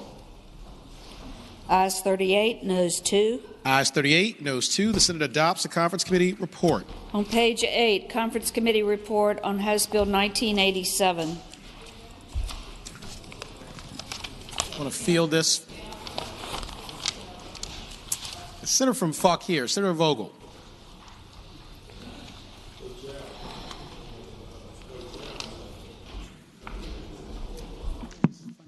It's actually Senator from Franklin, Senator Stanley's bill, but I don't know if somebody else wanted to field it. We replaced these members and said, go to Senator McDougal. Mr. President. Senator from Rockingham, Senator Obenshain. Mr. President, I move the adoption of the Conference Committee report. This is a companion bill to a bill that we approved the Conference Committee report on this morning, dealing with giving latitude to bank employees to delay transactions in connection with incapacitated or susceptible, vulnerable older adults. So I move the Conference Committee report be agreed to. Thank the Senator. The question is, shall the Senate adopt the Conference Committee report? All in favor of the motion will record their vote aye. Those opposed, no. Are the senators ready to vote? Have all the senators voted? Do any senators desire to change their vote? Clerk will close the roll. Ayes 40, noes 0. Ayes 40, noes 0. The Senate adopts the Conference Committee report. On page 11, Conference Committee report on House Bill 2056. Senator from Chesterfield, Senator Chase. Thank you, Mr. President. We have peace in the valley on this bill, and we have agreed to the Senate amendments on this bill. So thanks. I would ask that we concur with the Senate. Is that what I say? Adopt the Conference Committee. Adopt the Conference Committee report? Yes, sir. Yes. And Thanks, prevail Senator. with the Senate. Yes, sir. Mr. President. Senior Senator from Chesapeake, Senator Cosgrove. Could we hear just a little bit about what it does? Yes. Yes. Senator has the floor. Sorry about that. This is fresh news, right off the press here, Mr. President. So what we've done here, this is a bill. It's called the hoax crime legislation, and we had a situation in Chesterfield in which we had an issue where someone was trying to perpetuate or simulate a crime, and it expended extra resources that didn't need to be expended. And so what we've done is we've adopted the Senate language, which uses the word mislead, as opposed to kind of a vague word which the House wanted to use, which was influence. So we're going to go with a strong mislead as opposed to influence to show intent. Not that I'm misleading, that's right. Thank you, Mr. President. Thank the Senator. Question is, shall the Senate adopt the Conference Committee report? All in favor of the motion will record their vote aye. Those opposed, no. Are the senators ready to vote? Have all the senators voted? Do any senators desire to change their vote? Clerk will close the roll. Ayes 39, noes 1. Ayes 39, noes 1. The Senate adopts the Conference Committee report. On page 12, Conference Committee report on House Bill 2089.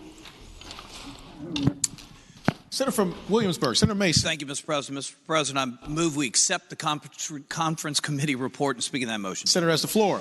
Mr. President,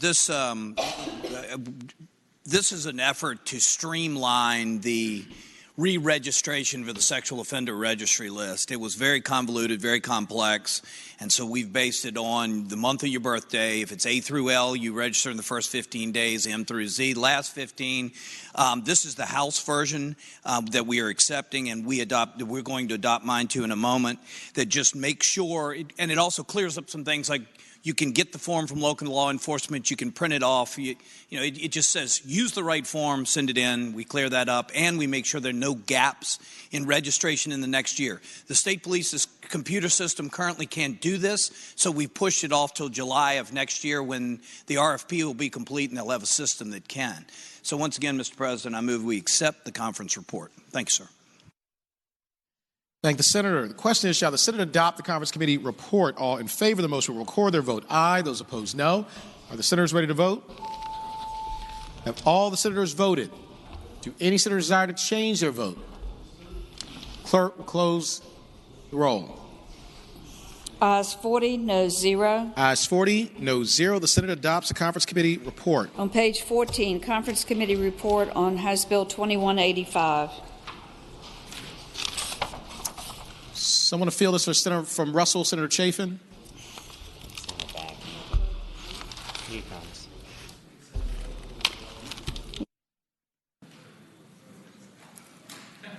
Mr. President, can that go by?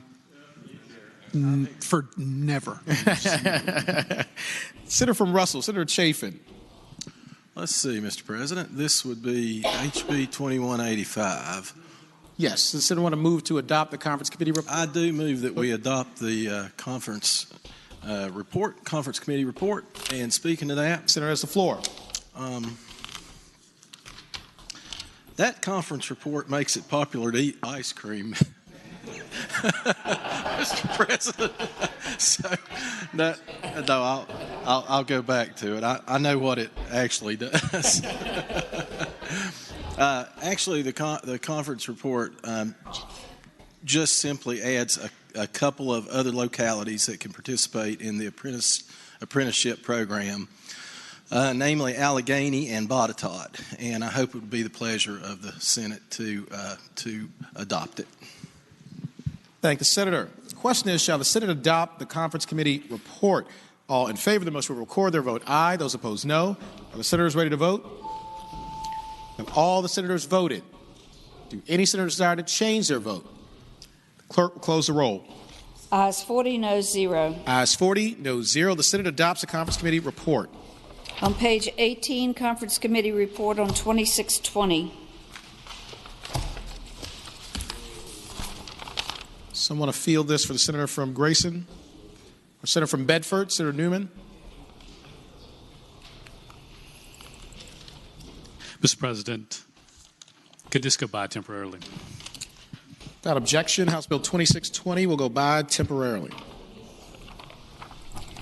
Page 18, conference committee report on House Bill 2622. Senator from Lynchburg, Senator Peake.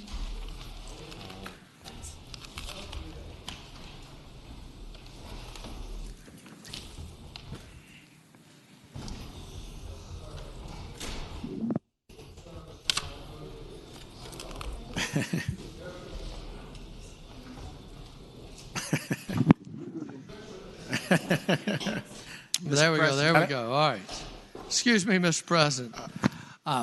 Move to adopt the conference committee report. Thank you, Senator. You want to speak to that? Yes. And what we did was we had a may in this, and it required the courts to notify certain people when there was a child removal.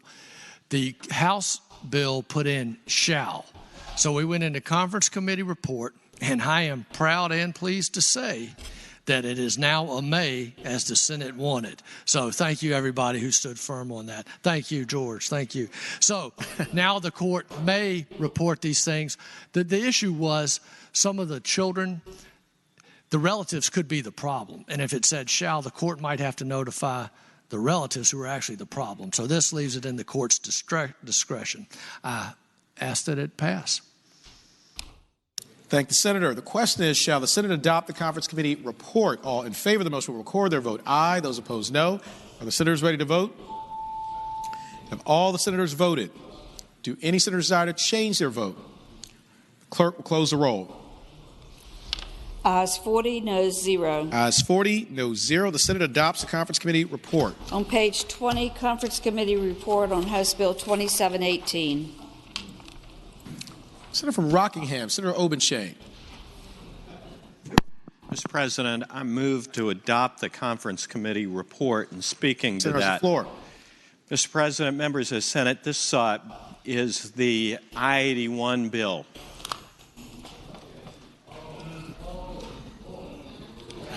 Do I have your attention now? Mr. President, can this go by temporarily? Mr. President, I would ask the gentleman to make that request in a little bit. Okay. If he wants to make that request then. I will withdraw temporarily then. Mr. President, I move the adoption of the conference committee report, and speaking to that, this is our effort to try and address the serious human safety, commercial reliability issue along the Interstate 81 corridor. We have a growing crisis, and it gets worse every year. I know that in Hampton Roads, in Northern Virginia, we have traffic problems which are different from the traffic problems that we experience. Yours are congestion-oriented. Ours are incident-oriented. When there is an incident in Northern Virginia or Hampton Roads, it's fortunately not a fiery crash involving multiple deaths. What happens on Interstate 81 are crashes involving tractor trailers, crashes that tie up traffic for 6 hours at a time, traffic that every time there's an incident, it costs in terms of commerce somewhere in the neighborhood of $600,000 to $50,000. Now, we have been told time and again by my friends on that side of the aisle, senior senator from Fairfax, and friends on this side of the aisle, that if you want to fix these problems, you got to come up with your own money. I hear you. And we came to Richmond this year with a plan to do precisely that, to come up with our own means of funding this.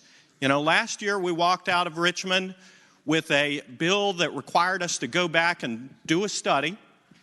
It was an accelerated study. It was on a one-year timeline with the plan of introducing a bill that came out of the recommendation that was going to address the plan for improving Interstate 81, for addressing the safety issues, and for funding it, and for starting construction on an accelerated timeline. And we did the study, and we listened to thousands of people, businesses, trucking companies, and others. And even before we left the General Assembly last year, we started with a bill that said we're going to study a plan that's going to impose trucks-only tolls, okay?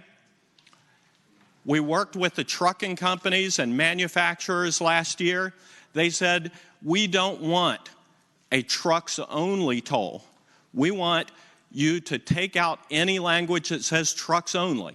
And we did that. We did that in accommodation for the commercial interests who wanted us to make sure that we were studying all possible avenues of funding. And we did, in good faith, study all possible avenues. We looked at a gas tax. We looked at a sales tax. We looked at multiple tolling options. And what we came to Richmond with this year was a plan that was going to offer a combination of accommodation for local drivers so that they wouldn't be charged for using roads that are already there, plus annual passes for people who use the road with more frequency and longer distance. And these are cars in accommodation for the desires of the trucking companies and the manufacturers. And tolls, particularly on long-haul trucks and cars that are going through the Commonwealth of Virginia. And we attended a couple of hearings here in session, and who shows up but the trucking companies and the manufacturers, and said, we don't like this solution either, even though it spreads the burden beyond just trucks, even though you did the difficult thing. And let me tell you, those who've served with me for more than a couple of years, you know, it was took a belly full of bile for me to come down here and propose a solution that imposed tolls on Virginians or raised fees. That was not easy. But we were told we needed to raise the money ourselves, and we had the courage to stand up. The delegate from Augusta County, the senator from Grayson County, and we proposed it. And that died. So what we did was, trucking companies said, we want to be part of the solution. We are all for being part of the solution. We want to pay our fair share. Why don't you just raise the diesel tax? So we looked at raising the diesel tax. We looked at raising registration fees for long-haul trucks. And I'll tell you what, I didn't hear word one from manufacturers or from the trucking companies, the long-haul, interstate, out-of-state trucks, between the time that they killed the initial proposal until they started to hear whispers that there was something else that was out there that might actually provide some funding for improvements along the Interstate 81 corridor. And they went ballistic. They didn't like that either. They said, we already pay our fair share. Well, let me tell you, they don't pay their fair share. What they want is a solution that imposes on residents, on people who are driving cars up and down the interstate. They want us to pay more gas tax so that we carry a disproportionate share of the burden of improving Interstate 81. You know, you look back at 2313, the bill that passed, in 2013. You know, they like that. You know why they like that? Because that imposed 95% of the financial burden on cars, 5% on trucks. Statewide right now, trucks, their share of impact on the capacity of our roads is about 30%. Cars about 70%. But you know what trucks are paying? They're paying 10%. They're paying 10%. And that doesn't even take into account the disproportionate share of maintenance and paving. And I'm here to tell you that paving that's done on 95, 64, 81, it isn't because I'm driving my pickup truck down the interstate. It's as a result of the tractor trailers that are going up and down the eastern seaboard. And they are paying about 10% of the cost or the money that we put into our highways in Virginia. And I'm not for raising taxes, but we've got a structural imbalance here, a fundamental structural imbalance that imposes a disproportionate burden on the working people of the Commonwealth of Virginia and does not impose a fair burden upon out-of-state trucks that are damaging our roads. Well, the trucking companies came in when they heard it whispered that we're going to try and address this imbalance, and they went berserk again. And they didn't like the possibility that the registration fees, and understand, if a trucking company is driving in 10 states and only 10% of their miles are in Virginia, if they've got a $400 registration fee in Virginia, they pay $40 a year. $40 a year to Virginia. It's not a $400 fee, it's a $40 fee. So if those fees were going to go up, they weren't going to go up a lot. But we talked about a variety of things. And because of the opposition that came up when the possibility that we might address the structural imbalance came up, it became clear that we're not going to be able to do it. So what this conference report does is it gives us a non-reverting fund with no revenue source. It gives us the plan that was developed over the course of the past year without the money to do it. It gives us a commission of folks along the 81 corridor who are going to maintain the plan. And if we do come back next year and address the imbalance, the structural imbalance that exists, it is my hope and expectation that we're going to be able to start that process of improving the safety of for people who drive along the Interstate 81 corridor. So with that, Mr. President, I will tell you that this is fundamentally the same bill that left the House and left the Senate.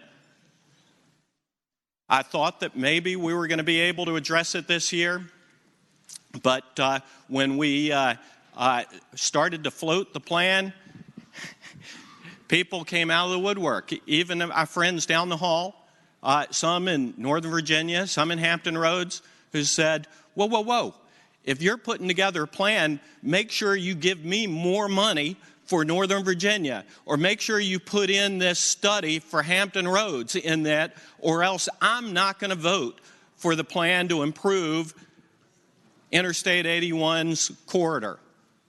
And let me tell you, I killed it.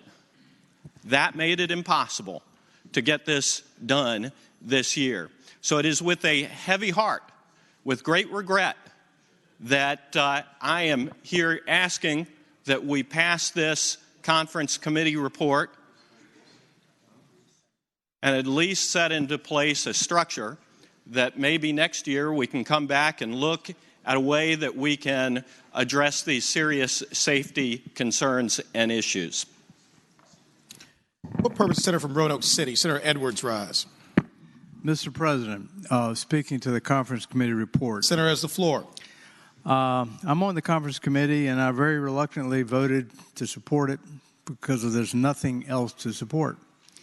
I can't tell you how disappointed I and most of my constituents are that we came in here with the idea of fixing I-81, and we've done nothing except more studies, set up a committee, so forth and so on. No money. Mr. President, I think I-81 is not just a local, regional issue, and I've been saying this repeatedly. It's a statewide issue. You fix up I-81, you help 95. And so we finally came up with a plan. I'll get to that in just a second. But let me give you some more background about I-81's problems. There are 2,000 accidents a year on I-81. And many times you cannot predict them. It's not like rush hour where you know where the problems are going to be. You don't know when there's going to be an accident. When there's an accident, often it's a backup. It could be for hours. In fact, a member of the Commonwealth Transportation Board from Blacksburg, Ray Smoot, and his wife were coming in from Tennessee on I-81 past Bristol these first few day or two of January when we had a big snowstorm. He and his wife were stuck on I-81 for about 11 hours. How would you like to do that in a snowstorm? Because the tractor trailer had an accident, I believe it was up near Pulaski, on the bridge that goes across the New River. And it took them a long time to get that tractor trailer moved, a long, long time. And he and his wife were stuck for 11 hours. And that's maybe a little bit unusual, but there are lots of people that can tell you stories of I-81. You drive along and all of a sudden you got to stop. And you don't know how long it'll be. Usually when I'm on I-81, I know where Route 11 is, usually, and I can get off on Route 11, but not always. How many times can I tell you, coming back to Richmond, thinking I got so many hours to get there, and I'll leave a half an hour in advance to have to make sure I can make it just in case there's a problem. And yeah, there's a problem. Everybody's got a story in I-81, and it needs to be fixed, and needs to be fixed this year. Mr. President, 41% of the interstate truck traffic in the Commonwealth of Virginia, 41% goes through I-81. 41% through I-81. It's a statewide problem. It's an economic problem for the whole Commonwealth. We need to get it fixed. We need to get it fixed now. Mr. President, last year, the Commonwealth Transportation Board and VDOT did a study. They looked at where are the problems, where are the bottlenecks, what needs to be fixed. They came up with over $4 billion in needs. $4 billion in needs. You cannot fix and maintain the roads on fumes only. It means you got to have money. There's no other way to do it. And they also recommended $2.2 billion in urgent projects that need to be fixed now, not long-term, $2.2 billion. And they decided that their study showed they could prevent probably 450 of the 2,000 crashes along I-81 on an annual basis. 450 could be avoided if we fixed I-81. They could reduce $6 million of vehicle hours of delays. 6 million hours could be avoided in delays if we fixed up I-81. So, Mr. President, I came down, I took a look at it, and I thought, this idea of the tolls that are being promoted earlier on by VDOT and some other fixes, I said that's not going to fly for a lot of reasons, and besides, it's a very inefficient way of doing it. So I put in a bill for a 5% wholesale tax across the board on everybody. Cars, trucks, everybody. And it got out of the subcommittee, 4 to 1 to 1. And then it came to the Finance Committee, and they kept the language in there that the Secretary would study in the future how we're going to fix up our roads and maintain our roads and build our roads in the future with all electric cars, for example. Yeah, that needs to be studied eventually, but not now. I mean, I'm all in favor of studying that, but that's not the immediate problem. And so they kept that language in, but they stripped out all the money. Finance Committee stripped out all the money. My bill finally went on over with the language to the House. It died in appropriations. They couldn't even deal with the money, with the language part, much less the money part. So now we got Senator Obenchain's bill and Delegate Landis's bill, and we put it in conference. I'm a member of that conference committee. We came up with some ideas. Why not do this? Not deal with the cars, let's deal with trucks only. And the idea was to deal with the raise $281 million statewide by equalizing the diesel fuel tax to the average diesel fuel tax paid by trucks along the I-81 corridor. That seemed like a reasonable idea. The diesel fuel tax from Tennessee, Virginia, West Virginia, Maryland, Pennsylvania, and New York. What is the average of the diesel fuel tax for trucks along the I-81 corridor? So they came up with whatever that figure was.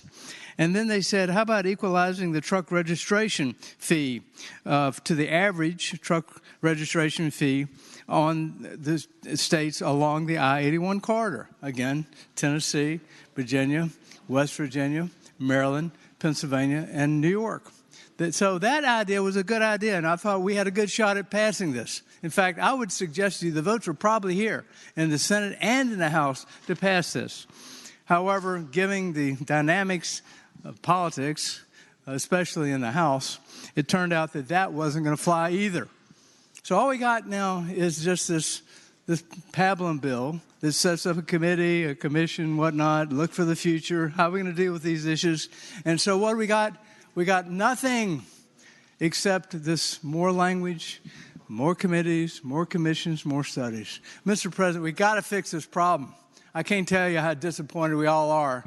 Those of us that live along the I-81 corridor, all my constituents, and everybody in the Commonwealth of Virginia. should be disappointed because the plan that we had would actually help every single interstate highway in the Commonwealth of Virginia. Every one of them.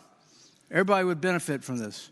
But unfortunately, we have what we have, Mr. President. Very reluctantly, at least we're keeping something alive. Not much. It's about dead, but a little bit alive. And I suggest, reluctantly, we go ahead and vote for this conference committee report. Thank you, Mr. President. Parliamentary inquiry, Mr. President. Senator? Does this vote require suspension of Senate Rule 19H due to the imbalance of House and Senate members prior to the motion being agreed to?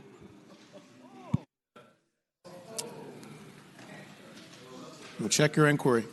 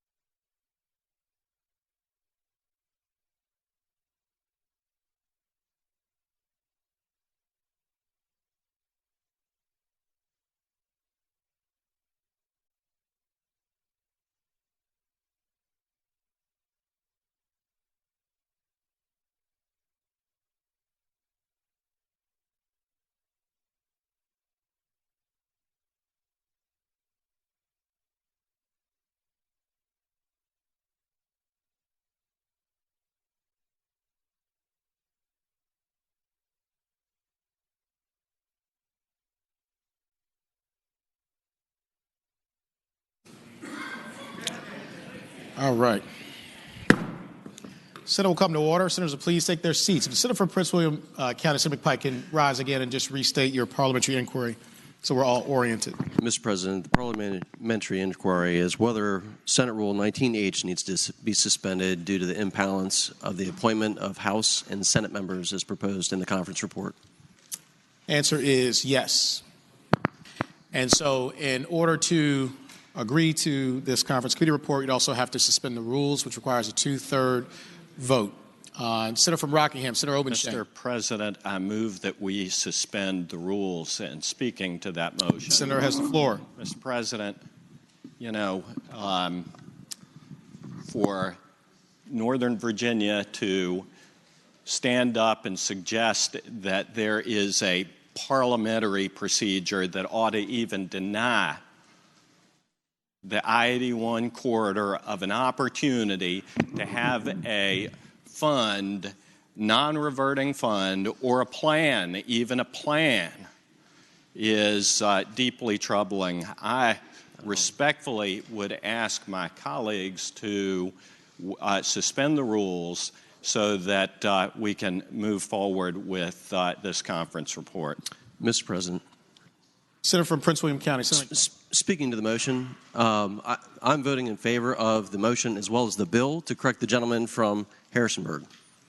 The underlying bill, we need to move forward with the solution, to be clear. And so there's no malintent for it, rather following the Senate rules and procedures. And I encourage the body to vote for the suspension of the rules. Thank you, Mr. President. Thank the Senator. For what purpose is the junior senator from Virginia Beach, Senator D. Staff Ryan? Mr. President, the motion is to suspend the rules and adopt the conference report. No, I understand the motion, but he's tuned in. If he wants to speak to that motion, he can speak to it. Mr. President, I'm good right now. Thank you. Okay. For what purpose does the senator from Eastern Fairfax, Senator Surville, rise? Speaking to the motion. Senator has the floor. Thank you, Mr. President. You know, I can say the gentleman from Rockingham, I feel your pain. You know, I heard a lot today of basically the lives that we've been leading for 20 years in Northern Virginia. There's a road that runs by my house called the George Washington Memorial Parkway. It was constructed in 1932. And anybody know how many times it's been resurfaced? Parliamentary inquiry, Mr. President. Senator from James City County, Senator Norman. Mr. President, if I recall, the motion before the body is whether or not to suspend the rules, not a substantive debate about whether other roads have not been developed or whether 81 should be developed. The question is, should the rules of the Senate be suspended? Mr. President?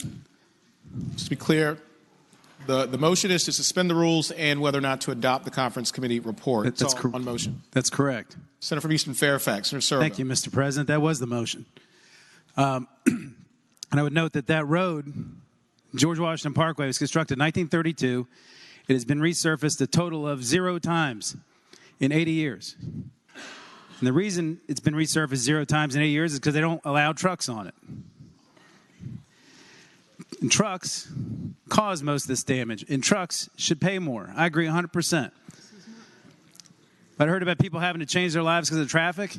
I'll introduce you to 50 people whose doors I knocked in Dumfries 3 years ago who told me that they have to plan a 45 minutes extra to get to a movie because they can't plan their lives on it.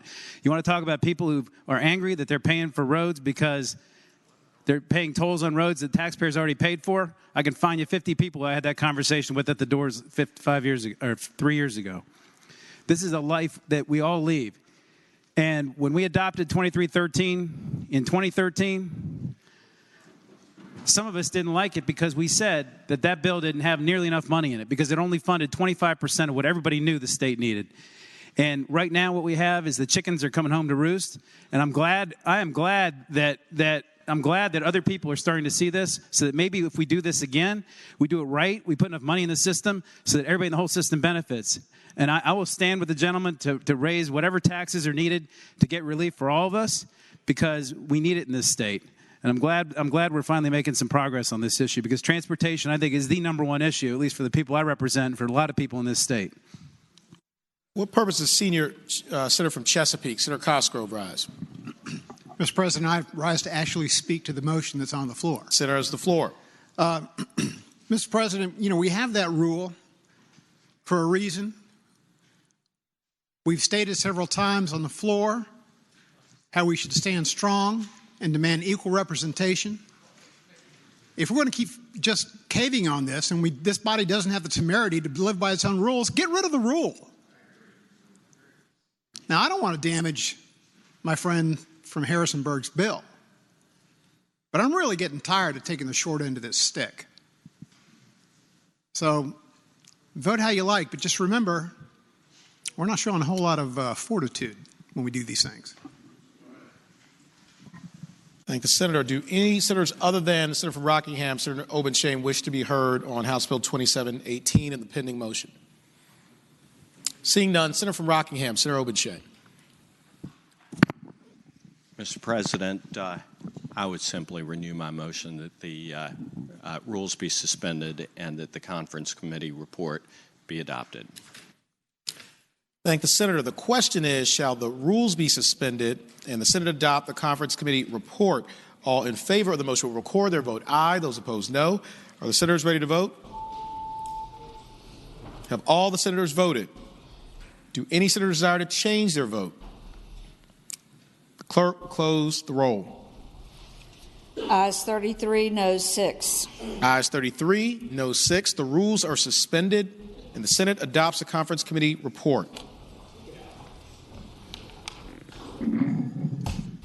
Senator from James City County, Senator Norman.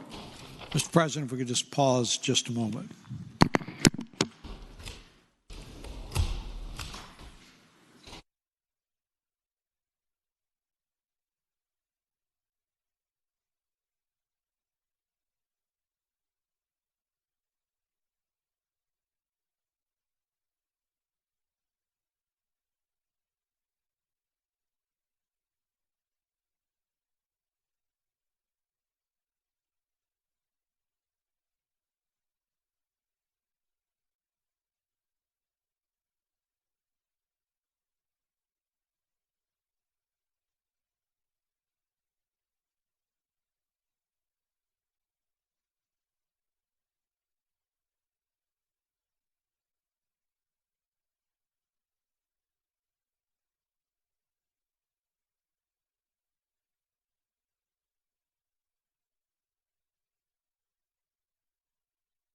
Order. Senators will please take their seats.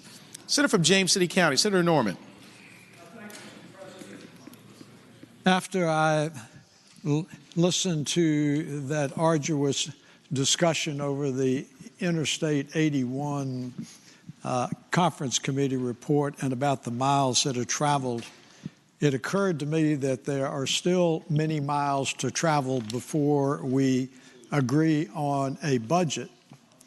And if we do not take a break and try to close out the budget, then all of you are going to have the opportunity to delay your travels home until Sunday, Monday, or Tuesday. So, Mr. President, I am respectfully going to ask that we conclude the business of the day, and after the announcements that the President Pro Tem will adjourn to an appropriate hour tomorrow. Thank the Senator. For what purpose, Senator from Hanover, Senator McDougal, rise. Mr. President, a couple things, and I hope everybody pays attention because you could be impacted by this. Tomorrow is going to be pretty much the end day for memorial and commending resolutions. There are a number of memorial and commending resolutions that do not have House patrons on them. There are an equal number of House memorial and commending resolutions that do not have Senate patrons on them. If you want your Senate joint memorial commending resolution to pass tomorrow, you must have a House patron tonight. So go and get one quickly, or they're not going to take it up. We're going to do the same thing with the House resolutions. If they don't get a Senate patron, they're not going to be taken up tomorrow. So please don't let your resolution die because you did not get a patron from the other body.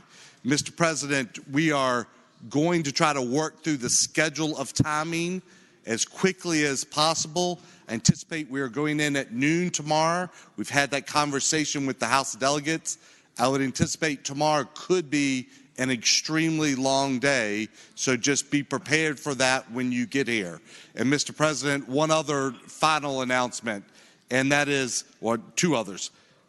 Try between now and noon tomorrow to get your conference committee reports done.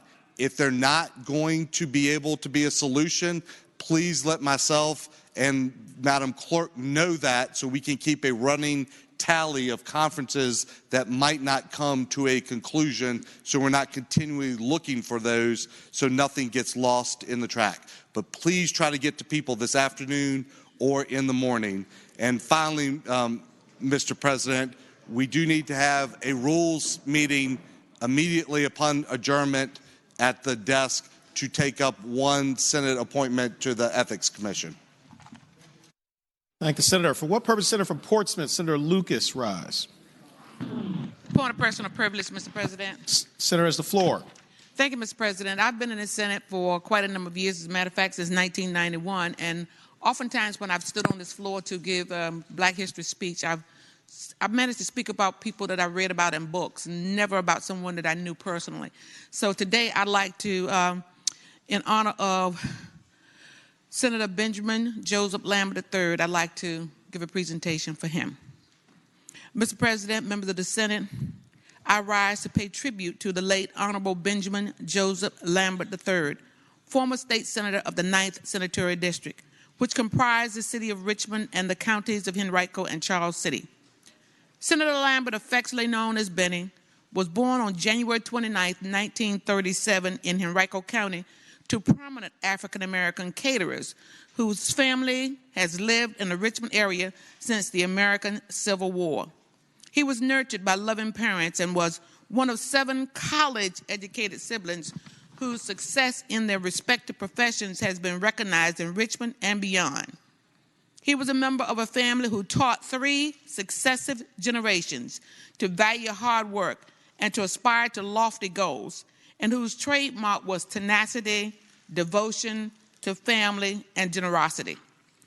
During massive resistance, Senator Lambert graduated from the segregated Randolph High School in Glen Allen in 1955 as its most outstanding student. He earned his bachelor's degree in mathematics from Virginia Union University in 1959, where he was class president a member of the yearbook staff, the math club, the university's band, who's who among American students in American universities and colleges, the Pan-Atlantic Council, and his beloved Omega Psi Phi Fraternity Incorporated. After receiving his undergraduate degree from Virginia Union University, he graduated from Massachusetts School College of Optometry and also attended Pennsylvania College of Optometry. In 1962, he returned to Richmond and established his lucrative and long-time optometric practice in Jackson Ward. The Honorable Benjamin Joseph Lambert III was always actively involved in the community. He began his 30-year political career with the election to the Virginia House of Delegates in 1977 to represent the 33rd House District, and in 1985 he was elected overwhelmingly to the Senate of Virginia to represent the 9th Senatorial District. He was the first African-American appointed to the Senate Finance Committee and served on a number of legislative, executive branch, and civic committees, including Senate Education and Health, General Laws, Privileges and Elections, and chaired several legislative subcommittees. He was the chief patron of legislation creating the Virginia Commonwealth University Health System Authority, was the Senate patron of legislation created the Brown versus Board of Education Scholarship Committee, which he chaired from its inception in 2004 until he retired in 2007. He was a member of the Joint Subcommittee studying the election process and voting technologies, the Dr. Martin Luther King Jr. Memorial Commission, the Commission on State Employees' Health Benefit Reform, and the Virginia Legislative Black Caucus. In 2010, he was appointed as vice chairman of the Commission on Government Reform and Restructuring. Further, Senator Lambert was well known for introducing legislation designed to inform Virginians concerning the achievements and contributions of African Americans and to improve public and higher education, to provide for lead abatement and enhance the quality of life for underserved populations. A true statesman and scholar, Senator Lambert was a kind and caring Virginia gentleman who moved effortlessly among the political powers, corporate leaders, civil rights activists, healthcare community, and everyday constituents. As a strong advocate for the city of Richmond and its surrounding communities, he was an influential and effective legislator who was trustworthy, dependable, and conscientious. And when he gave you his word, you could take it to the bank. His keen understanding of the role of state government and politics gave him a savvy ability to work effectively with members across the aisle to garner support for his legislation to ensure the welfare of his constituents, regardless of the political consequences. The Honorable Benjamin Joseph Lambert III was a dedicated public servant, as demonstrated by his numerous affiliations, memberships, and awards. In 1972, he received the Outstanding Young Man Award of Richmond JCs, the first African-American man to receive the honor, which the civic group had given since 1938. In 1980, he became the first African-American to represent Virginia on the Democratic National Committee. In 1993, he received the Humanitarian Award from the National Conference of Christians and Jews, now the Virginia Center for Inclusive Communities. And then in 2008, he was honored for his contributions as a Virginia Commonwealth University Health Systems Board member and for being a champion of health care for underserved persons. In 2017, he was honored posthumously by the Library of Virginia as one of the African-American trailblazers in the Strong Men and Women series. Among the several organizations to which Senator Lambert devoted his time, talent, and treasure are the NAACP, Richmond Crusade for Voters, Jackson Ward Civic Association, Richmond JCs, North Richmond YMCA, the former Consolidated Bank and Trust, Dominion Resources Inc. Board of Directors from 1994 to 2010, the Virginia Power Board of Directors from 1992 to 1999, USA Education Inc., Virginia College Fund, Virginia Randolph Foundation, Black History Museum and Cultural Center of Virginia, Barksdale Theater, Virginia Optometric Association, the American Optometric Association, the National Optometric Association, and the Richmond Medical Society. He served as secretary of the Board of Trustees of his alma mater, Virginia Union University, and was a longtime and devoted member of Westwood Baptist Church. During this month of February, when we celebrate Black History Month, let us remember, honor, and follow Senator Lambert's legacy of public service, which was characterized by honesty, loyalty, dignity, diligence, duty, and grace. Let us also remember his warm, easy smile, his jovial nature, that hearty laughter, generosity, devotion to family, kindness towards his patients and others, and love of and respect for this institution. If we follow the examples of service and living set by Senator Lambert, we will truly be able to call ourselves servant leaders. On Sunday, March 4th, 2014, Senator Lambert entered into eternal rest. Therefore, out of respect for his memory and with fond remembrance and admiration of his life of public service to this Commonwealth, Mr. President, I move that when the Senate adjourns today, we do so in memory of one of our own, the late Honorable Benjamin Joseph Lambert III, former state senator of the 9th Senatorial District. Thank you, Mr. President. I thank the senator. For what purpose does the junior senator from Virginia Beach, Senator D. Staff, rise? Mr. President, I just had a quick request and announcement. I had sent around a memorial resolution, a commemorative resolution, and I was trying to relocate that before everybody leaves. Thank you very much. Thank the senator. For what purpose, Senator from Alexandria, Senator Eben, rise? I rise for a point of personal privilege and a motion. Senator has the floor. Today, Mr. President, we remember the 287th birthday of President George Washington. And George Washington was born 287 years ago today at Pope's Creek Plantation in modern-day Westmoreland County in the Northern Neck, Senator Stewart's district. After flirting briefly with the idea of a career in the Royal Navy, he began studying geometry and surveying, using a set of surveyor's instruments from the storehouse at Ferry Farm. Washington's first attempt at surveying was of a turnip field for his older brother Lawrence Washington in 1747. It occurred in familiar territory at Mount Vernon, and while I'm fortunate enough to represent a district in which many of Washington surveyed, in this nearby district, he surveyed 5 acres of land situated near Little Hunting Creek in Senator Servell's district. Washington called this area hellhole.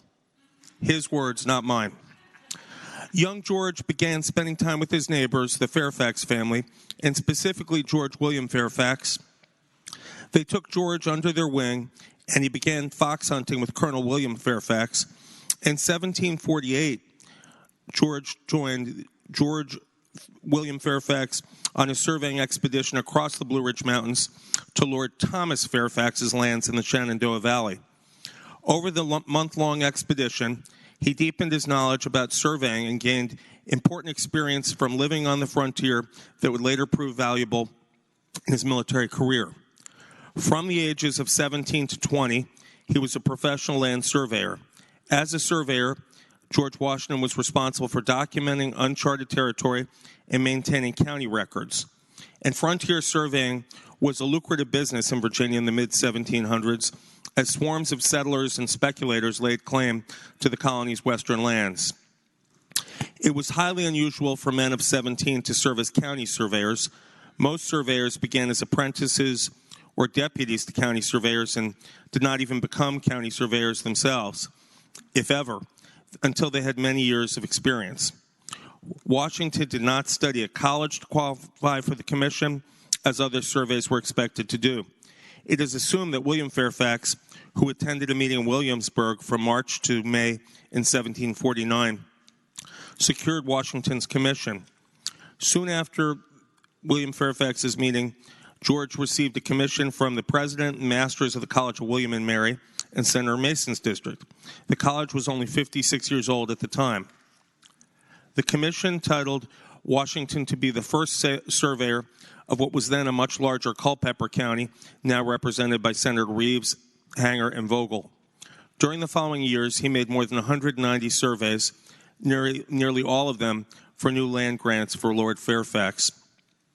Washington ran a total of at least 54 surveys on the Cacapon, Lost, North, and Little Cacapon rivers in modern-day West Virginia.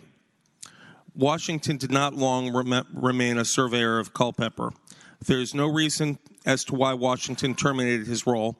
Nevertheless, he located to Senator Vogel's Frederick County and continued surveying. In 1752, Washington was appointed Military Chief Administrative Officer for Southern Virginia. He did not survey professionally thereafter, but throughout the remainder of his life employed his surveying skills for his own purposes. He acquired new land, found and defended the boundaries of his many buildings, and divided his land into profitable fields and housing. As a surveyor, Washington gained an extensive knowledge of the backcountry and its inhabitants, a small fortune in land, and an appreciation for courage and integrity. His precision, topography skills, and superb ability to navigate enabled him to serve as a leader in war. Former President Washington spent 3 days on Little Difficult Run in northern Fairfax County along the lines of his land there and of a nearby tract that he hoped to buy. At one point, Washington owned nearly 70,000 acres between the Potomac and Ohio rivers. He continued to survey as late as November 5th, 1799. His death 5 weeks later at the age of 67 was the conclusion of a remarkable and experienced surveying career that spanned half a century.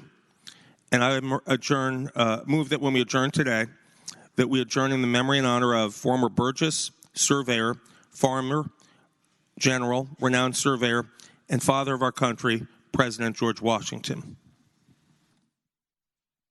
Thank the senator. For what purpose, the senator from Prince William County? Senator McPike, rise. Mr. President, I rise for a point of personal privilege. Senator has the floor. Thank you, Mr. President. Taking up my aisle mate, former seatmate's invitation, I wanted to share a quick story about Prince William County. The gentleman from Western Fairfax, Senator Marsden, had mentioned a story about the industrial school of Manassas. And I wanted to share with you one of our local heroes in Prince William County. Jenny Dean was born into slavery in Loudoun County in April 15th of 1848. Was the daughter of Charles Dean and Annie Stewart Dean. Securing her freedom as the consequence of the American Civil War, she attended schools in Fairfax County and in Washington, D.C. as well. She worked as a domestic servant to help her family purchase a farm in Prince William County after her father's death, and also to pay for her sister's schooling. Dean began a lifetime of missionary work when she formed a Sunday school in Prince William County in 1878. As an outgrowth of that ongoing missionary work, she began to plan for a school that would teach skilled trades to young African Americans. Jean and her supporters chose a site for the school, a farm located just south of Manassas along the Southern Railway. Dean traveled north to raise funds, and she worked in domestic service in Boston and spoke at churches and other venues about her plans for the school. Dignified, sincere, direct, and tenacious, she successfully generated contributions from local residents and philanthropists. Early in 1893, Ora Gray Langhorne of Lynchburg arranged for Dean to make a presentation about the school at the annual meeting of the National American Women's Suffrage Association held in Washington, D.C. There, Dean met Emily Howland, a New York philanthropist, whose donations paid to the balance of the farm and provided the funds for the building. After almost a decade of fundraising, the Manassas Industrial School for Colored Youth was chartered on October 7th, 1893. And Dean purchased 100 acres and began constructing a school for the African American children of Northern Virginia. The school was designed as a private residential institution providing both academic and vocational training. And a dedication ceremony for the school's first building, Howland Hall, took place on September 3rd of 1894 and featured Frederick Douglass as its keynote speaker. The school welcomed its first students in October, and reflecting Dean's vision, the school aimed to provide education training that would lead to employment in liberal arts, in dressmaking, childcare, blacksmithing, cooking, a number of different trades. Despite suffering 2 significant fires by 1900, the school had over 150 students that attended the 3-term academic year of October through May. After her death on May 3rd, 1913, officials continued to invoke her name and her role as the founder of the school, which became a regional high school for African American students in 1938 until 1966, when Prince William County schools were integrated. Long a source of pride for African Americans in Northern Virginia, Dina has played an integral forming community member in ensuring educational opportunities happen for all African American youth in Northern Virginia, even into the 50s and 60s, as the gentleman from Western Fairfax indicated last week. Today, the Manassas Industrial School and Jenny Dean Memorial was dedicated in 1995 at the former school site, which has been added to the National Register of Historic Places. And I think the opportunity to share one of our own local legends in Prince William County and its impacts to all of Virginia. Thank you, Mr. President. Thank the Senator. For what purpose, Senator from Roanoke County? Senator Suderline rise. Thank you, Mr. President. I'd like to make a point of personal privilege. Senator has the floor. Mr. President, I'd like to thank our President Pro Tem, the Senator from Bedford, for the wise counsel he provided yesterday. There was a lot of tension on the floor, and I've always had a lot of respect for the President Pro Tem and the counsel he gives us. And yesterday, I think he gave us very good advice, and I thank him for that. After last night's session, I heard from someone at the other end of the Capitol who was unhappy about what had happened at this end of the Capitol, but not because a bill might have included amendments that upset the patron or because protocol or customs might be violated, but because the other chamber might have had to take a vote. And that's a different issue.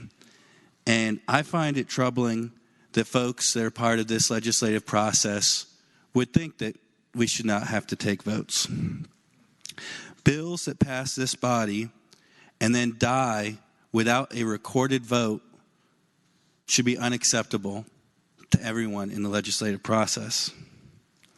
There are bills that came through this chamber that no one knows who defeated them on the other side. There's senators on the Democratic side of the aisle who had multiple bills themselves that were not given a recorded vote. There are Republican senators that had bills over there that were not given recorded votes. And there were senior members of the Senate who carried important legislation that went over there, and that legislation was carried in their capacity as a committee chair, and that was not given a recorded vote. There was legislation that we had discussed here that came from Senator from Grayson that we discussed at length and passed on a bipartisan vote that was given no recorded vote at the other end of the chamber. There was legislation from the Senator from Loudoun that we had lengthy discussion about, and there were really strong views. And I'm sure there's some members of the Democratic side that are happy that it was not passed, but I don't think that they'd be happy that there wasn't a recorded vote, just as we weren't happy that there wasn't a recorded vote on other legislation that we hoped would be passed. And it was very disappointing to me. I also made me think about subcommittees, because I had another conversation with another person from the other end of the Capitol yesterday after session, and they said, can you believe we used to have votes in full committee in the House of Delegates after they'd already been heard in subcommittee? That was so inefficient. People would actually have to vote. And it reminded me of an unfortunate time in this chamber when we did not heed the wise advice of our President Pro Tem and to be the best we can for Virginia. And this chamber adopted rules that allowed subcommittees to defeat bills. And I remember sitting in the back of one of those rooms where a member of the minority party was made chair of one of these subcommittees that only had 3 members. So that meant the minority couldn't even make a motion. Not even that they would be denied a second, but that no motion could be made at all. And that was very unfortunate, and I'm glad this chamber has moved beyond that.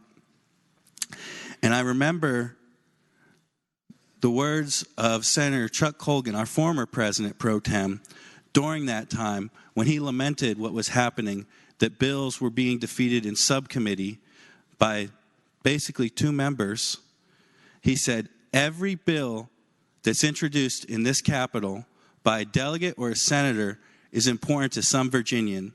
And that Virginian, it's usually more than one, those Virginians, they deserve to have their day. They deserve to be given a fair hearing. And I hope that this body will continue to listen to the wise advice and counsel that we were given yesterday. And I hope that we will try to provide that counsel to other folks in this legislative body about making sure that we give actual hearings and recorded votes, not just of small subcommittees that have been composed for the sole purpose of defeating a legislation, but actual committee attention to bills that have been introduced by duly elected representatives of the people of Virginia on behalf of those Virginians. Thank you, Mr. President. Is there any other business to come before the Senate? Seeing none, the clerk will report any announcements on the desk. The Rules Committee will meet immediately upon adjournment at the chair's desk. Tomorrow, Saturday, February 23rd, the Republican caucus will meet 1/2 hour before session, Senate Room 2. Democratic caucus will meet 1/2 hour before session, Senate Room 1. Thank you, Madam Clerk. Senator from Bedford. Mr. President. Senator from Hanover. Senator McDougal. Senate Republican caucus will meet in the back room immediately upon the rules completion. Senator from Bedford. Senator Newman. Mr. President, I move that the Senate do now adjourn until 12 noon tomorrow. And when we do so in memory of Senator Benjamin Joseph Lambert III and also President George Washington.